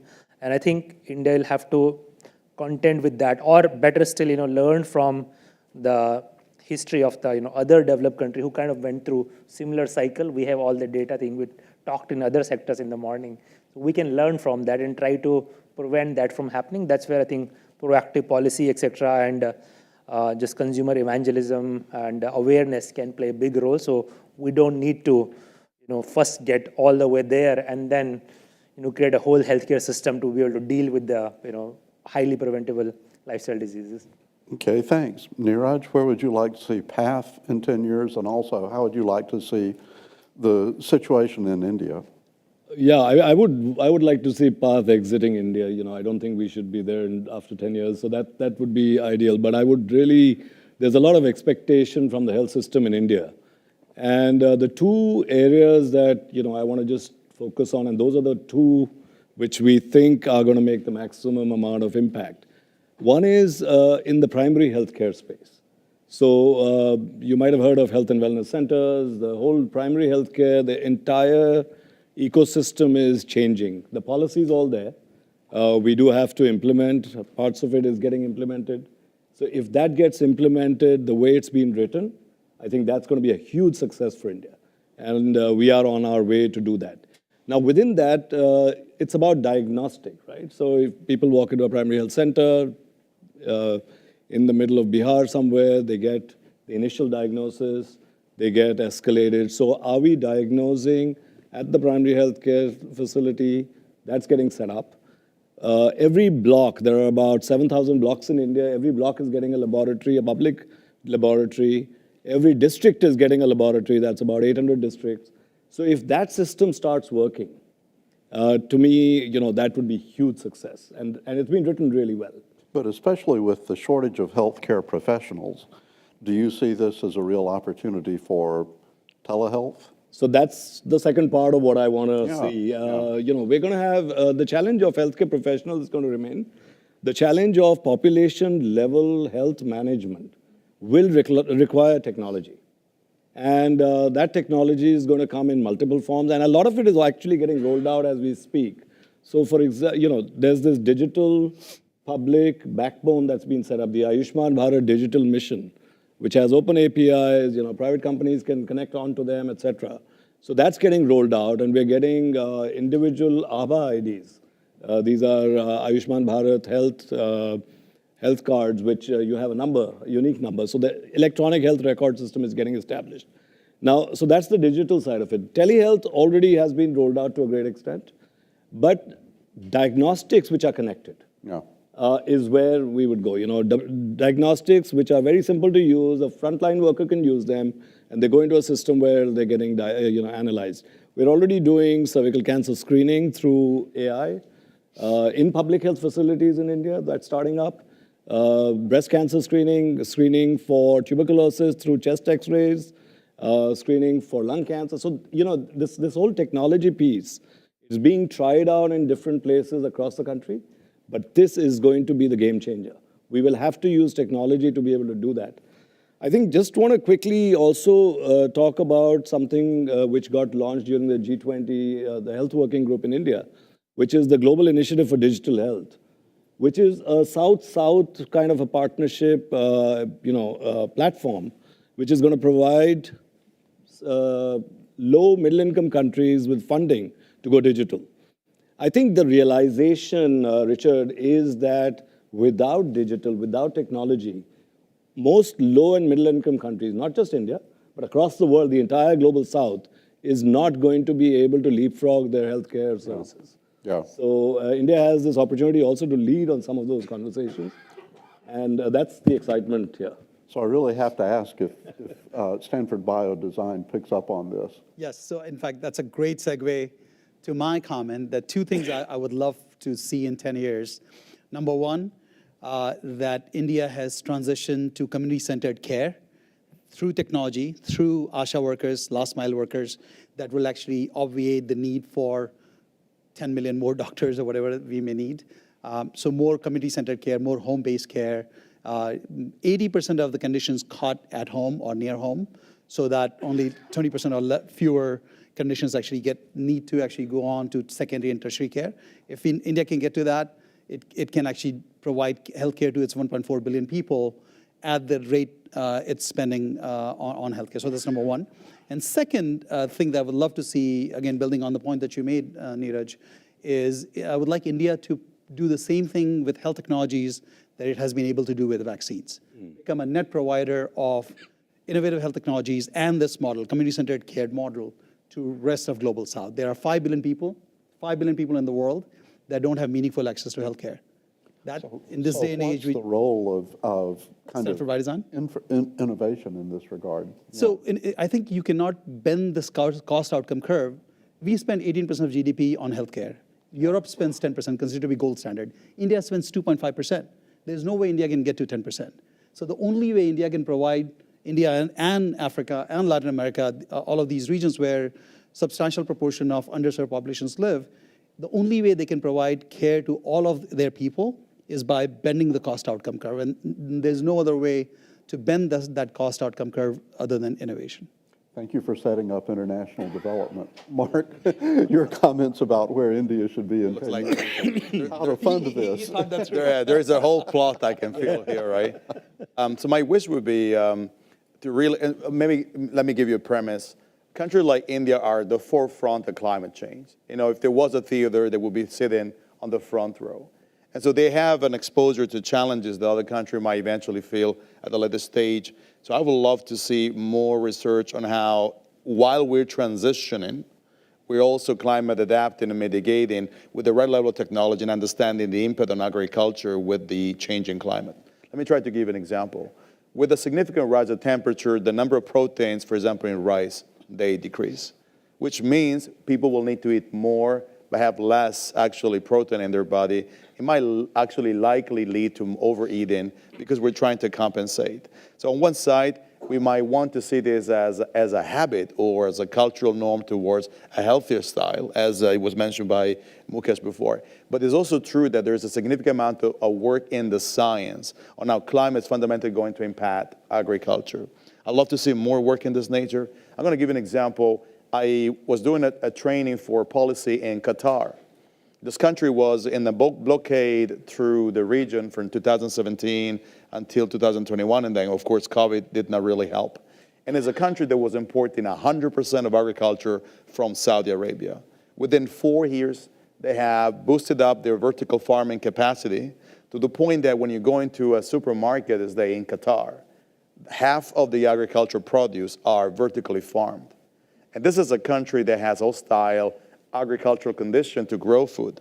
So I think we have to learn from the adversity to drive it into some form of innovation capabilities, which are dynamic, as we're doing two things, transitioning and mitigating at the same time. And I think the country, because I've been hearing the celebration on how technology is fundamentally changing payments and the financial sector, but wait some time, we should consider that this is maybe a driver of spillovers that might go into health and nutrition as well.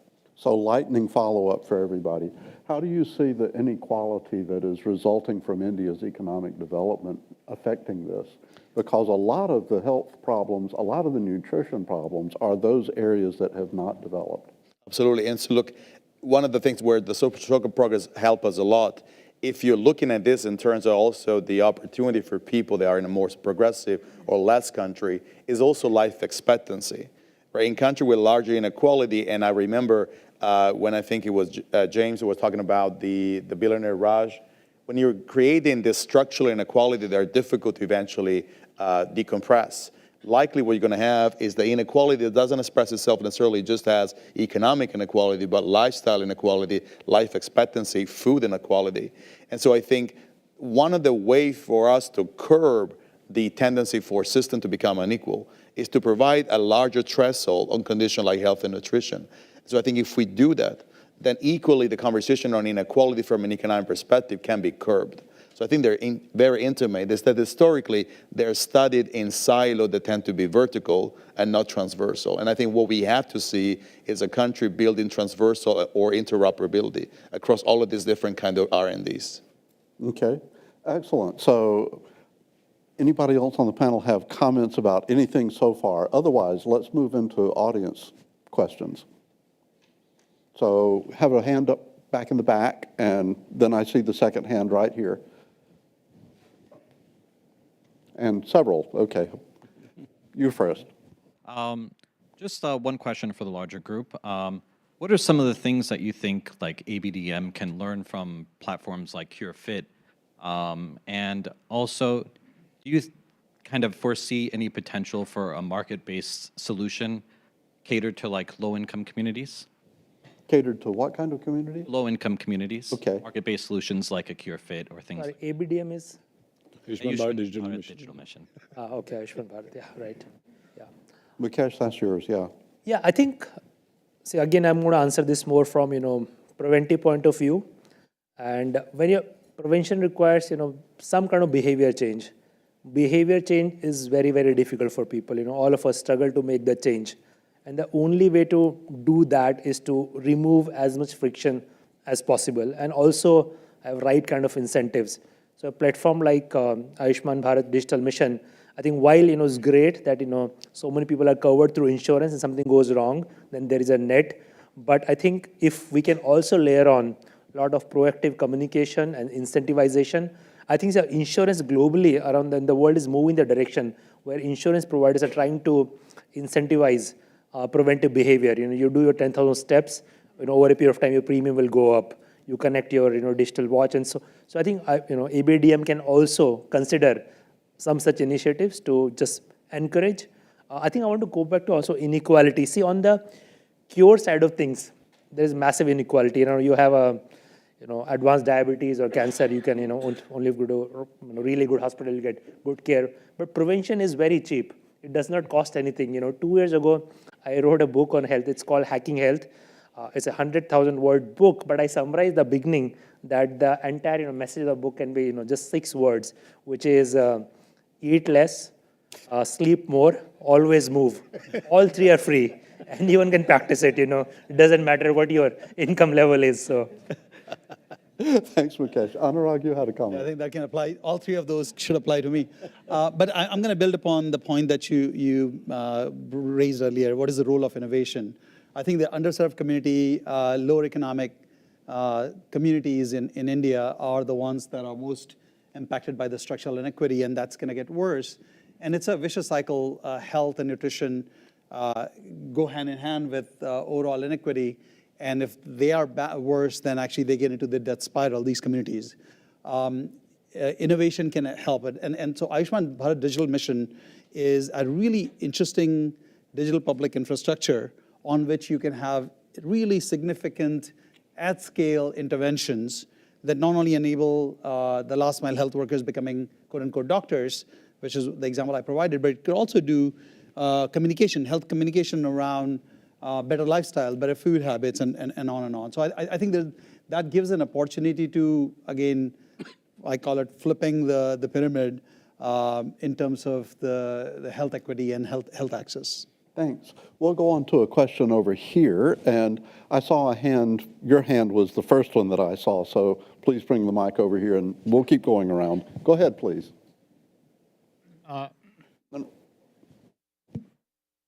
And my question is to any of you who wish to answer. Private sector, especially for bridging the health equity, can play a very essential role. We have seen experiments in the TB partnership, which was done in a very systematic manner. Unfortunately, the experience in the ground has been very frustrating for a lot of organizations who came forward. So I request you if you can give some suggestions in terms of how we can create an enabling environment for PPP in the country, because the kind of scale we have, it cannot be just met with public sector efforts alone.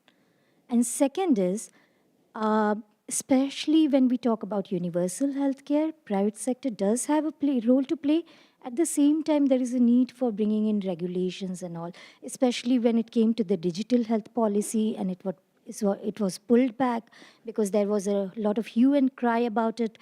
At the same time, I have heard in bureaucratic circles people saying that, oh, don't think that we are Africa, that anyone will come and take our data and just play around. Okay. So I think there are very, very genuine, serious concerns around it. So I just want your views on that. Thank you. Niraj, why don't you take that? Did you talk about the TB program? Okay, but that's great because we were very much a part of that whole private sector engagement. Yeah, the BMGF report has you also as one of the partners. Oh, it does? Okay, great. That's good to know.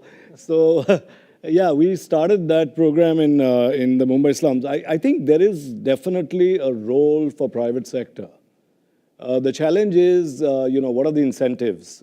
Because, the private sector will definitely look at some sort of a gain, financial gain, whereas public health goes actually against that whole thought process of providing services to those who can't afford it. Having said that, I think the intersection is going to be absolutely critical. I mean, if I were to just look at our whole vaccine industry in India, which is now, 60% of the world's vaccines are coming from India in terms of volume. The reason it's been so successful is because they have different pricing for public health versus the private sales that they do. And that's how it's been able to succeed. Now, in terms of universal health coverage, I don't know if you know, but India, till about 3-4 years ago, the data used to show about 70% of India went to private healthcare providers. That has been going down. Exactly, I was just going to say. So it's been going down substantially, and which is great for the country. Because that essentially means people are starting to trust the public health system, starting to use it more. It's always going to be a combination of public and private. I don't think there's there's going to be either or, but we do need the public system to work, and that is why these public laboratories, et cetera, are going to be absolutely critical.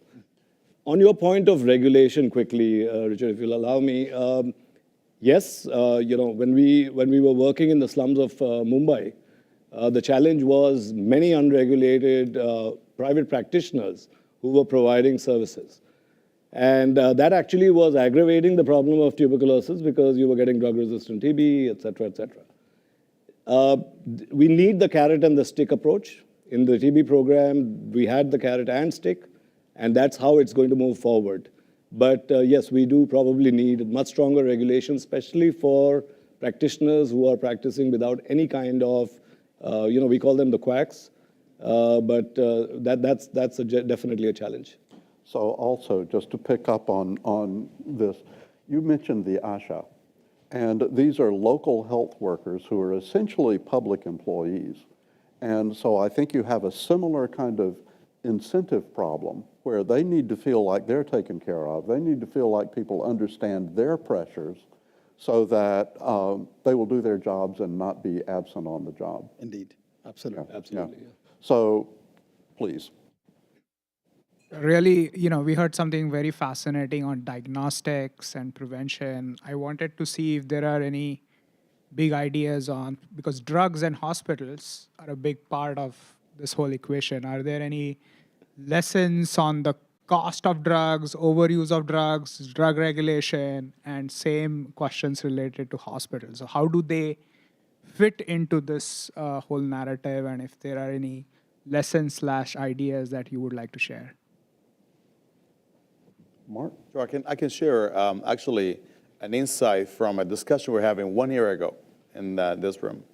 So COVID has created the bioscience clusters in India, which means you're repurposing the manufacturing capacity for something that's much more contemporary than just manufacturing per se, because somehow the demands globally changes as we're going through a cycle of different crises. So I think the opportunity would be to recalibrate the current capacity for the rise of new forms of cluster, and drugs, of course, is one of this.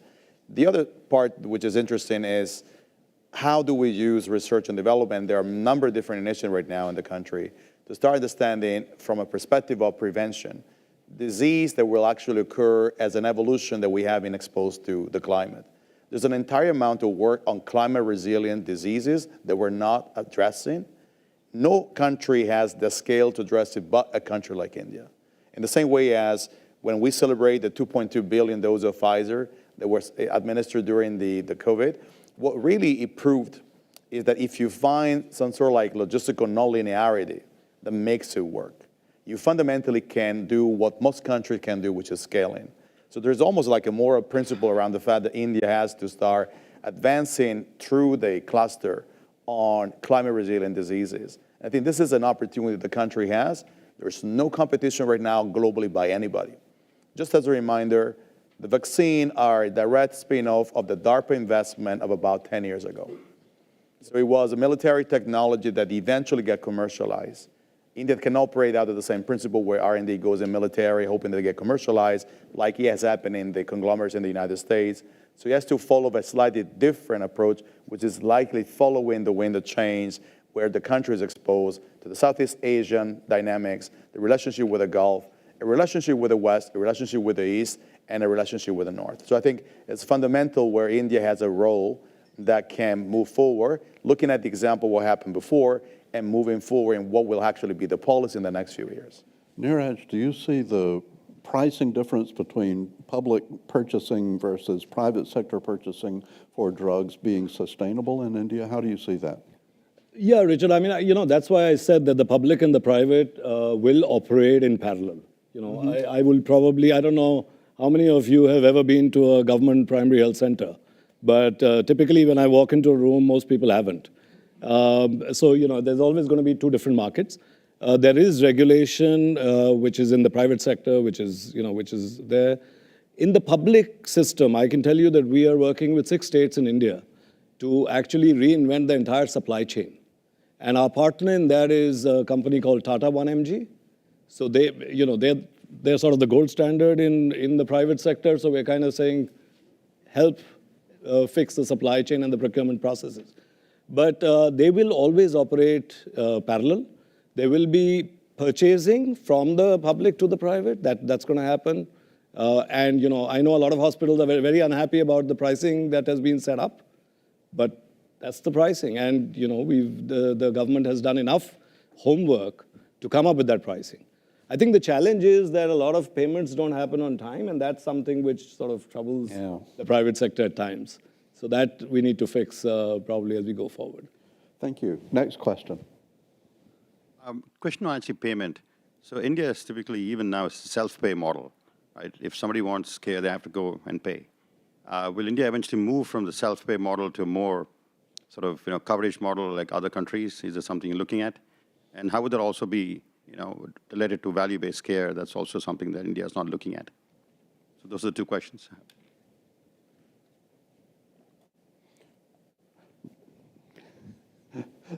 Sorry, go ahead. Who wants to take? I'm sorry, I was distracted trying to find the next person to ask a question. I couldn't really understand. You were talking about the self-pay model. Are you talking about insurance versus? Not if you go to a public health facility, it's all free. Majority still go to private. About 50% of India goes to More than 50%. It's going down, though. Yeah, it's going down. It's going down. It's probably more like 65, but based on our analysis. But what I'm saying, would that model change over time, given that India is trying to progress and move to a more coverage-based model for private citizens?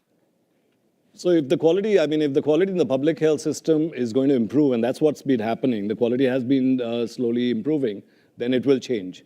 If you know Delhi, for example, if you talk about All India Institute of Medical Sciences, it's one of the best places to go. And even people who are happy to pay are, they would like to go to AIIMS if possible, because services are great. The only problem is that there's a bottleneck, there's too much of a crowding there. So as public health facilities keep improving, that would change. In parallel, of course, insurance will come in, but I don't think you're going to see a drastic change in this whole equation. Come in and start. Yeah, if I can just add to that, right? I think the data I was looking at recently is in the hospitals. Now more than 50% of the payments do come through insurance. This is definitely true in the big city hospitals, and this ratio is changing every year because even the private, look at any company, any multinational, all the employees have health insurance. Now coverage obviously not very wide, but these are people who go to some of the mainstream hospitals. The challenge with the insurance so far was that in India, the model was only inpatient care was covered by insurance. So you need to be hospitalized overnight for a day treatment, that was not covered, which leads to a whole different set of issues, but leaving those aside, now a regulator has enabled OPD insurance as well, and many startups are attacking that. Existing insurance players are also getting into it. Some of the hospitals are thinking of becoming, HMO-like model. So I think this whole space is moving. I think it will obviously not happen overnight, but we'll see the coverage both through private efforts and public effort, I think grow significantly. And I would just add one very quickly. I would caution India against following the models that have been applied elsewhere. The insurance model doesn't work very well in most of the other countries. India should figure out what works for it. And in my opinion, I think the shift that's taking place where more care is being provided at public health systems, and Ayushman Bharat insurance program, which covers 500 million people, 100 million families, all of that combined with increase in adoption of private insurance that exists today is probably going to address that. I don't think we should lockstep move into completely private insurance-driven model because that's going to be disaster for India, in my opinion. Thank you. We have time for one more quick question. Yes, thank you so much, Richard. I just wanted to pull out just a shade from the many things and say that human health is such a huge element, and if you look within the health, you can almost, go human health and resilience, which the UN and, Helen Clark, and there's been a lot of conversation about that. And education is another element which is part of health and resilience. So I wanted to ask a question. Environmental education in India, I know the EEP, and there have been many, many initiatives, but personally, I don't see a kind of a cohesive, integrated element, which is so essential for a country at the scale of that level, and also not just a kind of education from the top, like this is what's happening, but education as a stakeholder, each individual child, adult as a stakeholder. What can you do? What would you do? And just really quick, and also how do you, fill the innovation pipeline with this situation, not just from the resilience point of view, but also from a thrival point of view.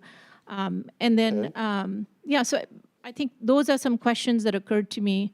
I would love to see, like the Climate Corp has added a few 70 fellows in there, but how can we make the entire country a Climate Corp? Thank you. I'm going to be mean and throw that question mostly to our panel on education that's later this afternoon. It's certainly the case that one of the key points is to come up with integrated goals for education. How do you define literacy in a place like India, where environmental knowledge as well as knowledge of health is certainly critical parts of any education system? But if you're worried about the fundamentals of FLN, foundations of literacy and numeracy, then maybe those things get lost. It's a danger. I hope we can come back to that later this afternoon. So thanks to all of you for staying awake during our panel. And we really appreciate it. Thanks to the panelists. Good to see you again, yeah. Thanks, Richard. Thanks so much. I'm embarrassed. You were walking up when I took the lift out spot. No, that's good. Co-founder's wife is Thank you again. And she gave me your book.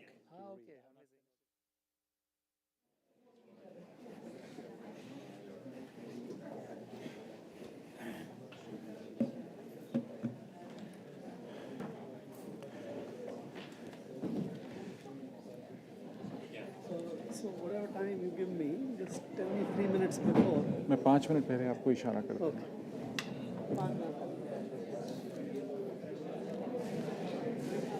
So, folks, hello? Aditya, where are you running? Close the door.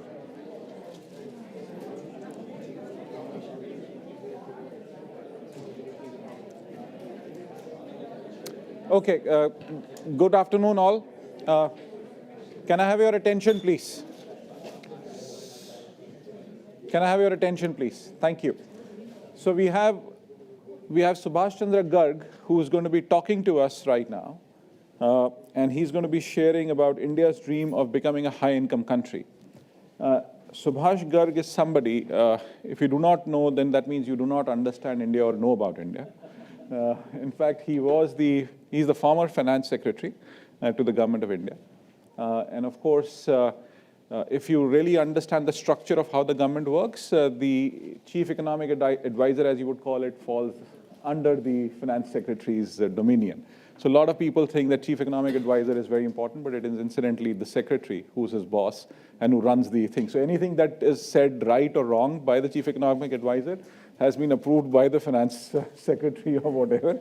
But the most important thing is that he has done some amazing work in the last few years. In fact, his book on the $10 trillion dream is something that I'd read. And I was just absolutely amazed by the depth of work that he had actually done there. And of course, he also has done another book called We Also Do Policy, if I remember. Yeah, We Also Make Policy. A lot of people take him as a critic at points in time, but I think his heart is at the right place as a true patriot in many, many ways, wherein he wants the country to progress and move forward. So, Mr. Garg, thanks a lot for joining us from all the way from Delhi. Your 20 minutes start now. Thank you, Amit. Thank you very much. So we have in last 2 days heard a lot about the big stride which India is making, the fastest growing economy, the largest, third largest economy in the making very soon. What I'm going to do is to bring a bit of a reality check. But before that, let me just trace out for you the journey of sort of defining the dream of India for that matter. So it was 2019-20 budget, interim budget, which Piyush Goyal presented just before the elections of 2019. I happened to be the Secretary Economic Affairs at that time, in charge of the budget. And it was that budget where Government of India, for the first time, said we want to make India a $10 trillion economy by 2035. So that was the first expression of India's ambition to become a high-income economy. After the election, the government came back. Mr. Modi was back. He loves, at least used to love it until that time, to specify more specific and somewhat shorter-term goals. So in 2019 June,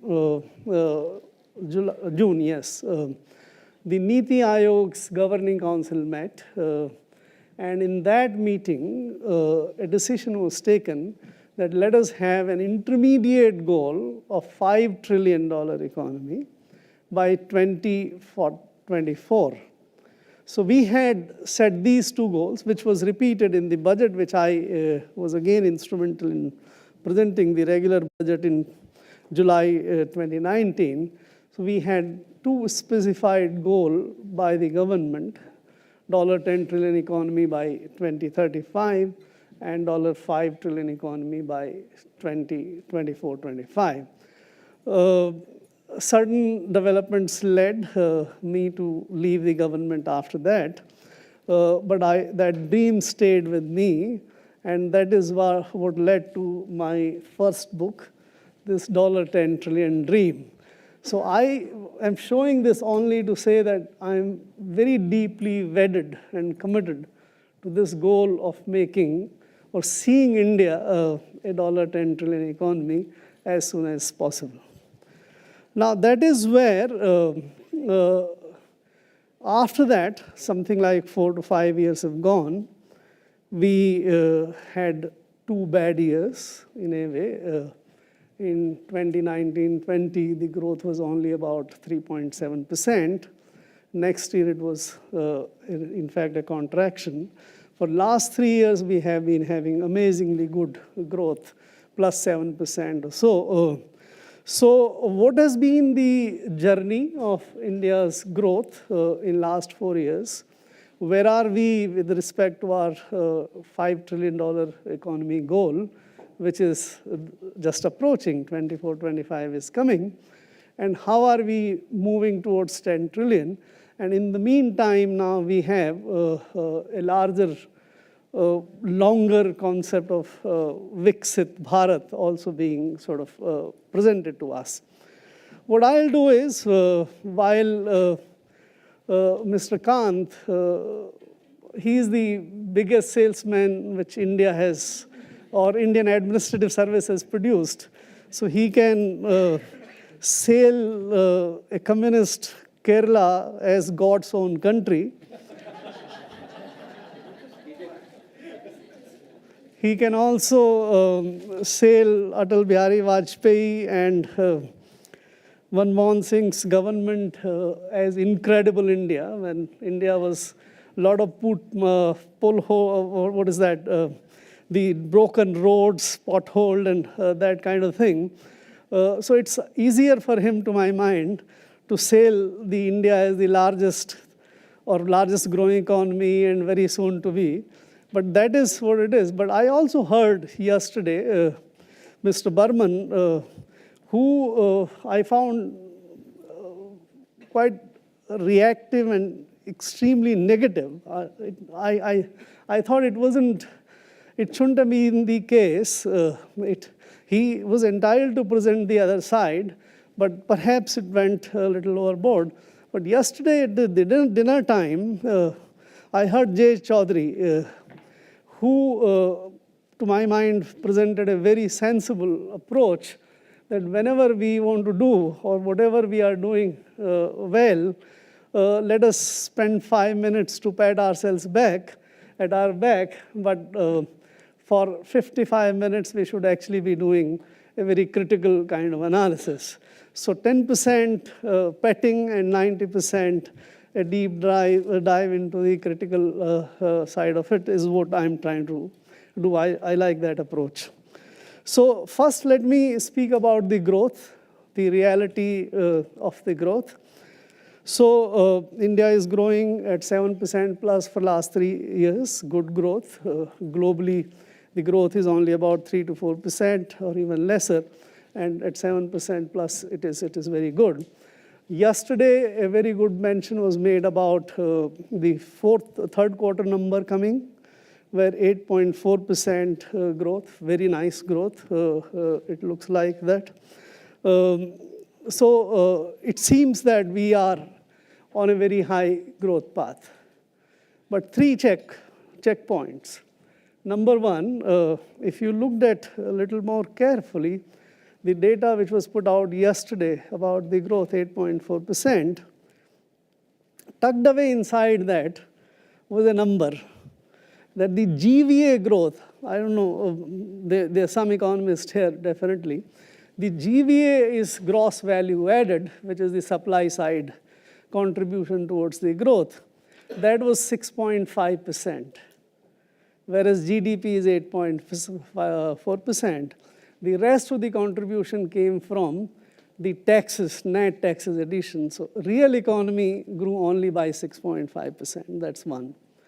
Second, as I just mentioned a little while ago, while last 3 years average is at about 7.3 or 7.4% plus, which is good, if you take 5 years average of the current government's time, take into account 1920 and the negative growth of 2021, the 5 years growth is only 4.3%. So this 5 years growth, unfortunately, happens to be the lowest growth India has witnessed in any government's time in last 33 years after 1991. That's the fact of the situation. And the last point I'll mention about is the reference towards this $5 trillion economy. So in 1819, we were at $2.8 trillion. That is the time when this goal was set.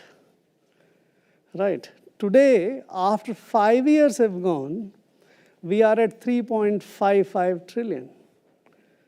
In fact, going back to the data which was released yesterday, another number which was tucked away in that data was that our nominal GDP, so we produce the first advance number, which are released on 6th or 7th of January, just before the budget.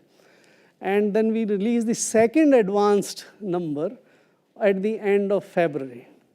So yesterday, second advanced numbers were released. So when the first advanced number were released, the nominal GDP was 296.5 trillion rupees. Yesterday, when the second advanced numbers are released, the nominal GDP is 293.8 trillion. In 1 month, the nominal GDP has gone down by 2.7 or 2.8 trillion rupees. So growth has gone up to 8.4%, but the nominal GDP has actually gone down by, these are all numbers in the same press release. I'm not inventing anything. So in January, we had for 23-24, which is the year just gone by, we were at $3.6 trillion in terms of dollars. So it's simple. You divide by 2.96 by about 82, 83, whatever is the rate, 83, that number comes. By this 2.5 trillion rupees reduction, the GDP has, in dollar terms, gone down by something like $0.4 billion. So that is the effect. So we are at about $3.55 trillion today. In 5 years, we have come from 2.8 trillion to 3.55 trillion. We have covered the distance of only 0.75 trillion in 5 years. We have 1.45 trillion, the distance to be covered in next 1 year. We will not do it. So this $5 trillion goal is unlikely to be achieved for another 2 to 3 years. And there is one more factor, taking from Mr. J. Chaudhary's advice, so to say.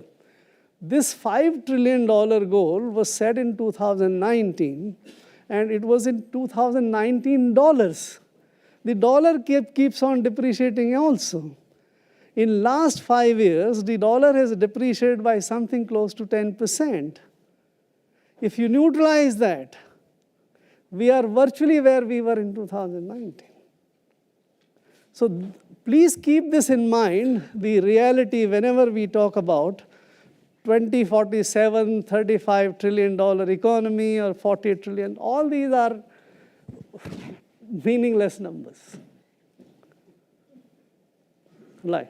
So let me now come to the other aspect. So a lot has been made about, and we have done phenomenal work. Let me take one, for example, one or two.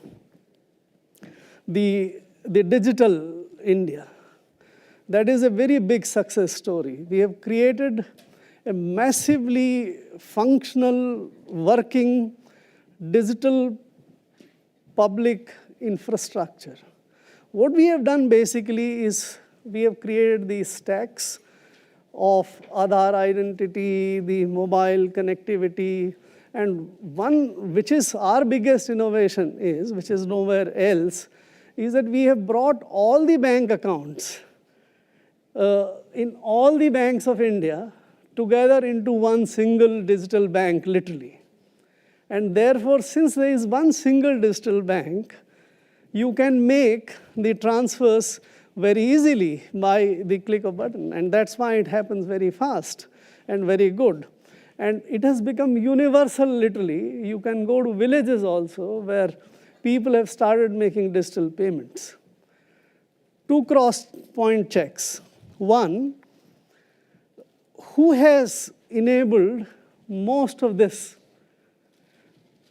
Ideally, the bank should have done it, but banks have not done it. 75 to 80% of the transaction even today are enabled by 2 companies, the Google Pay and the Flipkart, Phone Pay. Both of them are foreign owned. Our banks have not done it. Second thing, what is our cash in circulation today? When the demonetization was made in 2016, the cash in circulation was about 16 trillion rupees. Cash in circulation today is 34 trillion rupees. The cash to GDP ratio today is higher than the cash to GDP ratio there. So what does it mean? It means that there's still lots of cash transaction. We count a lot of digital transaction, but we don't count how much of the cash transaction also takes place in the economy. That is where I travel. You are living here. Whether you use any mode, I don't think there is anything wrong about using credit card for payments of digital. That's equally good digital payment. Whether you use it through the UPI or you use it through the credit cards, it makes no difference. The point is, it should be digital. That is what it enables. And if from that point of view, if we look at it, in most of the European countries, today, almost 100% of the transactions take place through digital mode. Almost 100%. In India, we don't know how much of the transaction still takes place in cash. My own guesstimates are that still more than 50% transaction takes place in cash. There is still a very large cash economy in the country. So we have a lot to cover. I think the time will not permit me to go into the environmental and other aspects. Yes, I'm just seeing 5 minutes signal. So let me rush to the last point. The theme of the conference is the elephant moves. I joined the service in 1983, and in last 40 years, the first break out. India is known as elephant for a long time, and movement of elephant has been described always as the point where you are making a move. So Rajiv Gandhi got elected in 1984 late, and the first electronics, IT, a kind of revolution started happening. If you would recall, from 1984 to 1989, his 5 years of time, India had, until that time, of the highest growth which was recorded.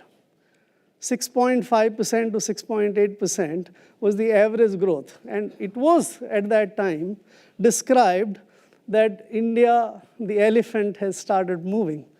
I did attend some of this presentation where this expression was used for the first time, that the elephant started moving.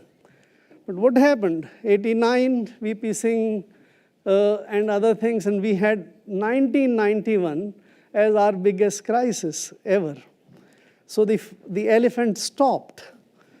Then we had 1991 reforms, which everyone acknowledges were the biggest reforms India, Mr. Das called about this as the second freedom kind of thing. And India again started moving. The elephant started moving again. From 1991 to 1996-97, we had massive reforms done. We had good growth, and almost everywhere, China's dragon and India's elephant was the story, which will do better, and that is all. Then what happened? In 1970-98, again, we had coalition governments, problems, and other kind of things, including Atal Bihari Vajpayee government's first 3 years, when the average growth was less than 4.5%. For 5 years, the elephant again stopped, right? 2002, 2003, the last 2 years of Atal Bihari Vajpayee government, and first 5 years of the UPA government. In fact, elephant started running. That was the best growth we have ever recorded. You had 8% plus growth for continuously 5 to 6 years. Another showman, Pramod Mahajan at that time, said India is shining. The elephant was literally dancing and running. 2008, what happened? Global financial crisis, policy paralysis, and by the 2013-14, again the elephant slunk, right? This is the 4th time in my 40 years I am seeing the elephant moving again. Let us see, that is what the reality check I would just leave you with. Will this elephant run for some time, or will it stop again? There are serious questions. Our 3 years growth is on very high steroids. We are running the largest fiscal deficits ever. 6.5% fiscal deficit for last 5 years, right, is what is the average which we have got. We have very serious lack of reforms. I would argue with this if the time permits. Whether it's in agriculture, Mr. Ramesh Chand presented the data, I don't know whether you noted, the MSP does rice and wheat, and that is the one which is growing at the least growth rate. We need to fix MSP, we need to fix agriculture. Manufacturing, a lot was talked about, but manufacturing presents us very difficult choices. I don't have time. Should we move to, what do we want? We want electric vehicles, we want renewable energy, or we want to make in India. We have no sort of ability on the technology side of any of these things. Our power is cheaper because somebody else is producing cheaper wafers and cheaper cells, and we are able to import that as cheaper. Should we go for BYD and Tesla as the choice for us, or should we look for the day when we will be able to have our own battery technology? I think those are very difficult questions. There are services questions, there are infrastructure questions, and many other things. My own sense is that if we can address, when Mr. Modi comes for the 3rd term, if we can address the real big questions, we will perhaps see the elephant dancing. Otherwise, the elephant will sit again. Thank you very much. Thank you. Thank you, Mr. Garg. Thank you.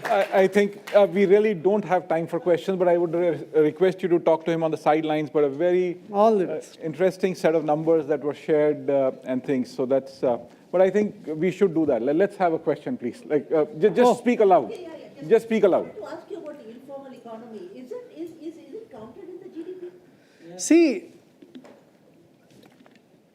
informal economy is counted. We have a formula-based counting system. I can explain, but time will not permit.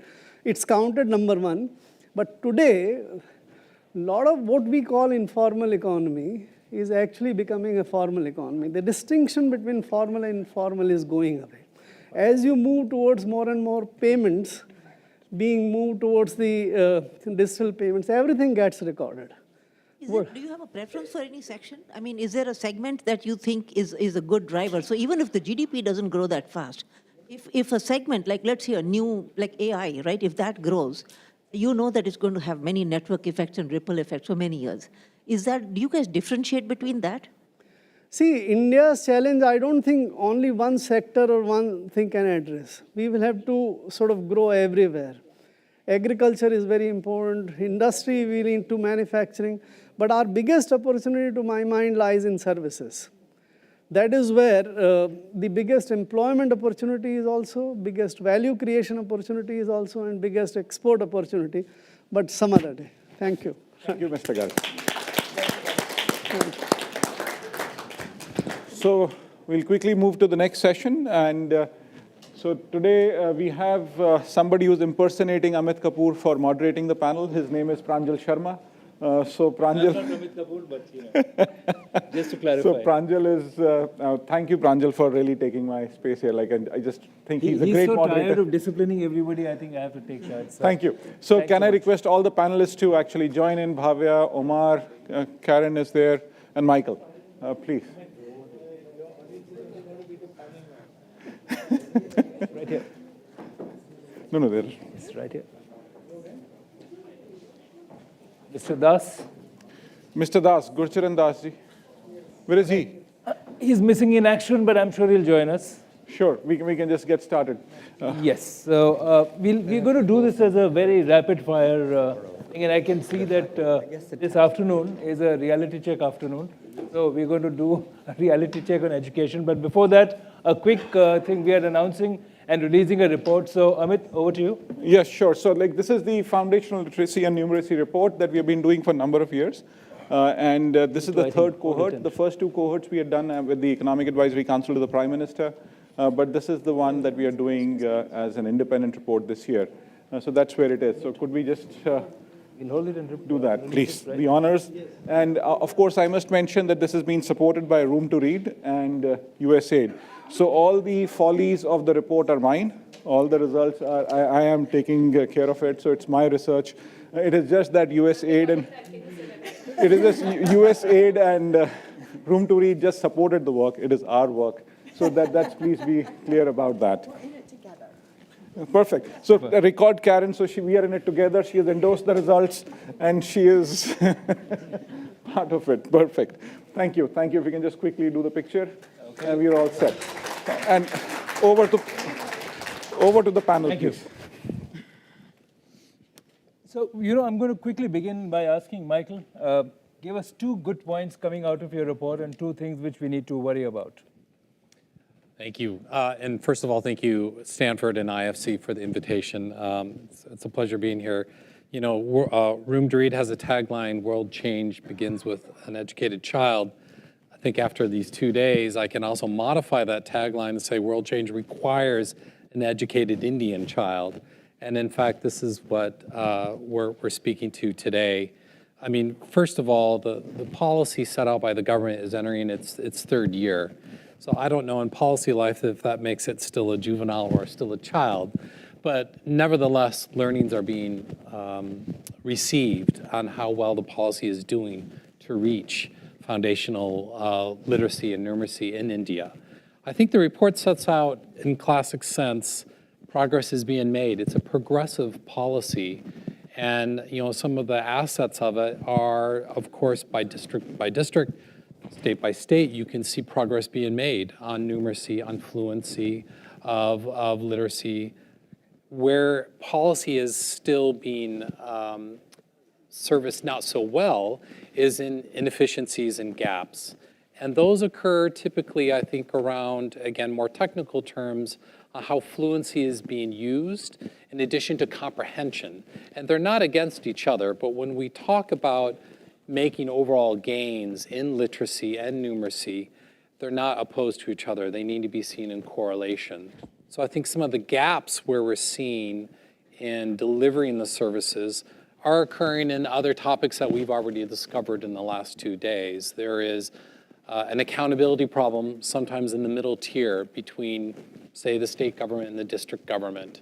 There are issues around resourcing. Clearly, there are issues around teacher capacity, and this is something Room to Read spends quite a lot of time on. Often we say we're child-centric, and we are, but increasingly it's that teacher-centric role that we all need to play. I mean, I was just thinking about the data about this earlier. There are 8.5 million teachers in government schools in India. The armed forces of India is 1.4 million active members.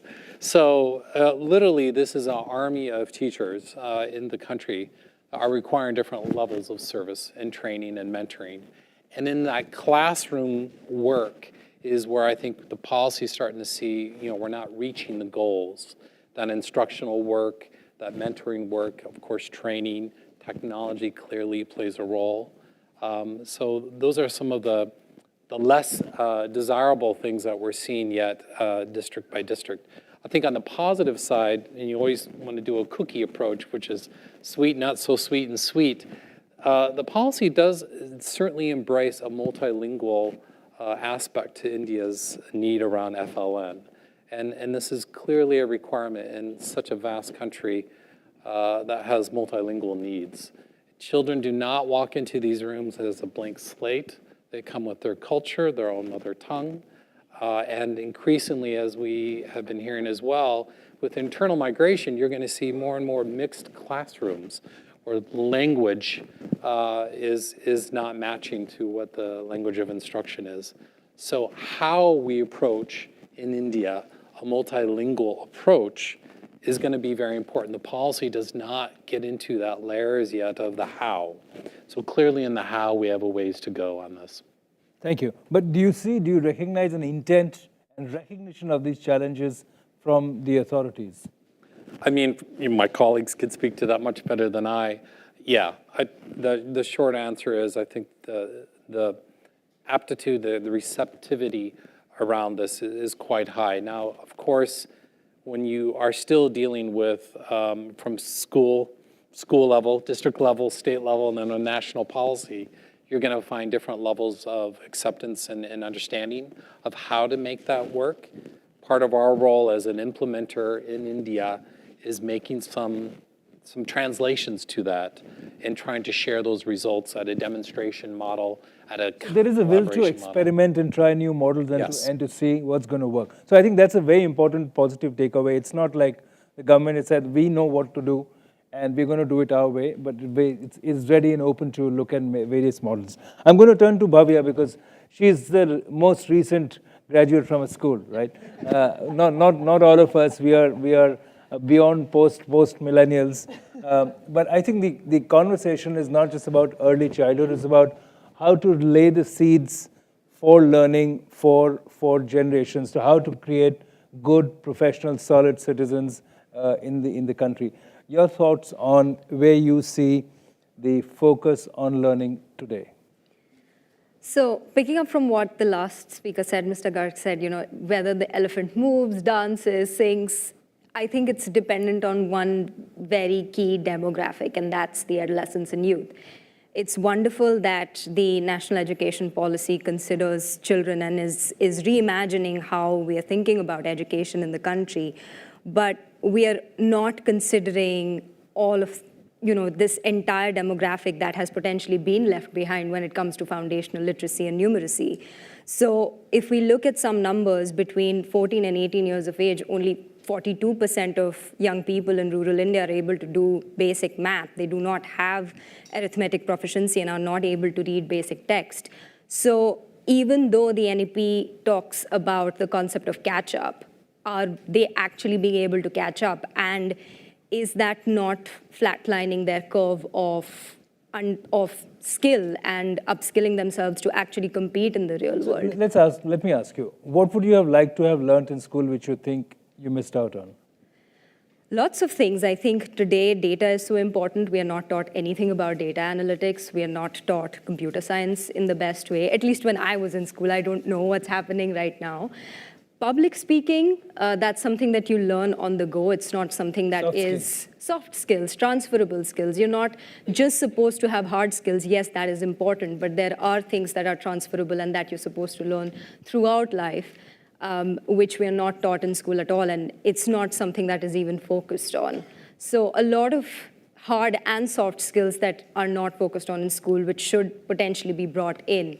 And I see an entire generation being left out and actually feeling left out, because when I went into masters in a place that was outside of India, it took me 2 months to actually catch up and see what the I can tell you, Bhavya, that all of us and many of us who are 40 plus, we are also feeling left out today because the pace of change of technology is so high that nearly everybody has to go back to classroom. So I take what you're saying, but Mr. Das, I'm going to come to you to actually defend the new education policy, because earlier we had a chat and you were saying that, all the silos that the education policy had, that if you did science, you could not do arts, if you did arts, you could not do anything else.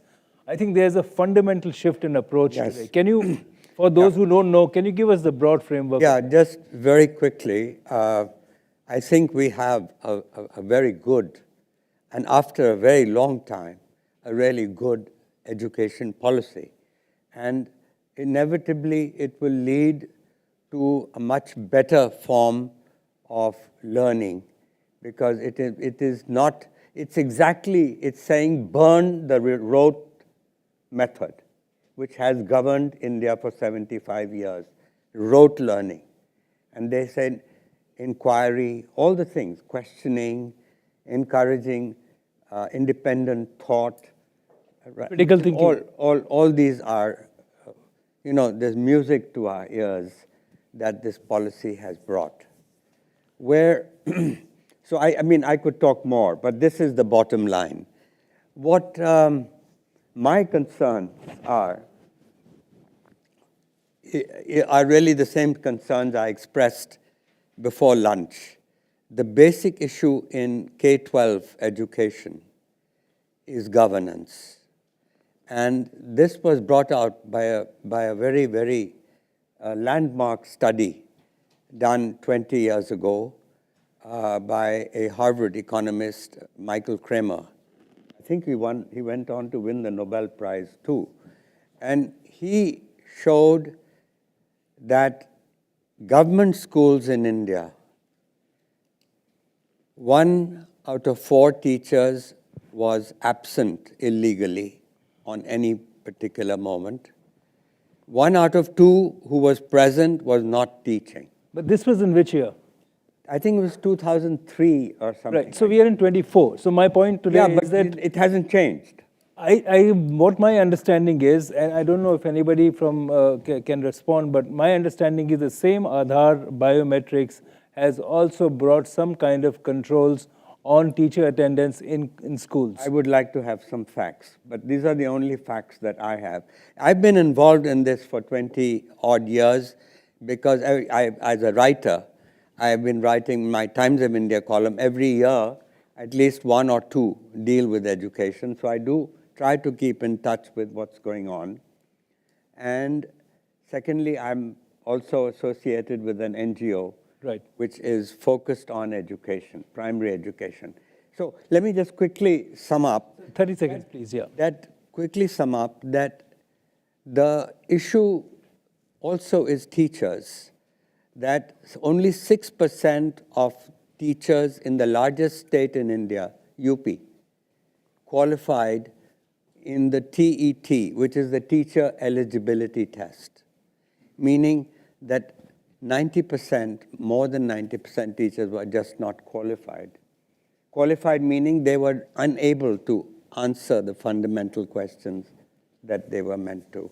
So it's the method of recruitment of teachers, as we all know, has been mired in corruption. And you're remembering the fact that this is mostly at the state level.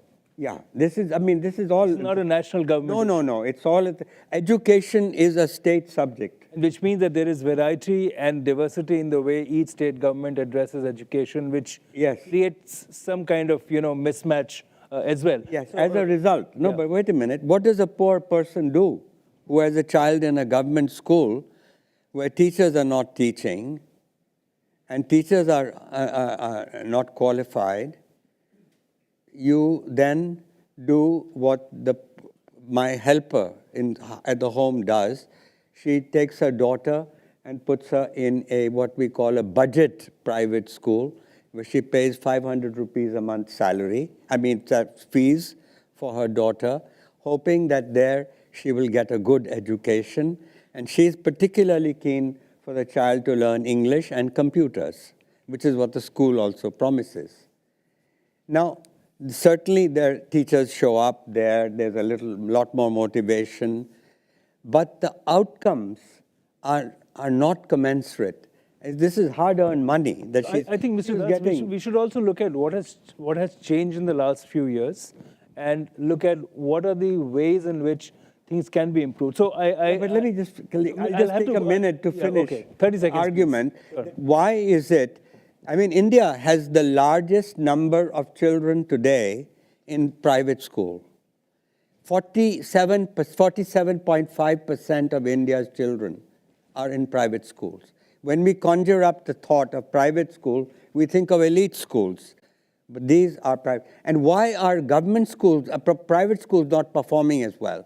That's because we have not had the same kind of reform that we had in industry in 1991. So I think reform, right. And therefore, this is a very, very important issue. My point is relates to the subject. Mr. Das, we should look at what's happening in the future. No, I'm saying we should look at the future. We know what the past has been. Well, we don't know what the past has been because we are talking about, I get frustrated because let's come to grips with the nitty-gritty on the ground. That the reality is that private schools could be far better if they were not mired in corruption. That the running a private school means having to pay bribes every year, year after year. Absolutely agree with you. My point is, let's look at solutions, and I'm going to come to Omar for that. Omar, tell us some of the, you made a brilliant statement earlier when we were chatting today that a teacher is not a blank slate, right? So they come with a legacy of experience, but they're also the people who perhaps are resistant to change. And when you talk about the report which Michael talked about, the question is, what are the ways in which these new models can be enabled, accelerated by this community? That's an excellent question and a very difficult question in terms of solutions. Just to step back, I think, what we have heard over the last couple of days is about transformation, reform, the importance of education across the different sectors. I think the point of transformation is critical here. For us to be able to really achieve the goals of foundational literacy and numeracy, which is a sub-goal. It's not the primary goal. The goal is the SDG 4 goal to ensure quality, inclusive, equitable, lifelong education for everybody. But we know that literacy and numeracy is key. However, as we have heard in the panels and the discussions, it's not sufficient. It's necessary, but not sufficient. We need the socio-emotional learning. We need the soft skills. We need what we call at Brookings the breadth of skills. And the breadth of skills is different in every context. The context of Silicon Valley is not going to work in India, where we have 17 languages at least. Exactly. So I think there's the first part. I'll do 3 parts. The first part, I think, is a national dialogue on what the overall purposes of education are. We want education for economic development, which the panel is based on, but education is way broader than that. It's about national identity, it's about well-being, it's about spiritual and cultural enrichment. These are all different purposes that a country has to deal with. And you see the teachers as the vehicle for infusing all this? Exactly. Are they ready for it? I think there was a comment earlier this morning about, in the roundtable, that each teacher, and I think Richard made that comment, that each teacher is sort of mini Ministry of Education. Education really becomes alive in the classroom. I think what we need to think about is transforming our educational system, number one, to go beyond the schooling model that's about 200 years old to look at what is needed in today's age. The Transforming Education Summit 2 years ago in the UN focused on that. Number two, we need to prepare our teachers not only with new things, but to build on their professionalism and build on their legacies and what they come in with. Many times we try to prepare teachers to do things new, and subliminally we're telling them that you're no good, and nobody takes that. I think that's where the balance is required. How do you match what they know with the new ways in which they can perhaps articulate it? And I think that the challenge, it's very fitting that we're in an engineering building. There's a concept called combination invention, which I'm sure all of the engineers know, that no real innovation, no big changes come as a single invention. It's the ability to combine different things in a smart way to answer your question. So I think part of the solution is to prepare our teachers with that mentality. How can we give them the tools where they can draw upon maybe artificial intelligence, maybe on community resources? With literacy and numeracy, this is not something new. We have done that much better in the past. We'll have to come to some of these ideas and the solutions for that. You raised very critical questions, but I'm going to come to Karen now. Karen, you've been enabling as head of USAID, and you just came back from a brilliant stint in New Delhi as well, right? So you must have seen a lot of this happening on ground. USAID's, policy, strategy, and action. Can you give us a glimpse of what has been your focus? So in India and around the world, USAID is focused on the numeracy and literacy, foundational numeracy and literacy, as the foundation, right? So in India, we're partnering with the government and our partners like Room to Read to provide training of trainers for teachers, to support the teachers to improve the quality of education, which many of the panelists had talked about. Exactly. So what Mr. Das said and Omar said is it's the teachers that have to be the focus. It's the teachers that have to be the focus. We've all had good teachers and bad teachers. I'll use an example of my son right now who's studying chemistry. He hated chemistry and thought he wants to study criminology. Now he has a chemistry teacher who has made it alive for him. He's empowered, he enjoys it, and he's changing his entire course of study, right? So if we can get teachers to engage the students at an early age, then hopefully we'll create the lifelong learners that we're hoping to get. We are also developing reading materials in mother tongue. So we already said 17 languages in India. We know that if students are taught at an early age in their mother tongue and then transfer, they're going to have better learning outcomes. So we're focused on that and partnering on that in India. We're setting up libraries in schools. Do you have good results on that so far? Yeah, very good. But we're setting up libraries too so that students have access to these books that are in mother tongue. And one of the things we saw during COVID is many of the parents who are illiterate also started accessing books in these libraries. And then they were reading as families and encouraging their children to read, and the parents understood the importance of the kids getting access to these books and continuing their reading. Another important thing that gets to the quality and the reform that you were talking about is advocating at the state level for increased resources and increased support for the teachers. The teachers are critical and spend so much time with the children, is we need to advocate for them and support them. And then finally, I would say we're also focused on expanding access of education for girls, to make sure the girls are getting the equal education, staying in school, and being educated, which I think is very critical into what if India wants to see. And one of the fascinating things in India is actually the midday meal scheme, which brings a lot of kids to the school. Not so much education, but actually the meal, which is actually a huge, completely lateral way of approaching education for many of the families. But I'm going to do an Amit Kapoor on myself and try to stand up and say we have to end quickly. But let's take some thoughts and questions from all of you. Can we have the mics ready, please? Okay, now we have like all these hands. Okay, I have to test my numeric abilities to count all the hands and go to them. But can we go? Okay, can you all raise the hands? Let me see who hasn't asked a question so far.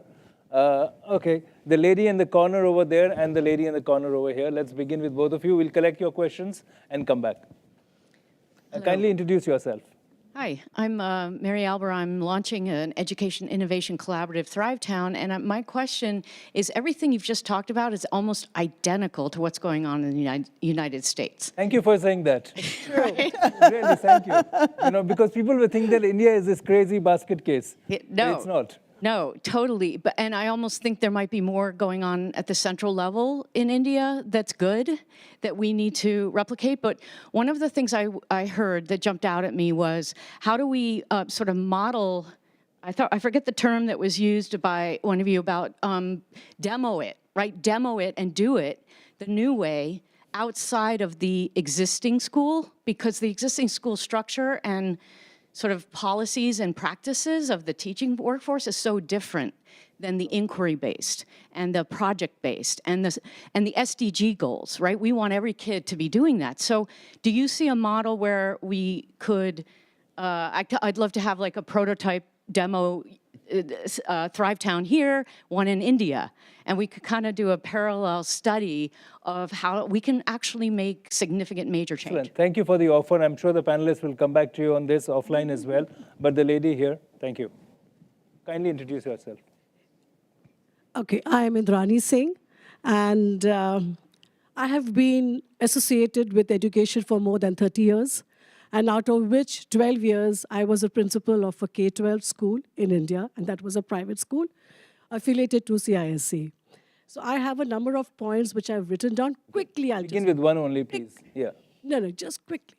Okay, first is, Mr. Gurcharan Das, aapne kaha that rote learning is something which is still kind of practiced in India. And I think that is something we need to bring about a change grossly, because students learn from the examination point of view, not being a lifelong learner. Ma'am, can you ask the question, because it'll be good to... Okay, as far as the question is concerned, I'm really happy to see Bhavya as a young advocate for mental well-being, and I have been an advocate for mental well-being since 2011. Now, despite counseling services in the university in the US and counselors in each and every school, still there is a lot of problems with emotional well-being of the students. How does India address that? Okay, quickly. So on new model, maybe, Michael, you want to come in on this, and Mr. Das, if you want to quickly intervene on this. New model? No, I think in part our program, which USAID is a gracious donor to, is our theory has changed, is based on demonstration, collaboration, and expansion. And it's been said here before, it's all about scale. We cannot reach 250 million children by going school by school as an NGO. Clearly, that's something we don't want to do.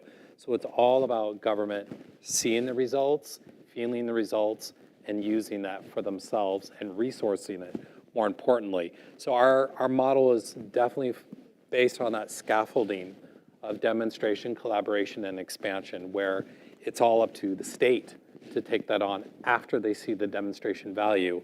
I mean, we work in 12 states. That's not enough in India. 29. Yeah, so there's a lot of work to do. And clearly, some of the social, emotional wellness as well spills into our literacy programming. We have a girls' education component as well in India. But frankly, most of our staff time is focused on counseling and supporting that teacher, that administrator, and engaging with the community and families.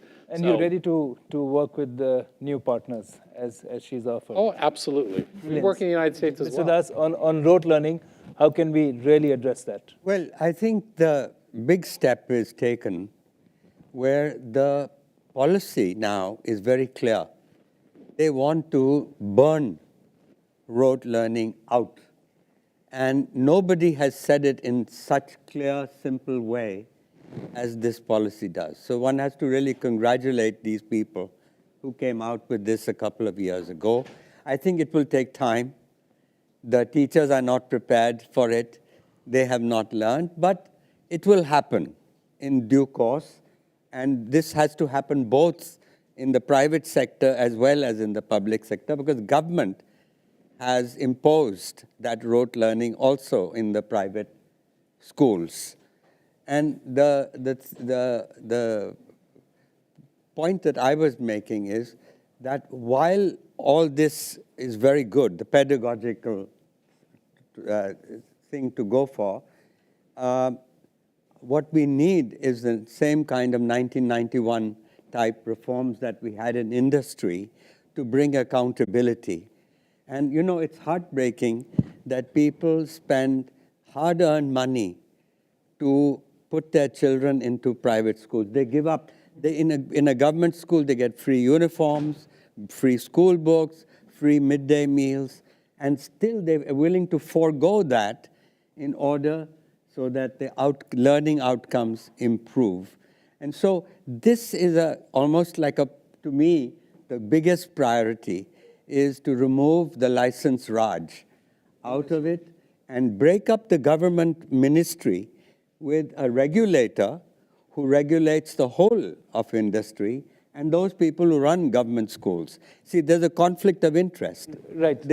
So I'll have to ask you to hold here quickly. Your response on what she said. Yeah, so I was not in a very different room a few months ago, and you'll be surprised to see how many young people actually want a safe and supportive environment around them. The point of me saying that is that we don't just need to work with the students, we also need to work with the community around them. So the two can't work in silos. They have to work in tandem with one another. So unless a young person feels supported, their mental and physical well-being will not reach its full potential. So the first thing that we actually need to do is actually ask young people, what do you want? What do you think will make you feel best? That dialogue is actually is I think not always there. So let's take one more round of questions. Okay, the lady there, these two ladies, and there was a gentleman at the back, right, and Asha. So can we quickly, and please keep it as precise as possible. Yeah, it's not a question, basically a comment. Two things. One, to de-risk ourselves from AI. I know it's a different point of view. The intent is to create the next wave of green jobs, and how we can do of green jobs, which is not dependent on AI and not necessarily can be replaced, so that we don't have massive layoffs all at the same time. Okay, so I think, so I'll have to again ask you to pause here because AI is on the cover of this report. So I'm not sure we can de-link from AI right now, but let's have a discussion on that maybe. Another topic for another session. Amit, please take note. Your team can do that. The lady next to you, I think there was another one. Yes. Go ahead. It'll pump up. Yeah, so I completely agree with Please use the mic. The voice will come up. Hello. Yeah. So I completely agree with the point which Mr. Gurujar and Das has made, that I'll just give you the latest statistics, like from UNESCO report, No Teacher, No Class, 2021, about 500,000 teachers are not there in UP and Bihar. So tell us a solution, because solution is that, no, I'm asking the question, and I wish there was somebody here on the panel from the ministry or from the education, from the government, because the value placed at the profession of being a teacher in government school is low, and that is also one of the cultural context which has to be dealt with. So there's some discussions to have the lady in the front and the gentleman with the mic over there. Yeah, so hi, I'm here. I'm a venture capitalist here in the Bay Area. I also teach entrepreneurship at Stanford. So the question I want to ask is about how can we incorporate our traditional education system of India into the current modern system. Because I really liked one point that Omar made, that education system is not just about learning, it's also about the values and culture. Completely agree. I was going to mention the Gurukul system, but I don't know whether anybody, including me, is qualified to speak on that. But please go ahead here, then Asha, and then Himanshu. And then we'll close. I'm Nirmala Shankaran. I run a venture called Hey Math, and we've been upskilling teachers for the last 24 years in mathematics. And talking about reforms in education, I think the best example is right next door to India, which is Singapore. And they started their reforms by saying, thinking schools, learning nation in 1997. I feel post-COVID, people have understood the value of digitization of content in education. And I think technology can be a fantastic way for us to build teaching capacity. So this is something I would like to talk to some of the panelists post this conversation. Perfect. Himanshu and then Asha. I don't see any reference to for-profit companies in this space by the panel. An example Because we have only is, 25 minutes. No, an example is LEAD. The point I'm trying to make is they're covering about 10,000, the private schools you referred to, Mr. Das, and covering about 5 million students, 50,000 teachers, training them, really upgrading the standard of living, standard of education. I'm not sure whether we are looking at that as a potential solution. And I wanted to get an opinion. What is the potential solution? Because to me, this is a great solution compared to a layman who's not studied this domain. This can be a great solution because here you don't have to put in money to have a for-profit solution to a social issue. Great. I think India's law, Asha, India's law actually does not allow for-profit education. That's still one of those challenges, which is, sorry? Yeah, I know, but the way it is that it's a management consulting firm, which is.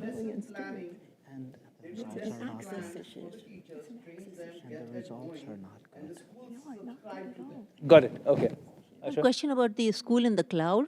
There was a lot of buzz a few years ago about Shugata Mitra and his school in the cloud. Remember, he did hole in the wall. He had a computer in the wall program. Hole in the wall first, but then he also tried school in the cloud, and he got $1 million from TED.com for a pilot. Does any of you have any data or any thoughts about what happened to that project?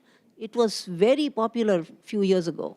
I don't know. So the lady behind you, and then we'll come back to the panel for a quick response. So earlier you talked about the midday meal program, and tying back to the previous session on nutrition and healthy lifestyle in India, I wanted to pass on a recommendation to the government to include physical activity in middle schools in addition to the midday meal program, because I think as they progress in their careers, they just get busy and they don't necessarily think about physical education, so it's good to inculcate it early on. I would also say, Amit, I can speak on your behalf, if I can say, Amit and Richard are here, that you can send some of these suggestions to the team of India Dialog. I'm sure they're going to be incorporating it in the reports and the studies which are going to be out. So I'm going to quickly request all of you to respond in 30 seconds. There are several issues. Unfortunately, we cannot unpack and go on for many for time, reasons of time. But Mr. Das, quickly your response and come to everybody. I'll just take up this one question about for-profit. Yeah. This is the result of this hypocrisy. A private school to survive, it must make a profit. And to say that you can't make a profit, everybody has to be false, have to make a false declaration, keep false set of books. And so the good news is that we are going to challenge this. It's a 1989 judgment called the Unni Krishnan judgment by a Supreme Court judge who said that education, there should not be any profit in education. And so now that half of India's children, 120 million children, are in private school, it is time to remove this hypocrisy, and this is something that's going to happen in the next. The worry is, of course, the government is withholding permission for NGOs, the FCRA permission. All NGOs are worried that they may lose their FCRA status. If they lose their FCRA, they'll have to close down.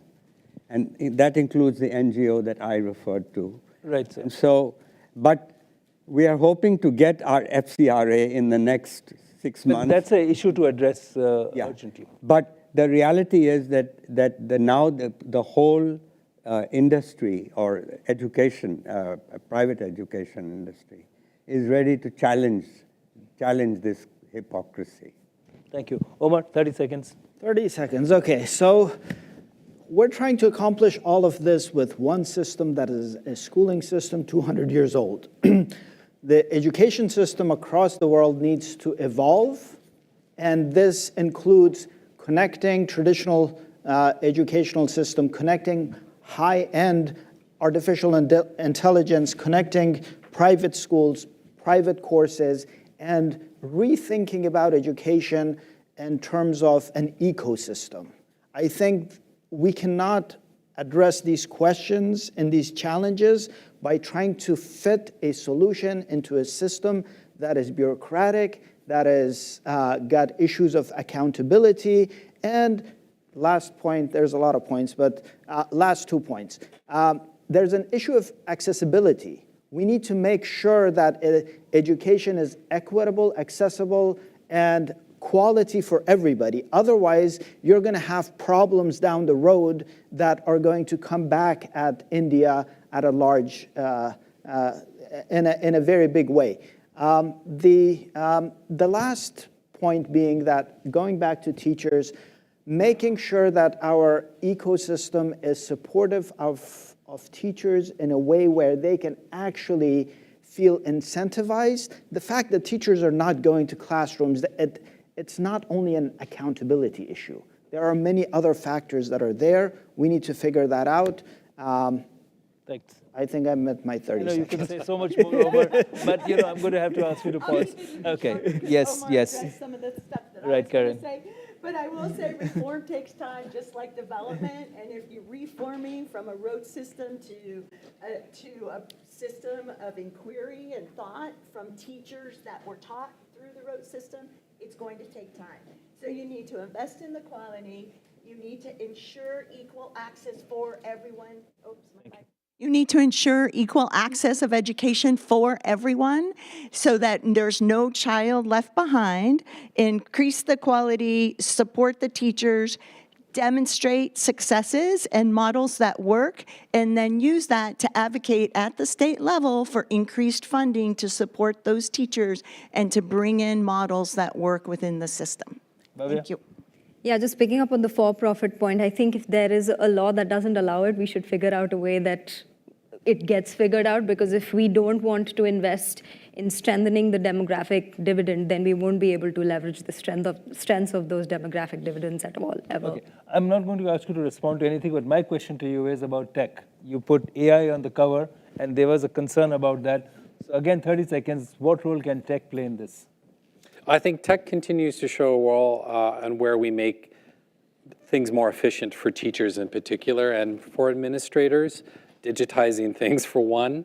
We're already looking at a pilot AI that would work around a teacher training module, right, self-led. Those are early days, and I think AI will continue to come into it. And I just want to make a plug around, again, not just AI. One of the things Room to Read does is we are actually a publisher of children's books, obviously not for sale, but in India, we have 225 titles in 7 languages. That's all private-public partnership ecosystem play.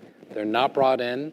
These are Indian authors, Indian illustrators. They are leveled in a way that grabs a child's attention and they want to read that book.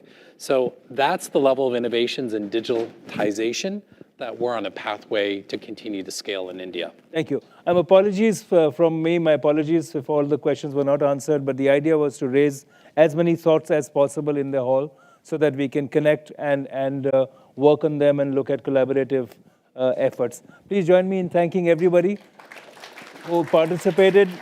I felt a little bit like the pilot whose flight is taken off late and has to land on time still. So I've tried to land on time. Amit, please do recognize that. Thank you so much. Thank you. Let's break for tea. We'll come back in 10 minutes, please. 10 minutes. Thank you so much. Our girls' education.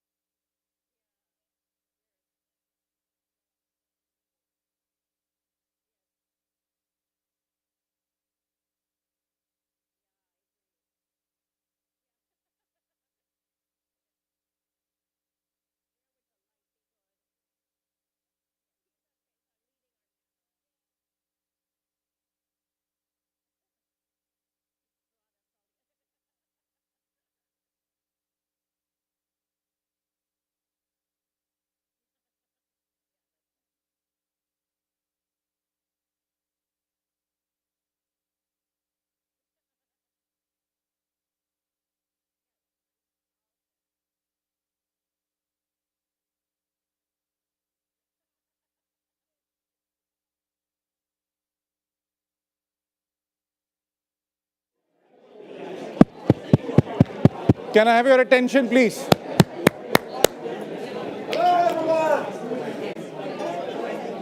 Hello?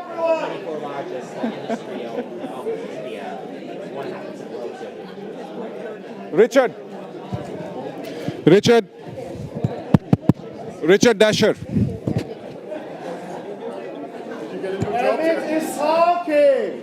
Richard, hurry, please sit. Martin, Vish, don't be like a Vish Mishra. Vish Mishra, please sit.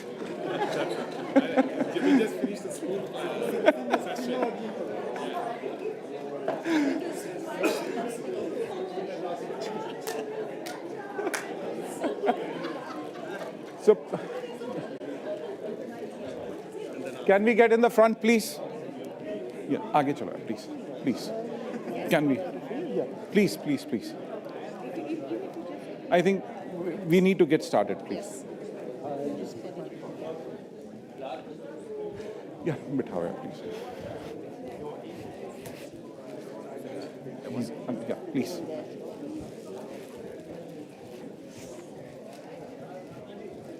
Let me do a small embarrassment for you. Good evening, all. Folks, can I have your attention, please? Karen, please. Asha, Karen. Okay.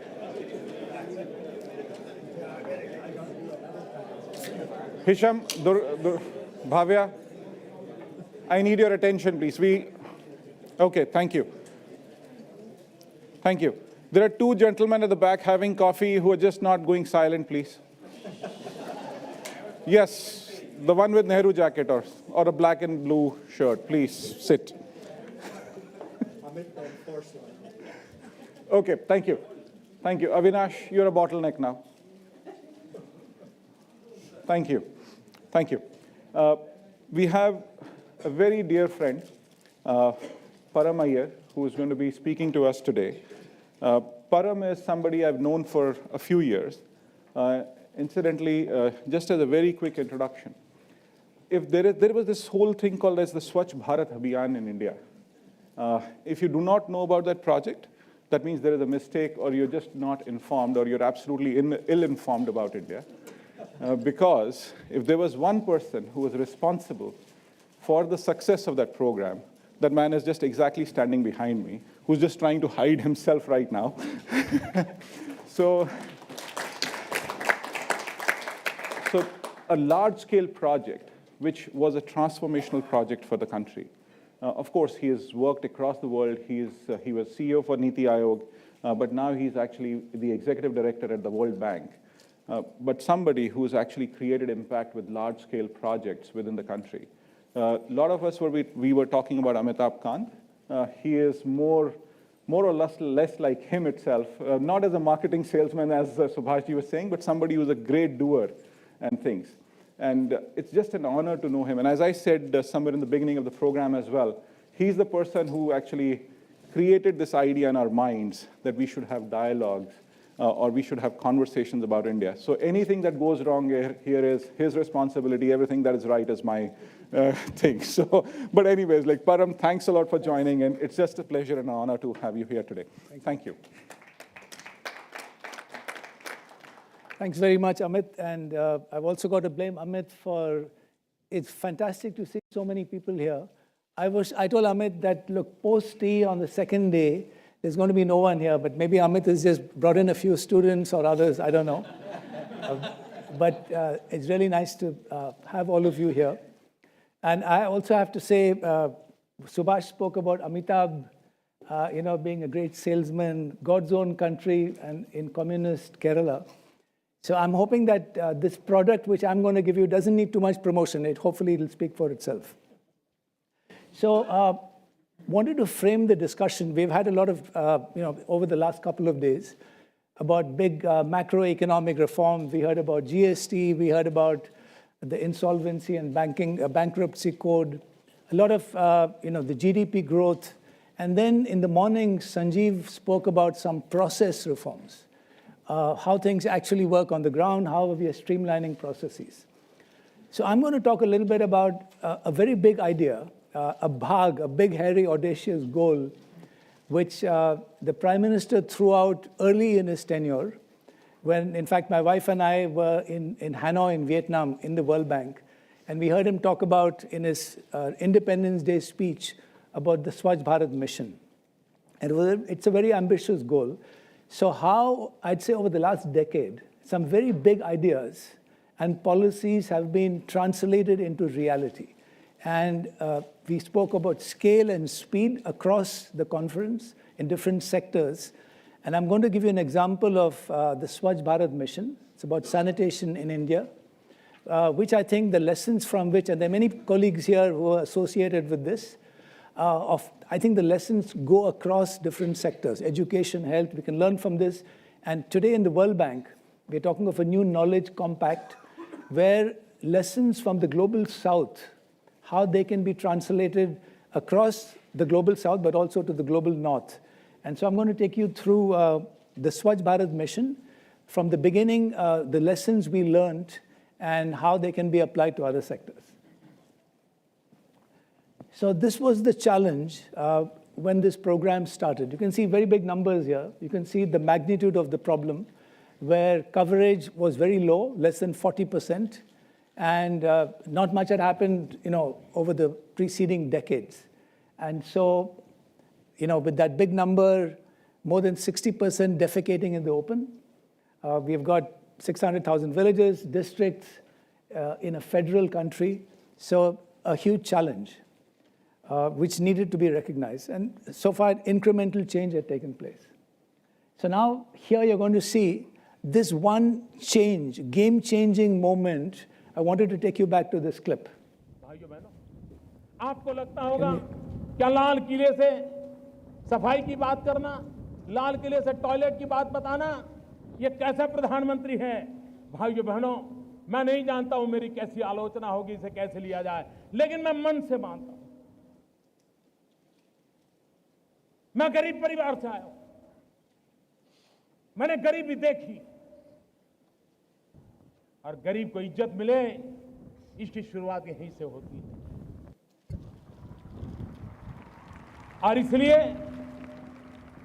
स्वच्छ भारत का एक अभियान इसी 2 अक्टूबर से मुझे आरंभ करना है। Okay, so that was the huge statement which took everyone by surprise. And, it was basically mission impossible till, the Prime Minister decided that he wanted it to actually happen. So these were the 4 S's which we faced when we started this program. Obviously, scale. And we heard a lot about behavior change in different sectors, education, health. At the heart of the Swachh Bharat mission was behavior change, but how do you do it at scale? And so to change that habit of 550 million people, now speed. The Prime Minister set a deadline of 2nd October 2019, which was the 150th birth anniversary of Mahatma Gandhi. A very symbolic date, but it was a challenge. But in the end, we figured out it was, probably just about right. It was it was a little bit of the Goldilocks approach, not too long, not too short. But at that point of time, it looked impossible. Stigmas, right?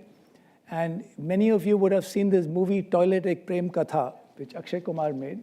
And, these beliefs which we have held for generations in India of, toilets having a toilet at home is unclean, it's better to defecate in the open. So stigmas had to be dealt with, that is behavior change. And then finally, and critically, how do you sustain behavior change?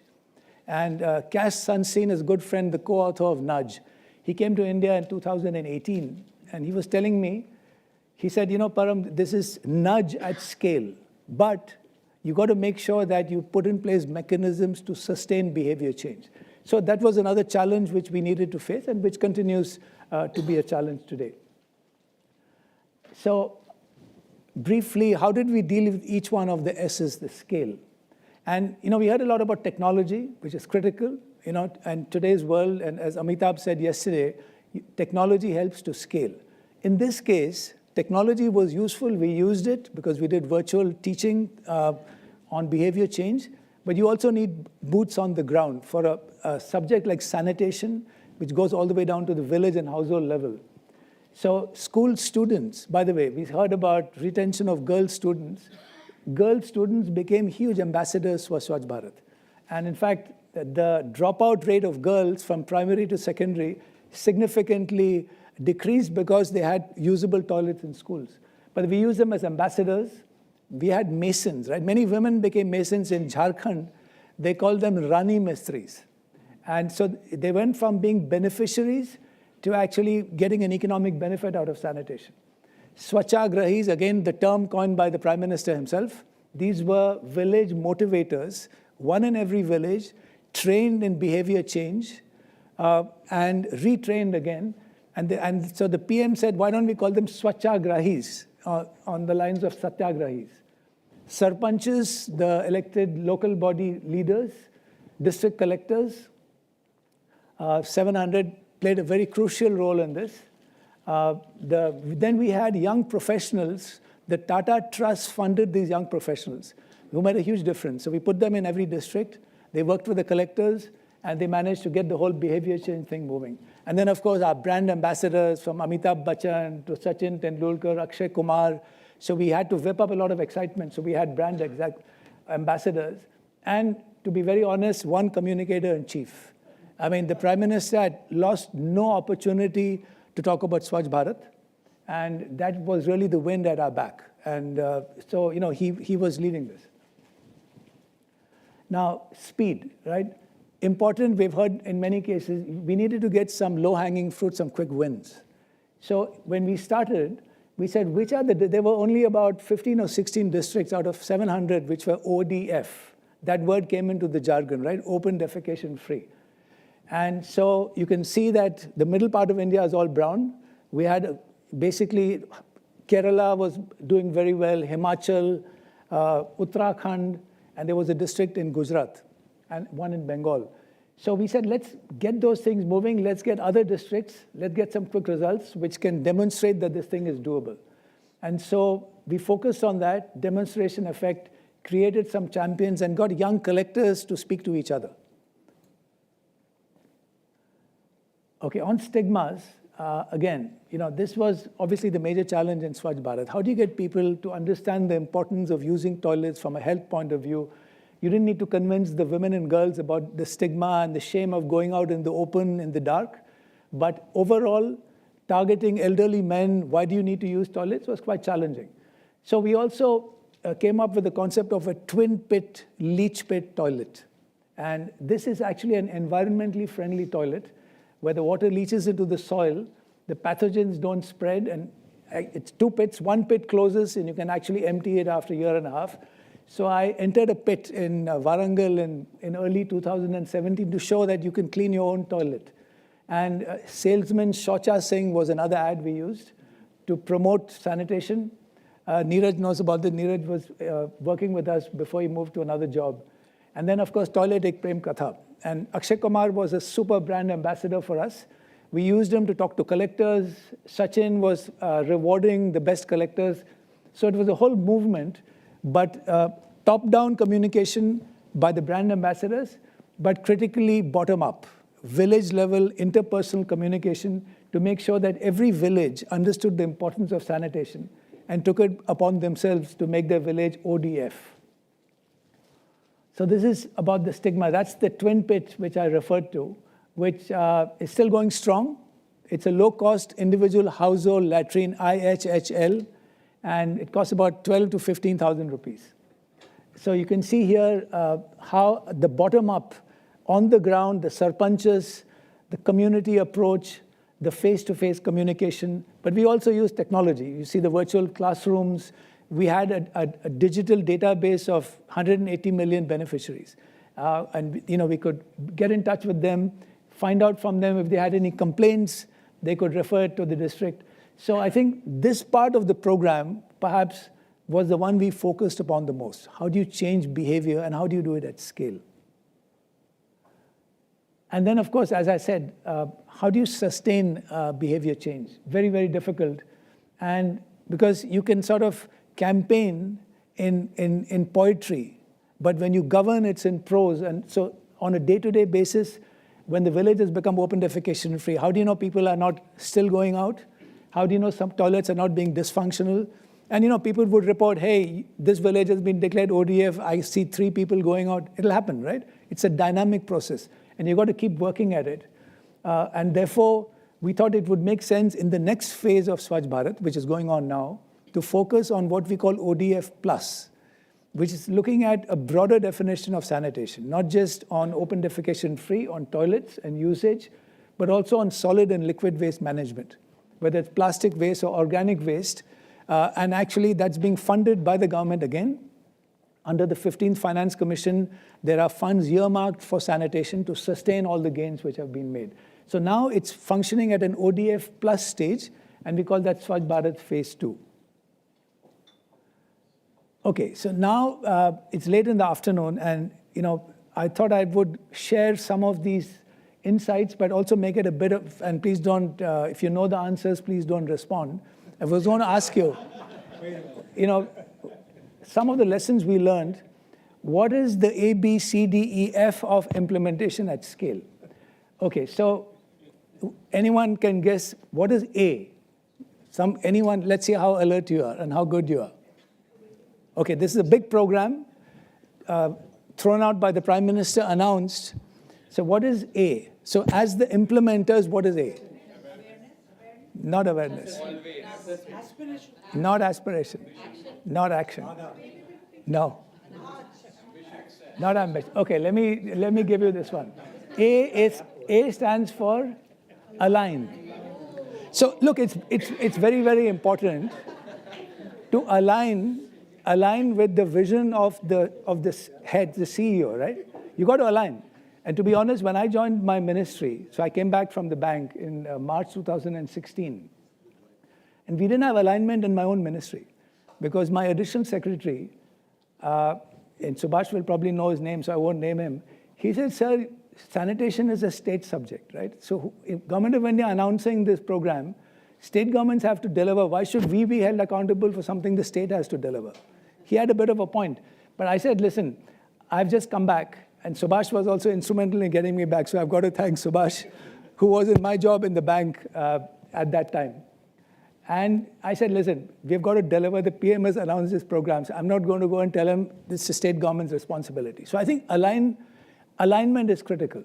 And what we call the PM, CM, DM, VM, I'm from the UP cadre of the IAS. And we have a saying there that there are only 3 good jobs in India: PM, CM, and DM. DM is district magistrate. And then to sort of bring in the village, we added VM, the village mukhya. So if you can get that axis aligned, you can make lots of things happen in India, right? Even today. So we followed that model. And again, this became really important. Our job was to align with that and get everyone aligned to the vision, and which the Prime Minister had thrown. So A is align. Okay, what is B? Believe. Fantastic. Believe. Excellent. It absolutely comes. So you're right. So it's believe. So everyone had to believe that this thing is doable, right? Because if you start, continuing being a skeptic, it's not going to happen. So we had to have belief that this thing can happen, first within our own team, and then all the way down. In a federal system like India, we saw how the GST brought together all the states onto one platform. This is very, very important in India. And there are some states which have different political parties leading them. And that was a challenge for all of us. But if you can get alignment with the basic idea, it makes a huge difference, and belief. Youth in the system was very important. So we created this cadre of our preraks, Zilla Swachh Bharat preraks, the young professionals in the field. They made a big difference. And then setting some milestones and actually achieving them, which increased the belief. C is easy. Change. No. Communicate. You're doing very well. You should have been making this presentation. Communication. Okay, so communicate. Look, this program, communication was a critical part of behavior change, right? So, there are different levels of communication. You can talk of mass media, interpersonal communication, but at the heart of this program was communicating. And so this one became absolutely critical. Grassroots level and then mass media level. So top down, these were, I mean, we were, using water aid when Neeraj was working, a whole number of agencies, NGOs, CBOs, universities, students, and so communication became very, very important. So it became a kind of mass movement. Okay, let's see what do we have now. What's D? Design. This one I bet no one will get. It's a bit of a cop out, but you'll understand why. Any others? No. Delegate. Close, Pranjal. You're doing well. Almost. Actually, it's not. No, it's very close. See, what we meant was take it to the lowest level, but the only word we could think of was democratize. So what we meant was take it down, right? Take it down to the lowest appropriate level. And in this case, it was critical that the villages took this project in hand, right? It became a thing of prestige, that our village is going to become ODF before the neighboring village. And it became very, very important to have that self of pride in the community. And so, if you want to do this Jan Andolan thing, the Prime Minister is very big on that. It was very important to take it down. And a lot of campaigns were done throughout the year, whether it was Swachhata Hi Seva, typically in September, October, Chalo Champaran. So we had to keep the buzz, we had to keep the excitement going. And the lower the level it was happening, the more effective it was. Okay, I'm going to show you a clip of this program which we did in Bihar. Bihar was struggling. And what happened was, it was not really making much movement. So we decided that we would take 20,000 Swachhagrahis from across India and unleash them for 1 week in Bihar, and then get the Prime Minister to address them, to motivate them. So this program we called Chalo Champaran. It coincided with the 100th anniversary of Gandhi's Champaran movement. So 10th April 2018. That's the date, and this is a little clip about that program.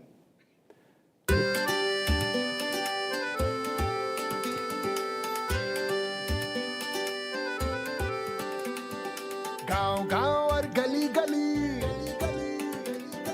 गांव-गांव और गली-गली, गांव-गांव और गली-गली, नई हवा चली, नई हवा चली, नई हवा चली।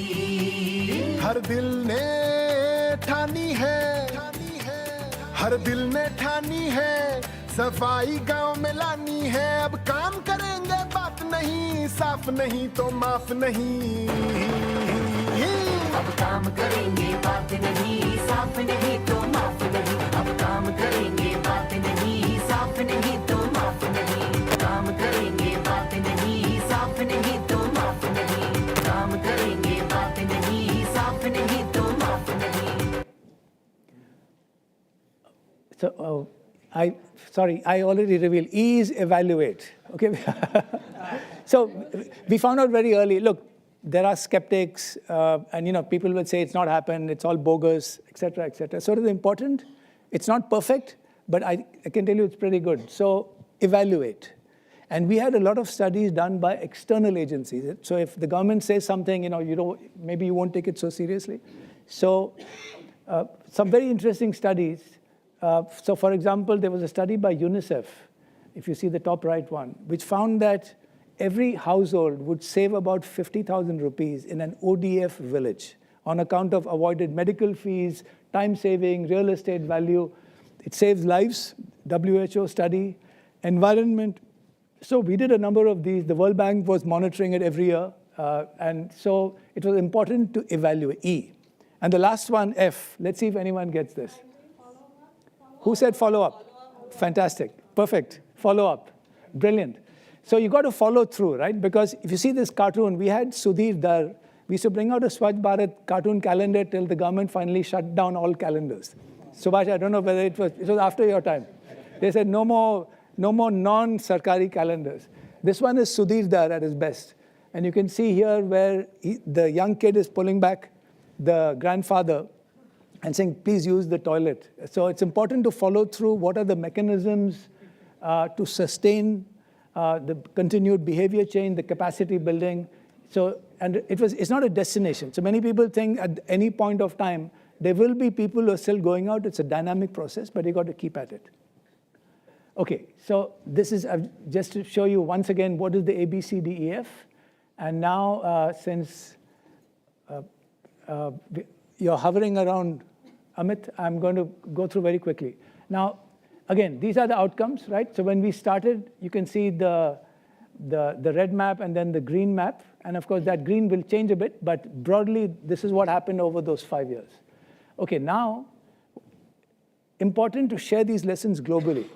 So we had an international conference where ministers from 55 countries of health and sanitation came and visited India in October 18 to understand a little bit more and to see what they could learn. And the minister of Nigeria went back and they started the Clean Nigeria campaign based on this program. China, I was in China 3 weeks ago. They have got a Clean China program going on, again, influenced by another large country, a neighboring country like India. So we spoke about the 4 Ps. Political leadership, right? I mean, the term is bandied about a lot. Absolutely critical. And then public financing. You know, I've got to thank colleagues like Subhash, who understood that there's a return on sanitation, scarce resources, he's managing the budget, where do you put your money? So when they saw the program working, they started putting in more funds into it. Total investment in Swachh Bharat is about $20 billion, half state and center, but a lot of money was put in. So this is important because in many countries, the Minister of Health comes and tells me, can you convince our president to put in money? Because the finance minister of Nigeria is not giving the money because he doesn't know there's a 5:1 return on sanitation by way of health. So I'm saying, so this was very, very important. And you know, Subhash was there at the time, so he can tell you about that. And then partnerships with, you know, with academia, with civil society, with NGOs. This was not a Sarkari program by any means. That's a picture of the ministers and the Prime Minister on October 2nd, 2018. Uma Bharti ji was my minister at the time. And then people's participation, right? It had to be full involvement of people, otherwise this thing wouldn't have worked. So those were the 4 Ps. And there's a book on that, which is called the Swachh Bharat Revolution, which tells you a little bit about that. And I just wanted to end by saying there's a case study on this. I used to be a professor of management studies at IIM Ahmedabad. And we wrote a case study which is now shared between IIMA and Harvard. So if you want to get a more dispassionate, more analytical look at this program, please take a look at that. Thank you very much. You know, I think, Param, just stay back for a second. Okay. I think, you know, like the transformational effect that this thing has had on India is absolutely immense. I can see it with my eyes. We see it in villages. We see it in states and districts. I think for the thing that he has done, he might be very silent. He needs a standing ovation for what he has achieved for India, please. Thank you. Thank you.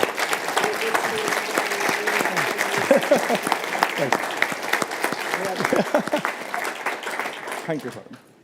So, you know, like we are actually using this case, at least this year in my course on innovation and competitiveness at Stanford. It's an amazing case study. If you have time, do look at it. In fact, there was another case study that was talked about earlier in the program, Will the Giant Emerge, which was authored by Christian. We are using that case study as well. It is an absolutely great case studies that if you're ever wanting to read, even as a non-management student or what, they're worth reading and looking at and understanding as to how things can actually happen, how transformation needs to be done. But I think from here on, we need to move on to the next. But yes, one last thing. This year, I'm just promising to Param, in fact, we are just trying to do a book together on water. Next year, 27th, 28th Feb, we will make sure that it is available, and that is what is going to be done. And that's what we are looking at. So that also tells you about the date for the next year's conference, which is 27th and 28th of February. So please mark your calendars, and we look forward to having you here. But now, without further ado, can I actually invite MR? Where is MR Rangaswamy, please? Oh, yes, MR, can you just come over and start your panel? It'll be great if you can actually introduce your panelists. But MR is one person in Bay Area, possibly does not need any introduction. He is somebody who's created in Diaspora, creates that huge impact, understands as to how the connection between the two countries can actually run. And he's always at the right places. But something very interesting about the story, you know, like we just bumped into each other in Adelaide. And of all the places in Adelaide, in a cricket match when India was actually playing, And of course, India lost because he was there. We would have won if I was there only. So we were there together. We just bumped on the ramp and whatever, and we said, let's collaborate on this. He's just been such a great friend and a supporter for the cause. MR, thank you for being there with us. Thank you, Amit. Thank you. Thank you. Over to you, please. Thank you. And hats off to you, Param. That was incredible what the program did. So I want my panelists to come up, and you'll see a stark difference. They're all women. So hats.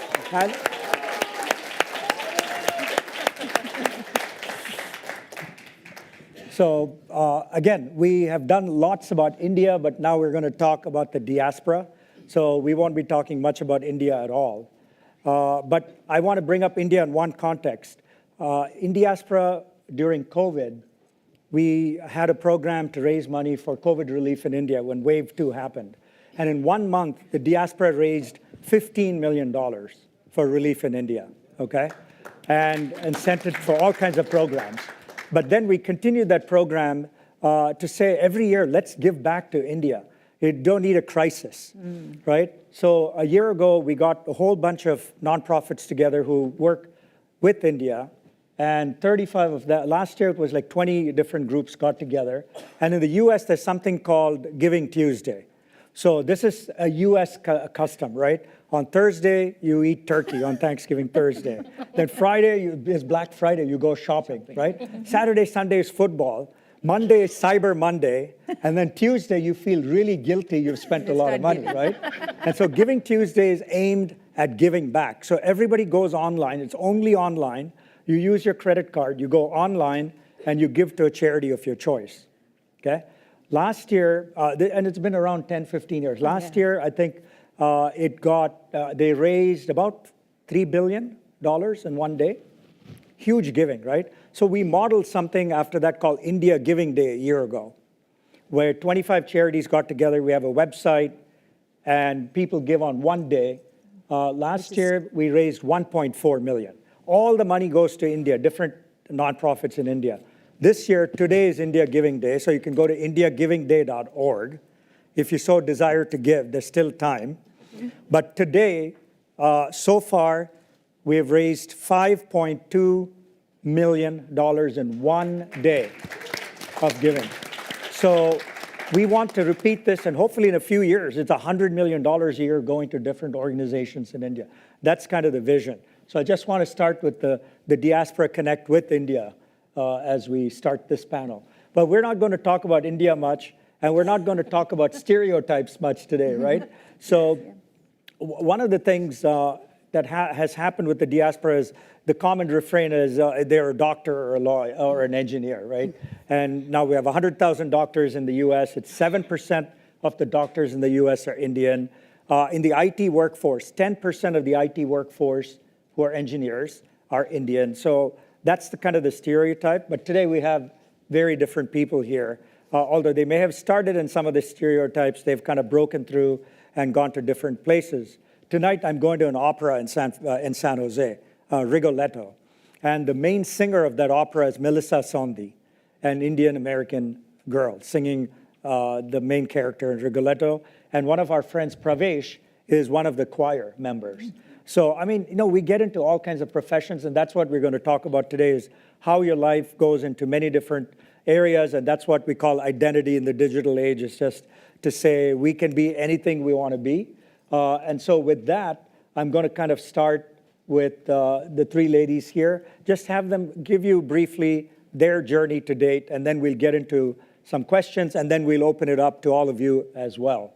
So I said that 30 million people of Indian origin who live outside of India, 6 different major epicenters, if you will, US, Canada, UK, Singapore, UAE, and Australia. US happens to be the biggest with 5 million people. Out of that, we've chosen 3 amazing people here. And so you want to start, Rohini? Sure. Just give us a little bit of your story. Yeah, absolutely. Thanks for having me. My name is Rohini Chakravarti. And I'm part of India Diaspora, have been part of some of the campaigns that MR talked about. I was also on the board of the IIT Madras Foundation for 6 years, and we are one of the people participating in India Giving Day. So if you haven't contributed yet, there is still time. So my journey, grew up in India. I'm from Bangalore. And so I grew up in Bangalore, the old Bangalore, where it was sort of maybe a little town at that time when I grew up. Went to IIT Madras and classic. I guess part of the identity is as an IITian identity, and sort of followed the path of many of my classmates at that time. Came to the US to be a grad student in electrical engineering, then came to the Bay Area in '95. I worked in the AI of the 90s, which was networking, and then went to business school, and I sort of happened into venture in '99. So I've been in venture for the last 20 plus years. Invested very broadly. I'm an enterprise investor for the most part, but I've invested both here and back in India and around the world. And the most recent move is that I've started my own venture firm, New Build Venture Capital. We invest in enterprise software, mostly focused on the US right now, but clearly quite interested in the in diaspora of founders. So that's a quick background. Have been very interested in alumni giving and philanthropy. So I mentioned the IIT Madras board. I'm also on the board of the MIT Club of Northern California, which is my other alma mater. So very happy to be here and explore these topics. We have not been given the questions, so it's all going to be a surprise. Deepa, go ahead. I guess I'm unusual here. I came as an infant when my parents were graduate students, so I actually have grown up entirely in the US and did all my schooling here, but we were fortunate to go back on almost a yearly basis, and so we've kept the connect. And I'm also very fortunate that since I had no aptitude in math and science, I didn't have to break any stereotypes. I was always encouraged to stay away from those fields. So I started out in economics and political science because I think that understanding of how deep the contrasts are was something that always fascinated me, and also the idea of under what circumstances people can move forward was something that made a lot of sense. So I worked in Singapore for a few years as a commodities trader before coming back to business school in the US, and then since then have actually gone into design. And I think this is kind of a natural fit. A lot of the issues that we've talked about today, about all these contradictions, I think design is really such a critical component in addressing all of them because it's by definition about synthesis. So I write frequently on design and innovation and work with social entrepreneurs here and in India. Great. Fun fact about Deepa, her father is the late Dr. C.K. Prahalad, who a lot of you know, and he was my mentor as well. Beena? So I grew up in Pune, and my parents are from Kerala, but I grew up in Pune, so typical Indian, speak multiple languages, multiple identities even within India.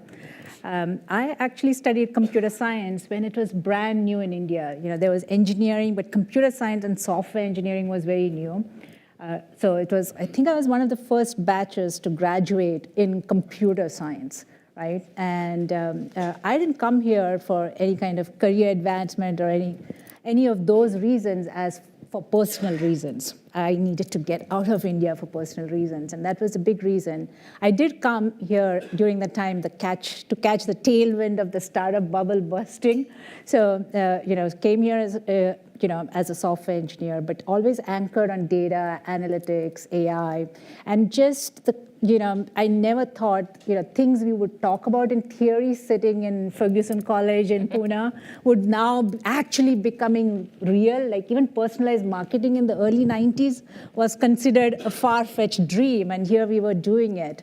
So I really dug deep into, or maybe I got lucky that I was anchored in data, and then it, started going into data warehousing and BI, and then came Hadoop and big data and AI.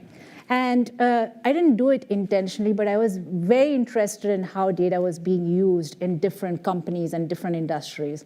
So I've worked in companies ranging right from Bank of America and British Telecom to GE, and then a few startups, which obviously, didn't really succeed as much as I would have liked. But I realized that, I thrive in large organizations.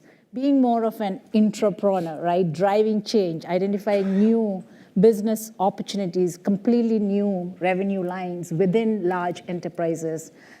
So currently I'm at Deloitte. I lead our work on AI growth. And also, as AI started becoming real, and maybe this is where the Indianness comes in, I started thinking about the side effects of that technology, right? And everybody talks about bias, but at that time I was at GE and I'm like, when you're looking at predicting jet engine failure, nobody cares about bias, but you have to worry about, the future, how reliable it's going to be or how secure it's going to be. So, there are a lot of side effects that come with using this technology, and I started going deep into this area of, trustworthy AI and AI ethics. And the other one I worried about really was, about the lack of diversity in AI. So I started a nonprofit called Humans for AI, which is still very active, and it increases diversity and inclusion in AI by educating, non-technologists about AI. The idea is to get them into AI as product managers, project managers, QA, but I think, it's important for everybody to be AI literate. I've written a few books, one on trustworthy AI, which is, selling like hotcakes right now. It was published in January of 2022, but it didn't become a bestseller till June of 2023. Until ChatGPT came, and then, it's getting sold out. So I'm like, it was ahead of its time. And the other one I've written is on, which I think its time has not yet here, is on zero latency leadership. It's really about what does leadership look like as we are entering this new age of rapidly emerging technologies. Today, we are dealing with AI, Gen AI, but quantum is around the corner, space tech is around the corner, bioengineering. How do leaders, does the traditional MBA work? Does it, just having an IT or engineering degree work? How can leaders survive and thrive in this era of rapidly emerging technologies? So I think it'll become a bestseller in a couple of years. Can I just point out one thing, Emma, that, thank you for bringing this panel together. And you might see, he got all female panelists, but I can, this was the first question I asked his team. Are you inviting me because I'm a woman or because you want to feature the story? But I hope you can see that there's a lot of thought he's put into bringing that diverse backgrounds, and he put that additional thought to make sure that we were women. No, not at all. Thank you. And you've heard the remarkable stories, and you can ask questions of them too, is the identity of the diaspora. Who are we? What are we? When people encounter us, what do they think of us, right? So in that regard, I want to ask each one of you, what was something peculiar when you meet a non-Indian somewhere, some question they asked you about yourself that you kind of went, and tried to clarify that question, right?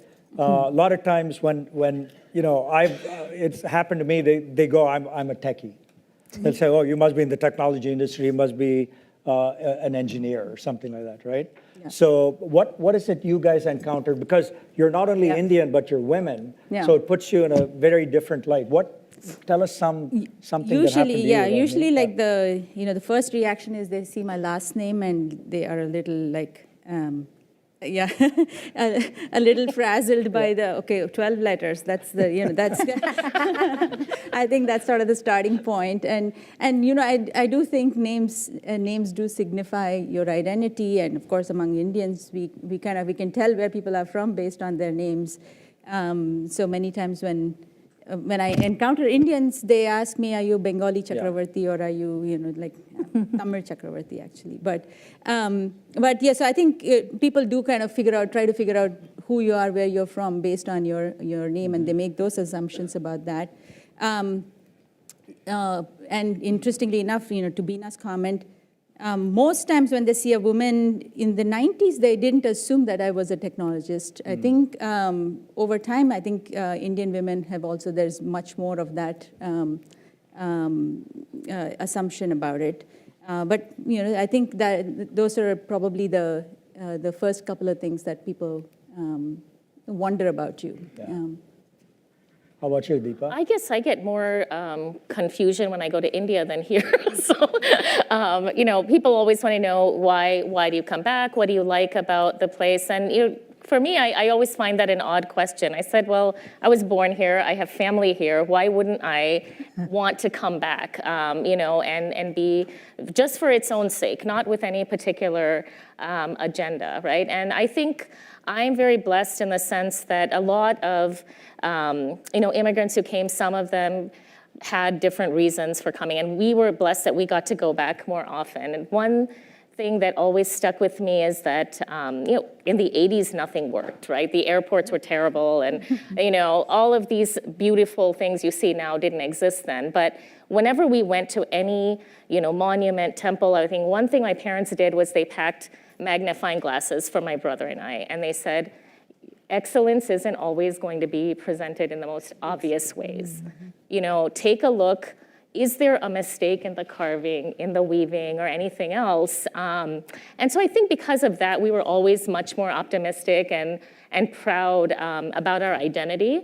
And I think people respond to that. They pick up on your own attitudes about yourself and where you're from. So I always feel like I got questions that were genuine questions, not stereotypes even here, because you're imbued with a sense of, pride about where you came from. Yeah.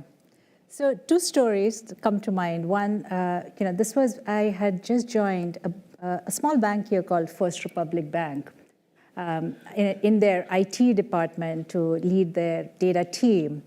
And I walk into the 5th floor of the office, and it's only white people. I'm the only person of any color, right? It's a bank, for those who don't know, serves highly wealthy clients, right? And there are a lot of actors and singers in the client base. They do banking very differently, very personalized, high touch.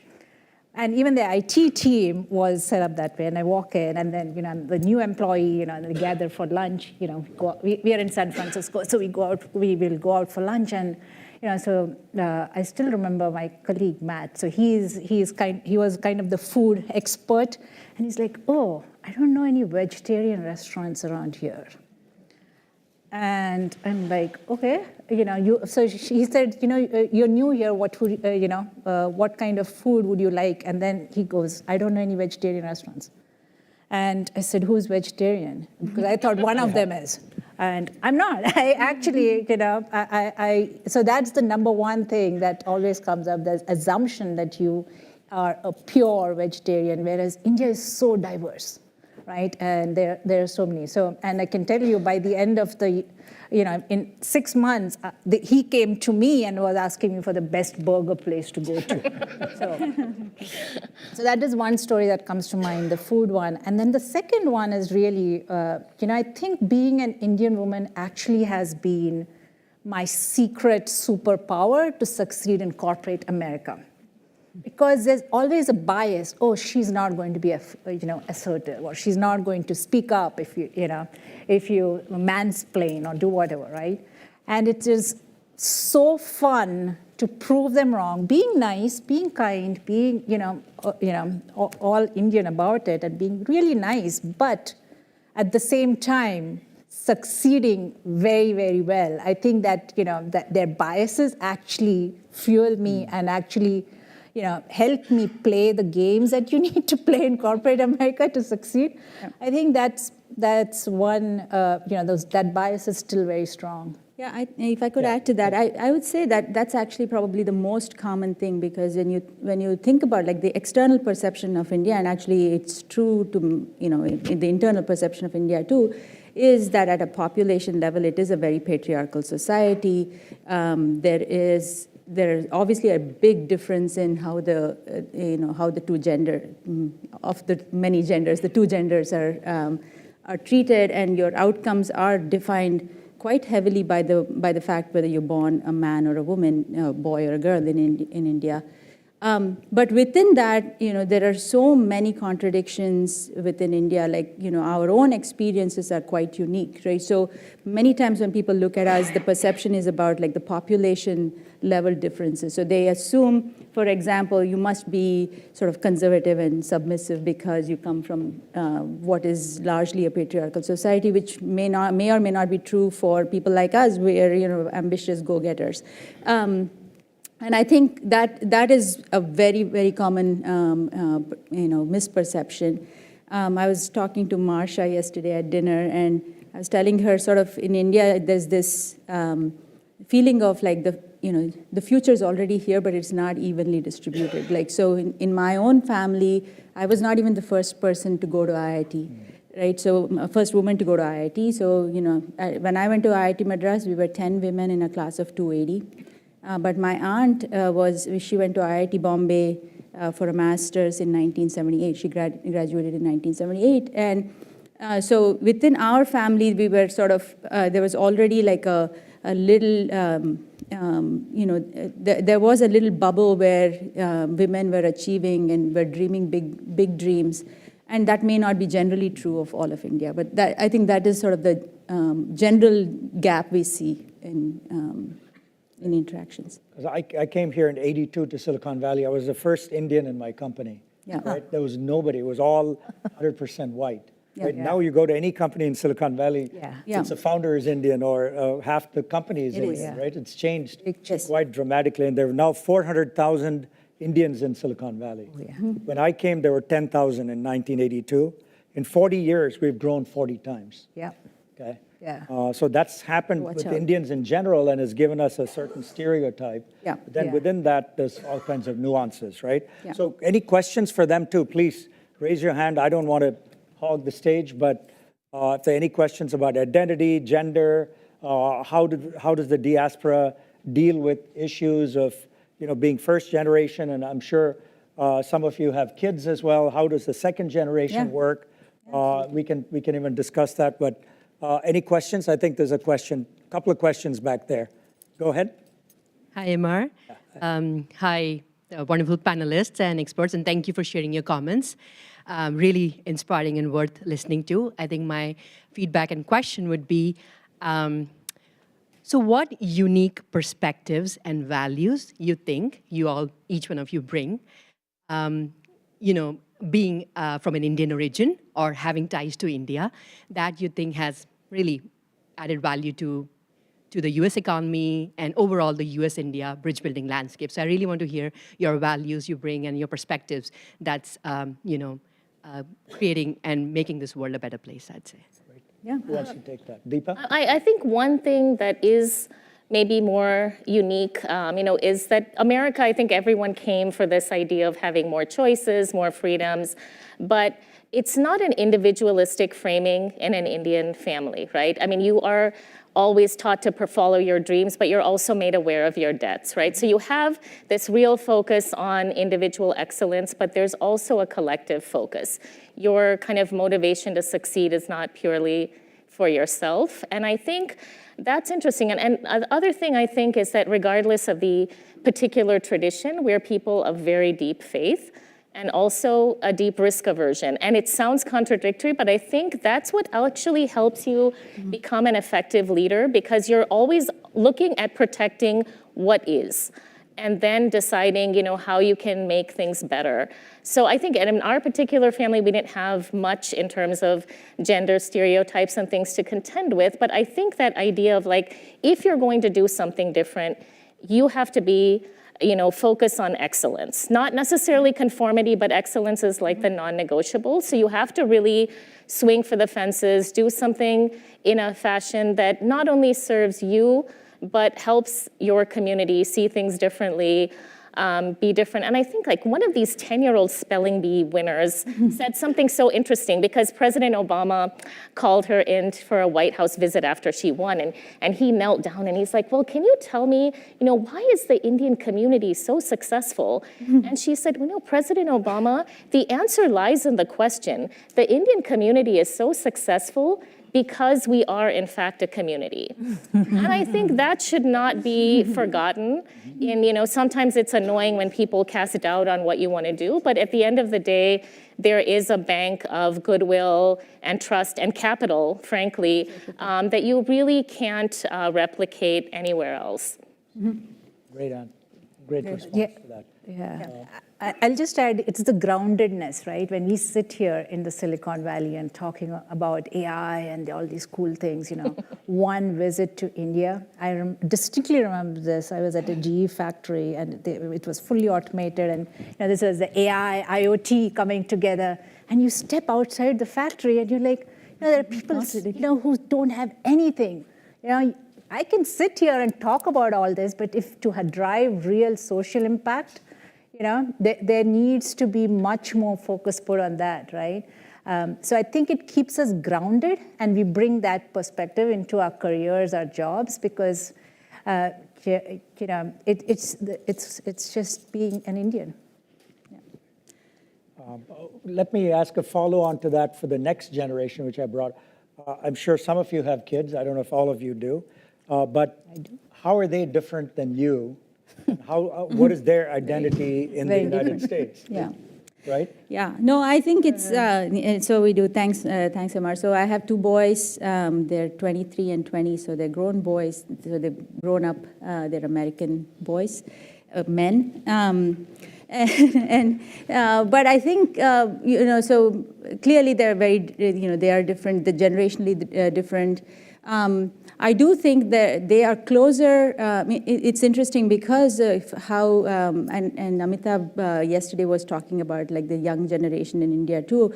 I feel like our kids, in some ways, the gap between our kids here and the gap in India has gone down. Like the way we were when we were 20 and 23 versus somebody who had grown up in the US, even an Indian American kid there was a huge difference. And I think that the world has sort of come come closer a little bit. In my case, I've been super, so I've gone to India for work and for family. I counted, I've been back to India 66 times over the last 30 years. So I consider myself sort of a, buy local person. So I'm very comfortable in Bangalore. And my kids have gone, pretty much every year they've gone to India. So other than it, so I feel that the fact that we immigrated in the 90s and 2000s, communications has gotten cheaper, like connectivity with airlines. Although we want more non-stops to India from San Francisco. Just putting a plug for that. I think all of those things have actually helped doing that. But to Deepa's point, I think immigrant families and the Indian culture, we do want to be really proactive about providing a set of values for our kids that does pay. It honors our traditions and as well as sort of our value system, and we hope we've succeeded in doing that. I have a 21-year-old and a 17-year-old, and it's so one is a full-blown adult, and I think I think it's the same groundedness I see in them as well, right? As where compared to their white friends or friends who grew up here with from other cultures, right? I think there is that level of awareness of the societal impact, being able to do the broader good, being able to approach, look at it from different angles, whereas just from, purely a business perspective, purely from a career perspective, right? I see in them that natural curiosity just because of the visits to India, perhaps, right? Or, knowing that there is, something like AI. My son is studying data science, and he knows something like large language models. There is a huge opportunity in India with the multiple of languages, and he also knows that if we don't focus, there are languages that can completely get lost or get left behind, and that just comes from him. And that awareness, that groundedness, I think, is a big factor of the background he has. I could add to that too. I mean, my son just started college, but in high school, they actually had a project where they were assigned to work with an NGO and help, this carpenter who in Panama to rebuild his business after he had all his equipment stolen. And all of the classmates in high school were like, okay, we're gonna make him an Instagram page. And my son Arjun talked to him and said, wait a minute, he actually has work. He has a good reputation. So he actually said, what is your cost on all of these different items and what does it take to send your kid to private schools? So he made him a very simple spreadsheet that he could adjust himself and said, you don't actually have to take a loan. You could sustain your business if you allocated what you're spending very differently. And so during the and then he wasn't assigned as the leader of the team, but he kind of took on that role as the project progressed. And I think exactly what you're saying, Beena, is that idea of reality is different and that, even if life isn't always fair, like organizations and individuals can still act to make it more so. I think that's hopefully the benefit of exposure. But I also think that there's just this pure joy and excitement because you're able to connect so much more easily. They can run out and have the same music as their contemporaries. And those connections are things that did not exist when we went back when we were younger. Oh, but raising them is so tough. It challenges every belief that you have. Absolutely. Question there. We have Amit, 2 more questions, if that's okay. One there and one there. Okay, and so let's take both questions and then answer them together. Yep. So please, keep it brief. Yeah. Thank you, great panel. In 1993, when I came here in '89, I designed a course called The New Americans that I taught for a decade in Oregon. And really quickly, I think a lot of people don't realize that in 1965, there was a new law that happened in America that made it possible for Asians to enter. So I would teach the whole history, immigration history, and then the social history of the new Americans. Really quick, as a new American, straddling these incredible 2 civilizations, I wonder if you could provide a one word to this next generation that is a nexus of your struggles and your aspirations together in that one word for this next generation. Hold that thought, and we'll, if you don't mind shouting out your question there, we'll answer that. I am our great panel. My name is Piyush Malik, and question to the esteemed panelists is,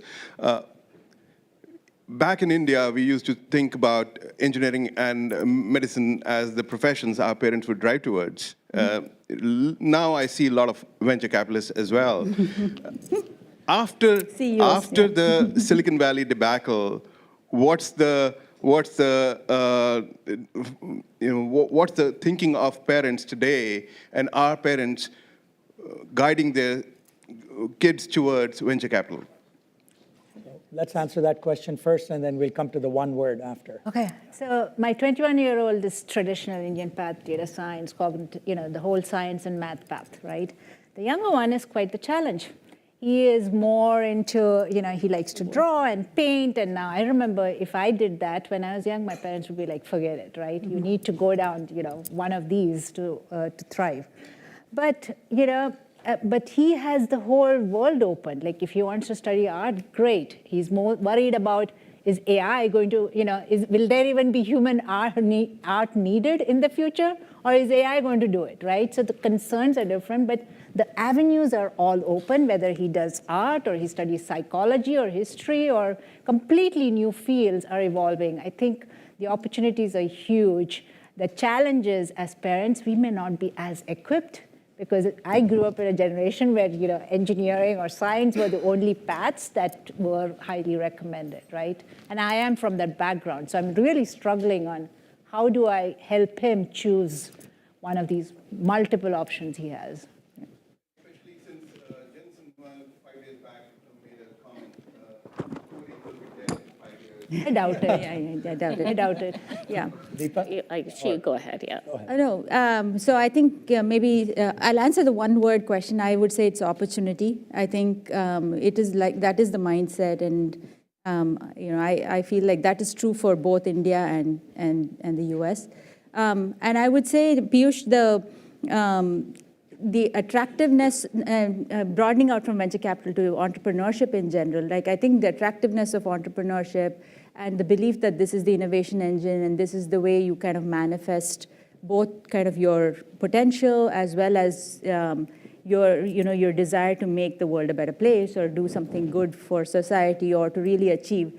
I think that is very well established. And we are certainly going through a winter in terms of venture funding and so on.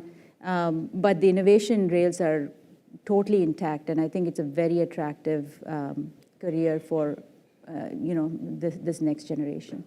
If you don't mind, 2 one-words and then we'll close out. Choice. Okay. Opportunity, choice, and Connection. I think that's where the kind of, I'm always asked, why do Indian ventures and succeed? And I said, we get 20 years of extra support that nobody else gets, right?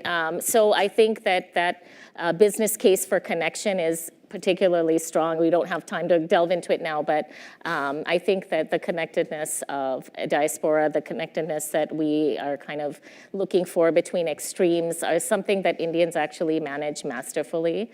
And I think that's what actually will bring both the prosperity and in the future. Thank you, ladies. It's been an amazing panel. Thank you. Thank you, Amit, for having us. Thank you. Thank you, MR. We'll just quickly get into our next panel. As the chairs are being set, I just wanted to tell you something out here. We are launching a course on India in Stanford, which is going to be an exceptional course if you want to understand about the history of India, the present challenges, the opportunities. If any one of you wants to enroll for it, you're most welcome. It's course 121L and 321L. So it's a graduate and an undergrad level course, which is open for all students at the university. So this is a very interesting step that we are taking in terms of really building the whole idea and understanding on India at the university as well. But thanks to Richard for really enabling all of this. So he has to be recognized as my partner in crime out here. As we get on to the panel here, but I would like to give a special shout out to 3 people, or 4 people. There is Brianna outside. Can we just get her in? In fact, Lauren, Brianna, Kimberly, and Neera on the corner here.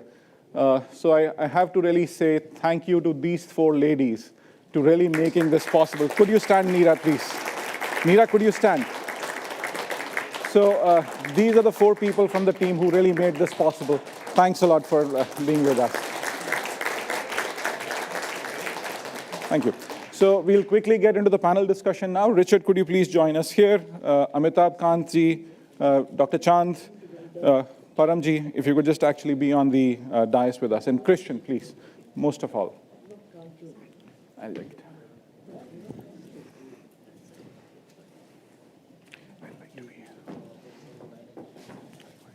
I want to be here.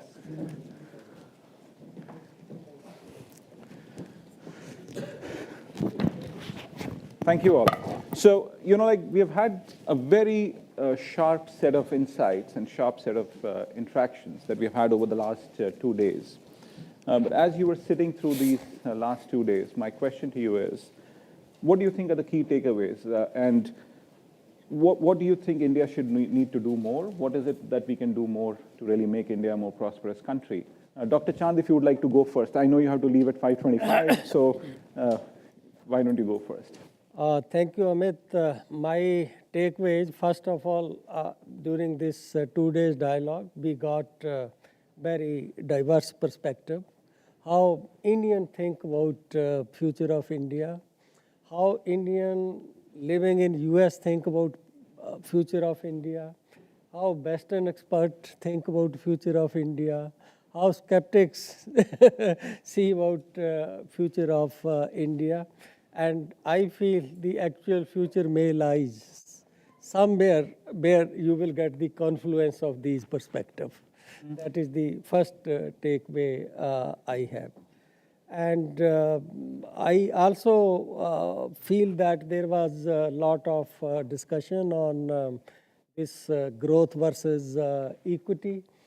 I'm agriculture economist, but I acknowledge that despite so much development in discipline of economics, still we have not been able to come out with a weighted index which combines both equity as well as growth.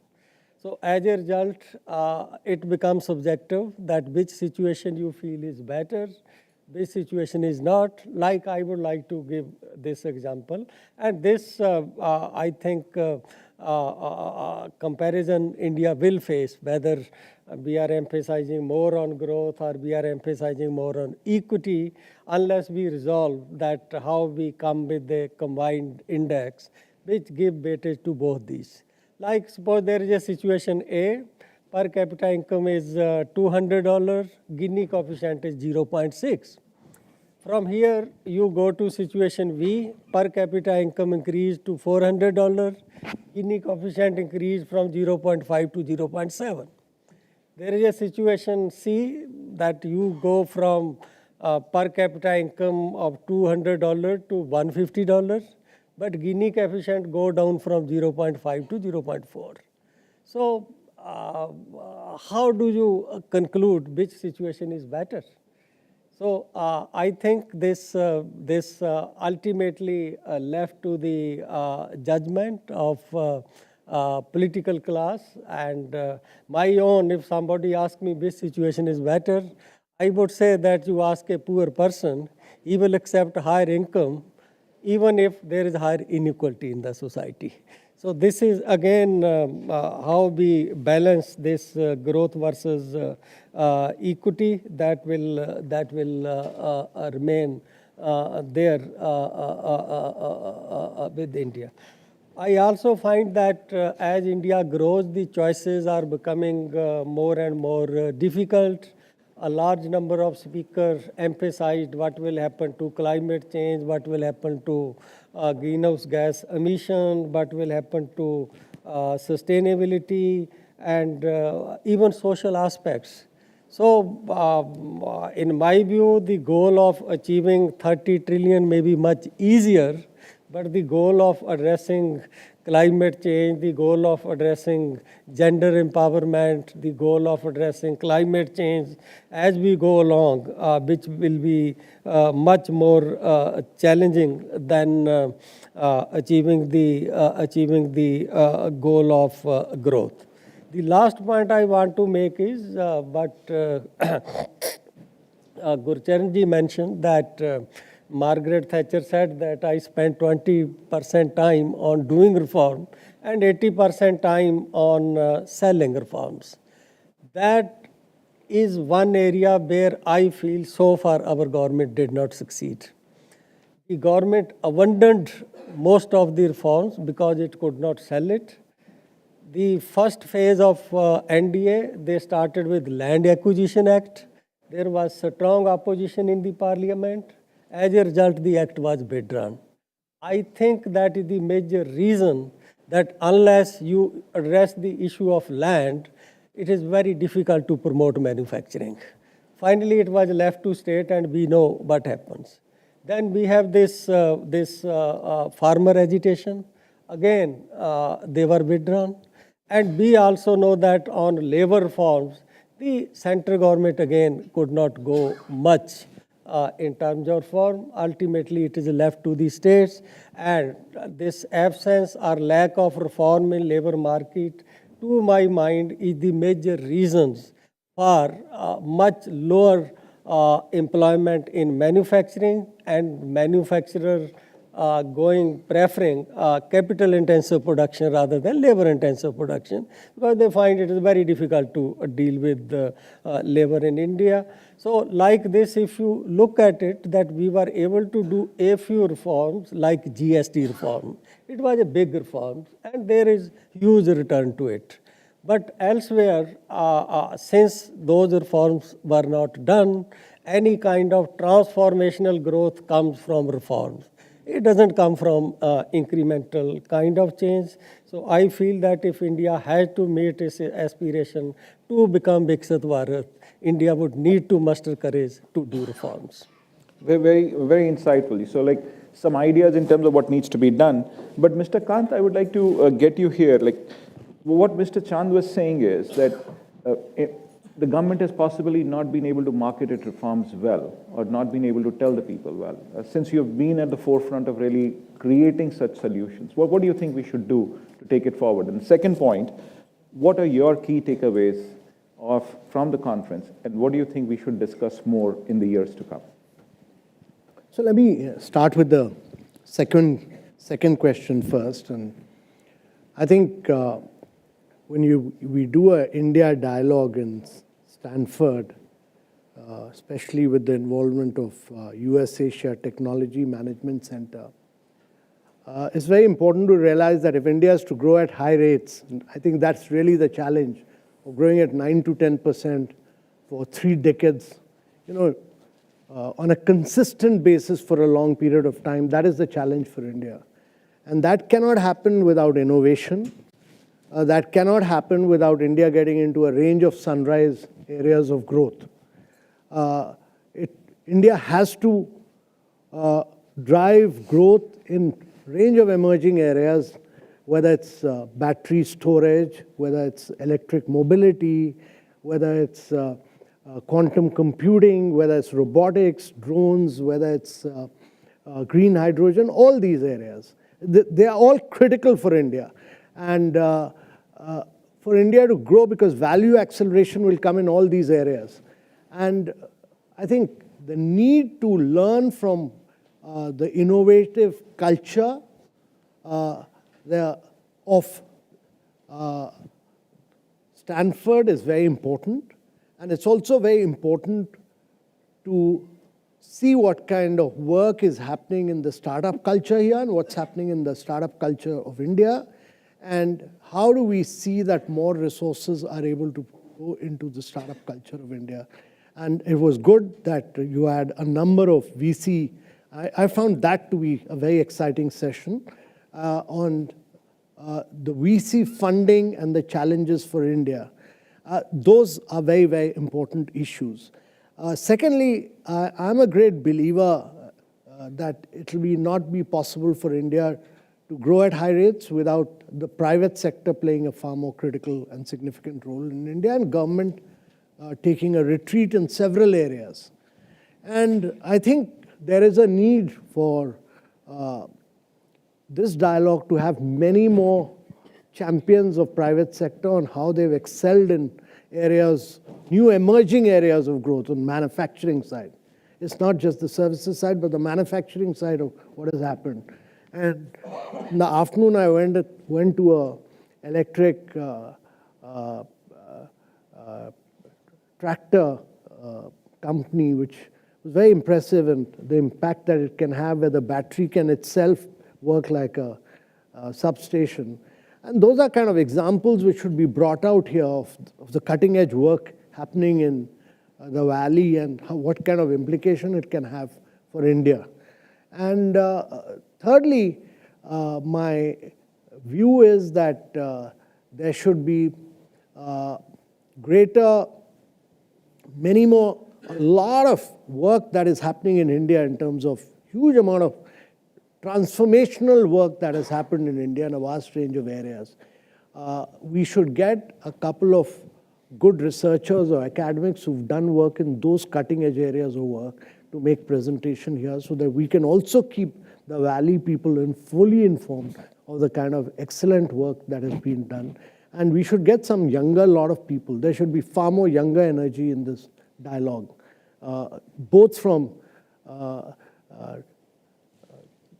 Stanford as well as from India. Get a lot of young startup people here so that they can exchange ideas here. They are the ones who are going to make transformation. It's not old fogies like us who are going to make transformation.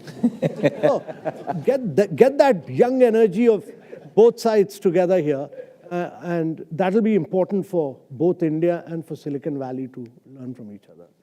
And to your first question about marketing for reforms, the Prime Minister is very clear. I mean, he's repeatedly saying that before we get into major transformation in India, we should be able to get all the stakeholders, convince them.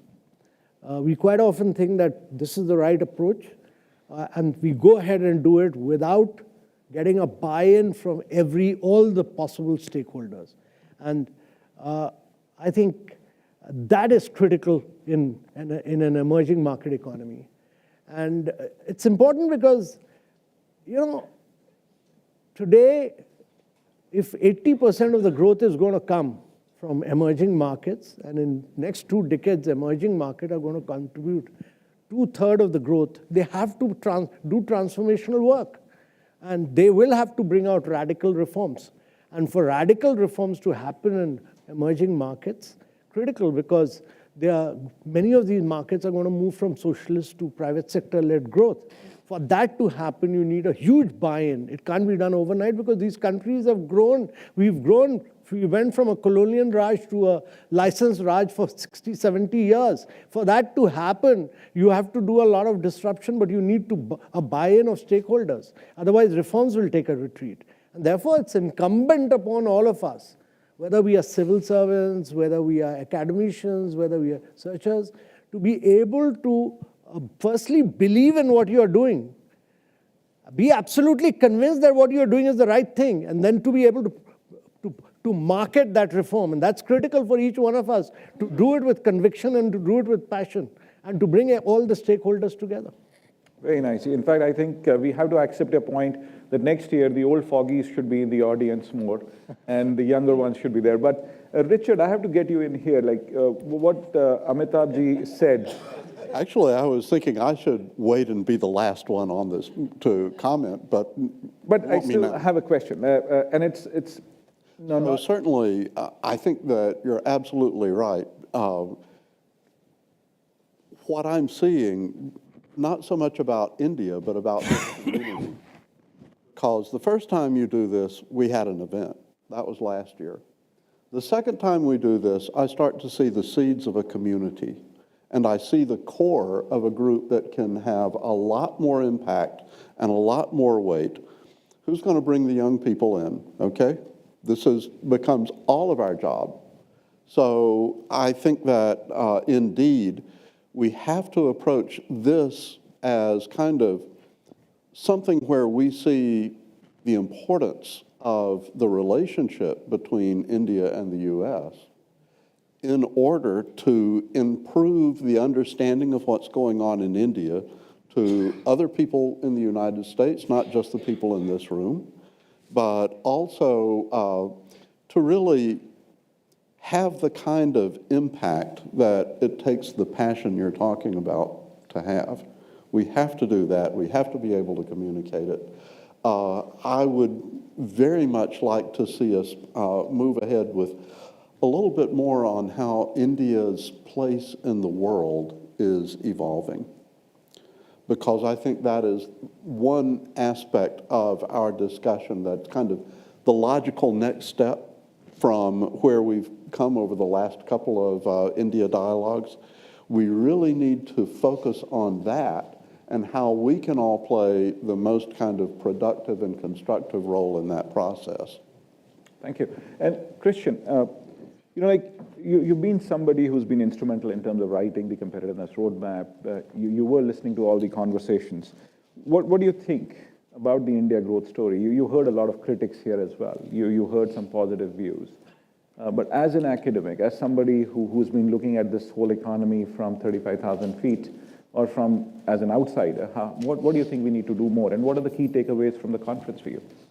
So I reflected on what is now changed compared to the day when I arrived here. And I've organized it in 3 buckets. I think one set of issues where I think my prior beliefs have been reinforced. One where I would say, I've learned something new. And one where I have more questions and, maybe something that we can build on. So what has been reinforced? I mean, I think that, not surprisingly, the belief in the strength of the Indian growth story. I think I've only seen more, not only the more detailed examples, but I think if you hear the individuals, including some of the leaders here that are on the panel, but also others that we have in the program, the private sector leaders, the ladies that we had in the prior panel, there's a lot of strength and positive changes that have been made. Param's story about how you achieve change in such a large scale in a heterogeneous country, I mean, really impressive. And I think those are the type of things that I think reinforce the economic data that we've seen. So where have my beliefs sort of changed a little bit, or where I feel I have learned something new? I was worried that India is moving in a situation, especially with the looming election, where it becomes all about celebrating the India growth story and how fantastic everything is going to be, how successful you are as individuals, how the country is going to be successful. I think the way that I've seen the discussion of the last 2 days was different. Yes, there was pride in what you've achieved and really a kind of positive view on what the future will look like. But there is no hesitation that I see to also think about what are the challenges that are ahead. There's no problem of criticism. You might not agree with the critics, but it's okay. They are part of the community. They can be in the room. And I think that is actually quite different from what I've seen in many other countries that were in kind of fast growth periods and that ultimately failed because they were unable to kind of see the dark side and see the changes. Now, the third point, I think, Richard, that's really very much in line with what you said. So I think, how does India see itself in the world, and how do we as non-Indians see India? So you know, you come from a history where I think with non-alignment, you try to reduce the influence of others on you. You know, you had a colonial power that told you what to do. That had to stop. Then there was a period, I think, where I see that India wanted to have the respect and the recognition of the world. It was all about how strong you are and how others recognize that. But I think you are inevitably, and I think Mike Enright pointed that out, I talked a little bit about that, you are going to be moving in a situation where you are the rule makers. The choices that you are making are going to define how the world looks like. And that's great power, it's also great responsibility. And you know, I think if we can start that type of dialogue in some of the future conversation, I think that would be great. And you know, I'd love to be at least listen as a non-Indian on how you deliberate those type of issues. Thank you. Thank you, Christian. And please mark your calendar for next year. We are making sure you're coming here again. Yes, but Paramji, so what are your insights? What do you think we possibly did not discuss? What more we should have seen? What are your takeaways? Well, actually, I was just thinking, you know, this is surprisingly, I'm coming here for the second time.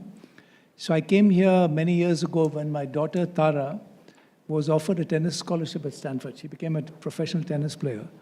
But in the end, family decision, we decided Duke was better because it was closer to DC.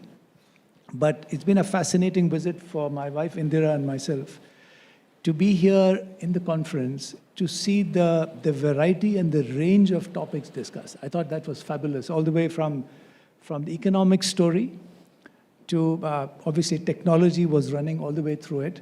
Fascinating to listen to the women entrepreneurs. And then we went into culture. So I think the entire range of sort of Indianness, if you like, was presented here. It was a very wide, I really like that. And I think in all that, the Indian story came out very clearly. Also fascinating to see the passion. You know, this is the first time we've really been to California, but to come to Silicon Valley, to come to Stanford, and to see the breadth and depth of talent here, and also the passion for India was fabulous. You don't see so much of this on the East Coast. It's a little more bland in Washington, D.C., and a little more vanilla, I would say. So I think here there's huge interest. And I think, as Christian mentioned also, to hear the two sides of the story. And I remember you telling me that, you know, it's important to present opposing views, and I think it was very important to hear that. But I think finally, Amitabh has also been talking about it. In a couple of sectors, I think obviously the private sector has got a major role going forward, particularly for creating jobs. We didn't get so much into the MSME sector, and I think it'll be important to have a conversation because they're the people who generate jobs. You know, all those 6 lakh, how can we get them out of the 6 status? And there's a lot of momentum in India, but I think it would be an important discussion. The IFC and the World Bank as well, the International Finance Corporation, is increasingly going to focus on the MSME sector. So far, it's been all the big guys. But in health and education, and it was tremendous to hear how We can bring in the sort of non-profit sector, but also the for-profit sector. And I think going forward, there's got to be a much stronger partnership between the public sector and the private sector to really push up these two aspects of India, health and education, because human capital is really going to be critical for that next big push forward, whenever it happens, hopefully in the next 5 years, in the next government. So I think overall, in next year's conference, you've given us the dates. I think it'll be important then to focus a little bit on that part of the private sector and to see how technology, which is already being adapted, can help drive that change as well. And then finally, I think that, this is the moment. And I've always believed in that Latin saying, carpe diem, you've got to seize the day. And I think this is the time. And over the next 5 to 10 years, if there's a collaboration, we heard about the community of Indians in America. I think that connection between Indians here and Indians in India, I think that connection, that collaboration can really drive change, push the reform story forward. So hopefully we can seize the day and make that happen. But maybe, that's something we should take forward. We shouldn't wait for 1 year to discuss that. And I think in between, perhaps we could have some more connections, even if it's virtual, which could build up to that 27th, 28th February of next year. Oh, certainly, we'll do that. But we have some people in the audience. I'll open it up for questions. But Michael Enright, you've been the most diligent listener out here. Like, would you have any point as to what was your takeaway? Like, you've been somebody who's really been studying India and things. First off, 1 minute answer from your side. As I told Sanjay earlier today, that I thought his talk actually raised more optimism in my mind for India going forward than any other discussion. Because, being used to doing strategy for countries and large organizations, a great strategy means nothing if you can't implement. And if you can get things done on the ground, then before long you can come up with the right strategy. So the implementation focus and that level of detail to me is quite encouraging. Again, the unanswered question, and Christian just alluded to it, was also the unasked question. And that is, what type of world does India want? And what type of world is going to allow India to take the place it wants to take in the world? And is India today operating on short-term interests that may actually result in a world that's shaped in a way that might work against India's medium and longer-term interests? These are the questions that I come away with. Very nice. So anybody who'd like to say something on his point? No? Okay, fair. So anybody who has a question here. Asha, if you have a question, very quickly, please. Yes, I have a question. Actually, more than a question, it's a comment. I just want all of us in this room, and especially all these senior people coming from India, and to think of ourselves as the founding team of this, interesting thing that we are putting together. Richard is absolutely right that there is a community, there's a glimmer of community arising here. Everybody is hungry to see the US-India partnership grow. And we must commit, this room has to commit to being in this game through virtual meetings, Zoom calls, and so on, that you can set up, Amit, for every 3 months, something, so that we don't lose traction. There is enormous hunger even in Washington, D.C. for India moving faster. They are desperately seeking, and I've been very closely attached to D.C. now, and I want this happening. I want, I want you guys to be giving us, regular suggestions on what we should be doing even in Washington, D.C. Thank you. Sure. And then just, we have to close. Siddharth, why don't you just have a quick, if you have a question, otherwise. Yeah, just a quick question. Your wish list for Modi 3.0. Okay, so that's a very interesting question. Wish list for Modi's next term. Like, that means we are quietly expecting that he's going to be the Prime Minister again, of course, and it looks very, very likely. So in one word, what do you think would be your wish list? Paramji. I think, just taking the technology and AI into the sort of social sector on a much larger scale.